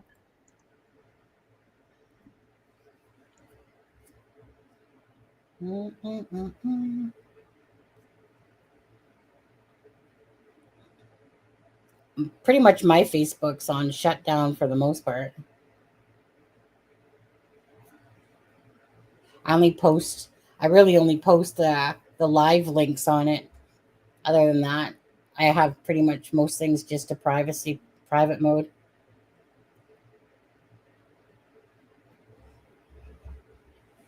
Why? Because I don't need that many friends. I don't need that stuff. I don't even pay attention. The only thing I do is drop links on Facebook and talk on Messenger. That's the only reason. Other than that, I don't give two shits about Facebook. Canada apparently doesn't either because we can never view a lot of shit because it says because of our dickhead prime minister there. I can make it in an edible PDF. Is she saying that she has the ability to make it into an edible? Well, I think it is. It's creating a link now. It's different than the one I sent you earlier. So as soon as it does this, Charmaine, just shoot me a message over on Facebook and I'll get you this link. Ben, 1 second. Yeah, I'm Ben. I think you were the only friend in there. So if you were saying that you're in Melissa's channel with all your friends, were you the only person in the channel when you said that? But you're trying to make it seem like there was like more than like Melissa's there. Melissa, did you have any people in your channel besides Ben? We had Charlie in there for a little Charlie bit. was in there. Don't forget Charlie. Miss Dog Lover. Maybe for some of that, Miss Dog Lover, he will be. Possibly. Yeah. There was Ben. Ben's Converted Rice. Big Ben. What else? Big Ben Big Pick. No, that's not right. Big Ben Big. Ooh. What about, no, Sharon? Yeah. Friendship. No. You haven't reached that level yet with Ben. Yeah. You guys ever watch Udi? UDY? When they basically see if their partner is going to cheat on them? See, I don't care if Ben cheats on me. I know he's a male whore. So that's fine. We have our salute group. Right, Lacey? Lacey knows all about it, Miss Dog Lover. Yeah. Here, Charmaine or Ben, I'm just gonna drop the link here real quick. Go see if you can edit it because I don't think you can.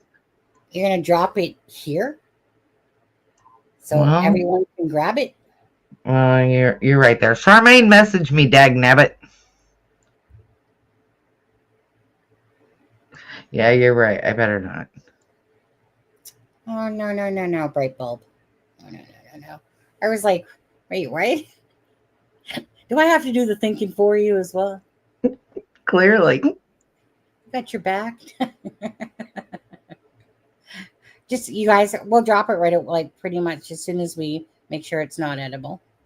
Edible if you get it, not editable. Editable.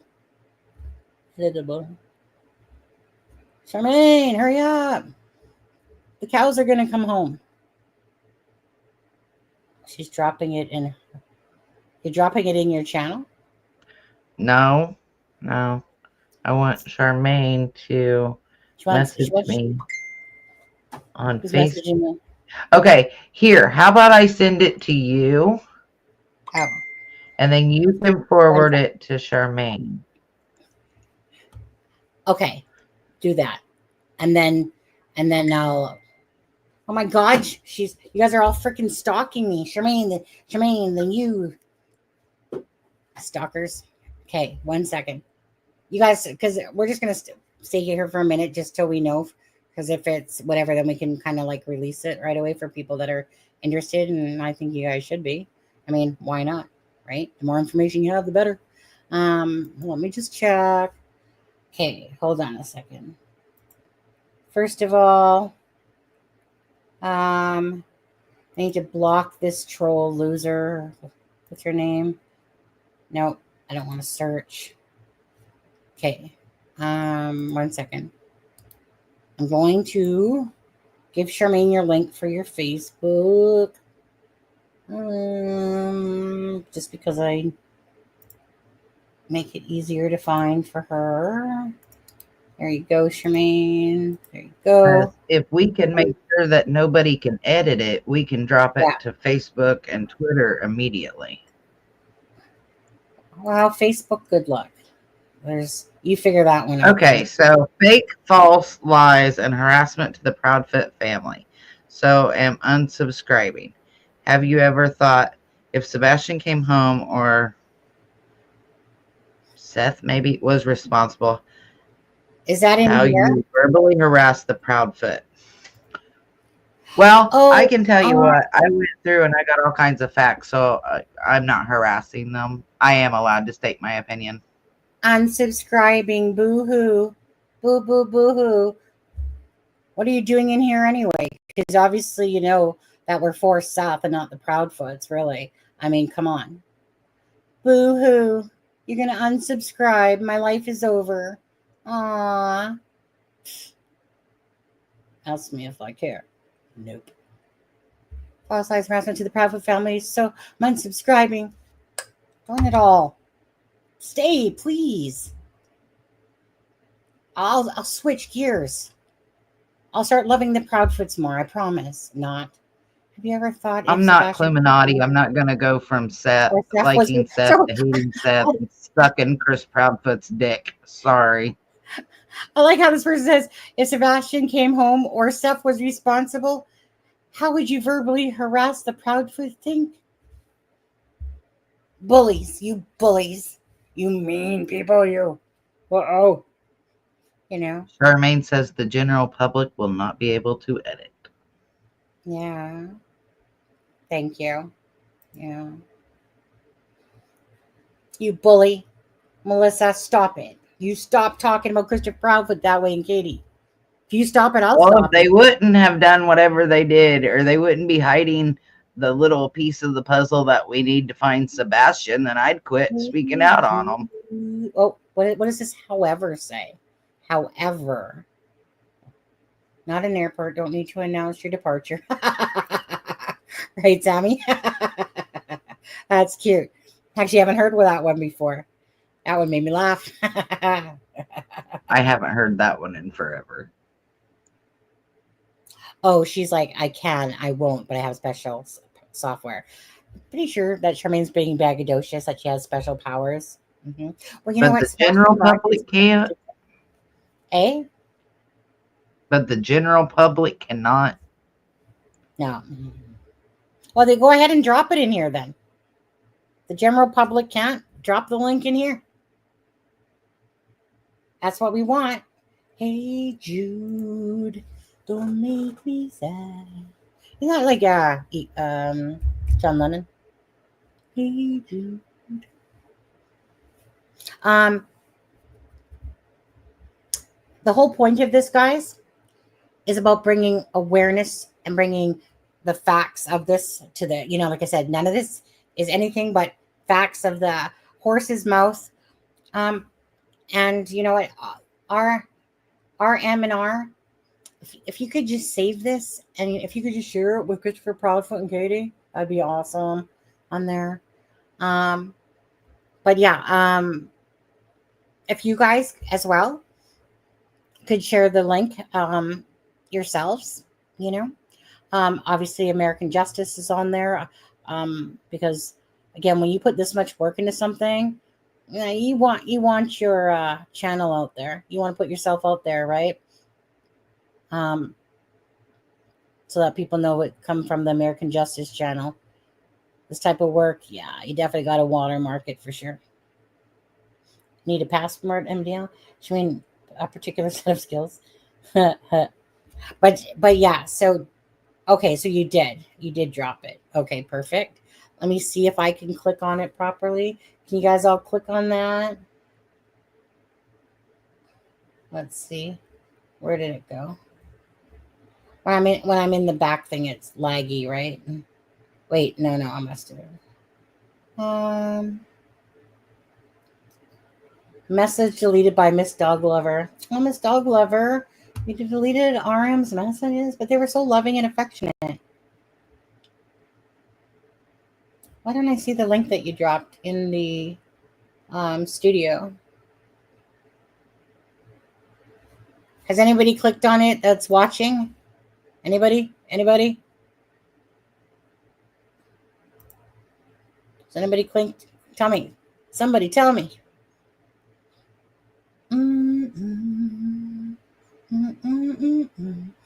Again, this is all about. I clicked on it and I cannot edit it. So yeah, but and I'm the one that created it took it. you there. You're good, right? Like Yeah. It took you there. So again, let's bring Sebastian home. Whatever. 1 second.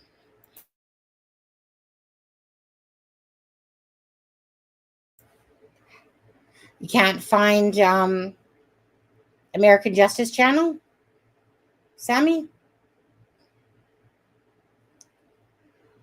You got your link there, right? You got your link still handy there, Missy? Ben's on it. Yeah, it takes me a minute. I got like 10 screens open, but yeah, I got it up there. Yeah, Ben beat you. Too bad. This is her, but Ben got you. You probably See, still had it in copy and paste. Ben's just cool like that. He's like, okay, Charmaine, close your ears. Miss Dog Lover, close your ears. Anybody else? Sharon, close your ears. Ben, you are the most amazing mod ever. I mean, honestly, Ben, he's just like, he didn't want that wrench, you guys. True story. Ben was like, don't give me a wrench. Don't give me a wrench. But Ben would always be the one to send me links. He'd be on it like a carb, And honestly, then just one day I'm just like, no, you're keeping the wrench. I'm not taking it back. You're just keeping it. But awesome. He does such an awesome job at money. Not to the rest of you don't. But in this particular case, I just want to shout out to Ben because honestly, he's just like quick like a whip like that. All right. Did I suck up enough, Ben? All right. You can pay me later. So I tried to post it on Facebook in the Sebastian Rogers Facebook post. I don't know if it went through. And I have it on my Depends if they allow links. community post on YouTube. So if you want to share it on Twitter, and then I'll just I'll tag you in whatever you do. Yeah, I'll tag you in it. But if you guys, yeah, so if you guys get the link, want to share it with someone, that's the whole point. Let's bring Sebastian home. Let's find out answers. Let's keep awareness for Sebastian. You know, again, his year's coming up soon enough. I guess I'm going to have to make a tribute video. That's typically what I do, just in honor of, the missing child, because it's something that means something for me to do, like meaning I enjoy doing it. And if other people enjoy the fact of watching a tribute video or something like that, then so be it as well. But bottom line is, guys, we're all Team Sebastian first and foremost. Before Seth, before Katie and Christopher, it's always about Team Sebastian and just wanting Sebastian to be found. Have answers. If you have a good tip, obviously, Brandon Carter, they got no clue what happened with Sebastian for the most part. Because again, if a detective is saying, "What's your thoughts in Siri?" to a YouTuber, that means they don't. That again, they're missing the piece to the puzzle as well, and that's hence why we don't know. Yeah, I'm so devil over what Ben's a knobhead. Well, those are harsh words. It's almost harsher than that RMR person that was in here. I think we should delete all our messages. What do you think? But yeah, so you sent me the thing you said, right? Why does it feel like I'm purposely stalling to get off of here? Ask me. Tell me. Tell me lies. Come on, Charmaine, tell me lies. Tell me sweet little lies. What am I trying to do here? Isn't there like a freaking copy on Messenger? There's forward. Guess I gotta. When you shared the link, did you share the thing from the top? Because obviously on Messenger, it's like not. It's not like it says copy link. Let me see, Melissa. I'm gonna message you back. See if it does the same thing. Just to make sure. No, mine looks different than yours. Oh no, you got this is no. Mine says search. It has MV now. What the fuck? Oh wait, Nope, it worked. Did it work? Yeah. Okay. I guess I can click it on and figure it out myself too. Okay. Okay, well well no, I'm gonna take my time on Twitter because I need to tag people in it. Yeah. Okay. Thank you. Tired? Just a little bit. This is why I'm usually off camera, because I'm constantly yawning or doing something. All I saw was this mouth that was open, yawning, and I'm like, wait a second. Yeah. Not even just a straight out. I was looking at something else. See, this, guys, is why I don't like being on camera. Yeah, that's the only thing that the delivery driver doesn't do. He doesn't put the groceries away. And you don't want to bring those groceries in and put them away. Anyways, okay. Time to go. I gotta go get something to eat, and I gotta see what time it's between 8 and 10. But I gotta go see what stuff was out of stock or substituted. Yeah. You always gotta expect those to happen. Substitutions. Didn't have replacement. Out of stock. Versus when you're shopping yourself.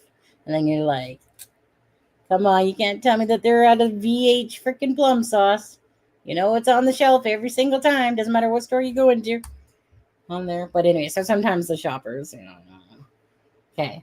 You'd have to go tip them. Probably. Okay. Anyways, I'm going to play the extra. So just last words, Melissa, before you abandon us and leave us for a week or whatever it is you're doing.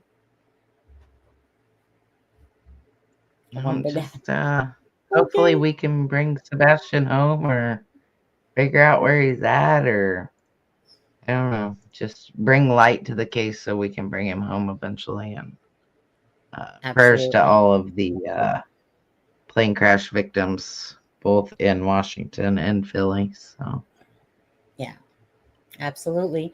Um, don't disagree with me. It hurt my feelings.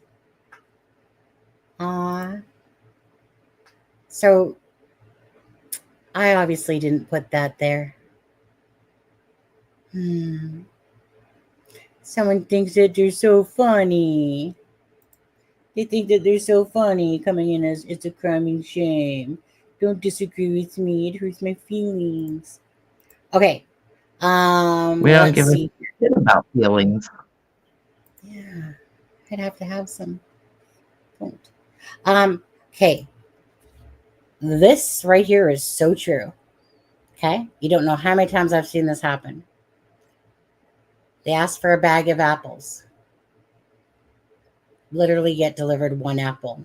Why? Because it says one. Person picking doesn't see that it says one bag.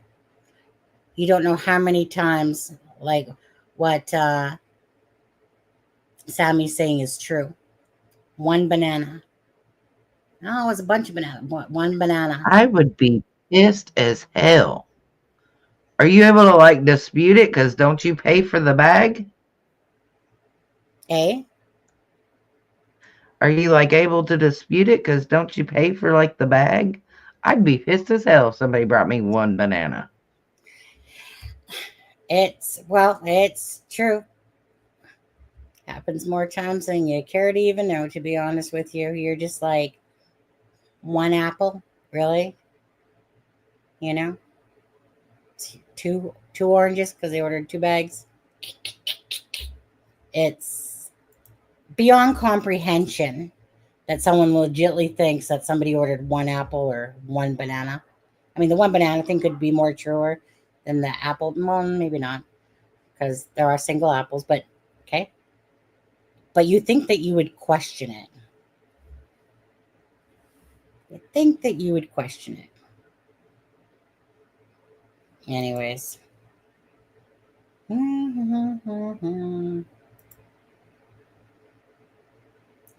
Let's see here. Hold on. There. Let's get rid of that troll trying to come in with my name.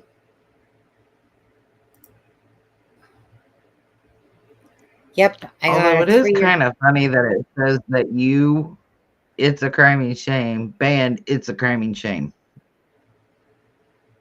Right, it's cutting who was banned and their comments were removed. Hold on. Can I still speak in here? Hello. Can you see that?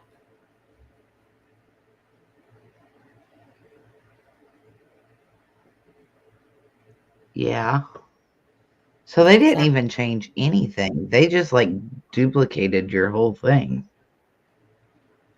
there would have been one thing a little different in order for them to do that. So notice how the other person's was square and mine is round.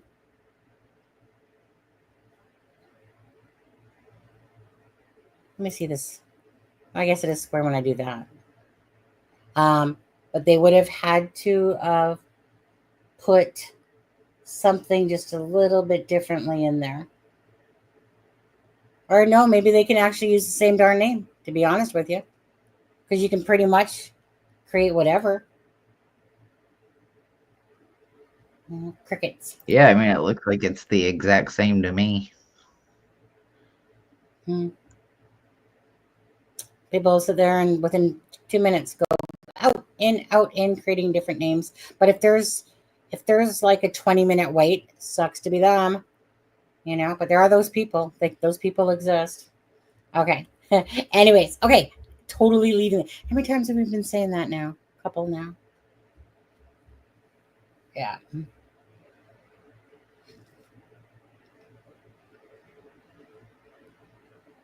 Yep, they'll get over it. Now I'm just sitting I there. don't give 2 craps about somebody's feelings if it brings Sebastian home. I don't care whose feelings I gotta hurt to bring that boy home. Oh, mine's highlighted, Sherman says. Mm-hmm. Yeah, that's true. To you guys, mine's highlighted. That's right. That be true. When like when the creator is talking in chat, it's highlighted. That's true. I don't see it from this side because I'm not watching the live. From the other side of the fence there. But okay, definitely leaving now. Me and you are through, Melissa, at least till next week. Okay. Okay. I'll still All right. message you through the week if I can. Okay. Not too much though. Okay. Mhm. Yeah. Try to give me some space. Charmaine needs me. Perhaps Ben. Not really my husband. He's the game. What? Delphi live tomorrow? No, not doing Delphi. Not doing Delphi no more. Unless I like literally have to. I'm good with Delphi. Unless something really crazy prompts me to, I'm good with Delphi. Yeah, love those girls. We put a lot of time and whatever into that case, but I'm tired of the drama of Delphi. I'm happy with the answers. I don't really believe in that whole other crap, that Ron Logan, and all this stuff. Just, what? I'm happy with the answer. I'm good. I'm good, Ben. I'm so good. Delphi, leave it to the people that follow the case now. I'm good with that one. I know Melissa, follows it and stuff like that, and perhaps she'll do some on her channel. I'm not sure, but I'm good with Delphi. I'm fine exactly where it is. And then if it changes in time, so be it. It's the way the cookie crumbles, right? So all you can do is just watch, wait, and see. But yeah, just I think the only thing I would do on Delphi is if he got if his appeal was approved, I might say something. But yeah, I might say something. There's not really anything to say. I already went over the documents, Yeah. so there's not really anything on Delphi right now. Yeah, I'm just good with Delphi. I'm not getting into this whole mix of Ron Logan, this whole thing and stuff like that. Hey, if things end up changing, so be it. Again, I'm happy with this conclusion personally of Richard Allen. I think that that there's some weird things there, but I'm not into this. Delphi is just honestly, it's almost as bad as the Lori Vallow case. Really, bunch of cuckoo clocks.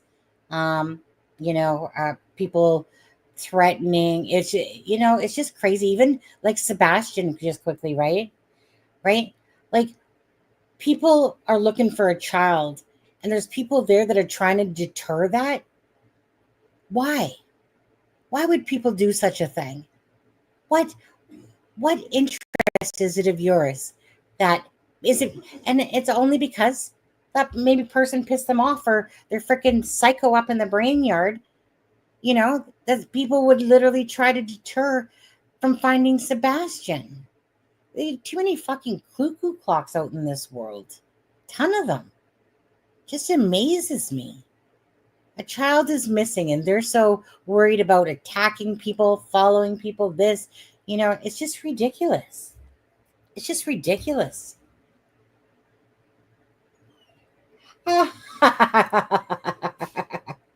Mm-hmm. Yeah, that's funny. Charmaine, you're so sexy when you talk like that. Come on now. I feel like she's holding back. Is that the green ones, or is it the brown, the greeny yellow ones, or is it the straight out clear ones that you can pluck from your back of your forehead there? The brain, I should say.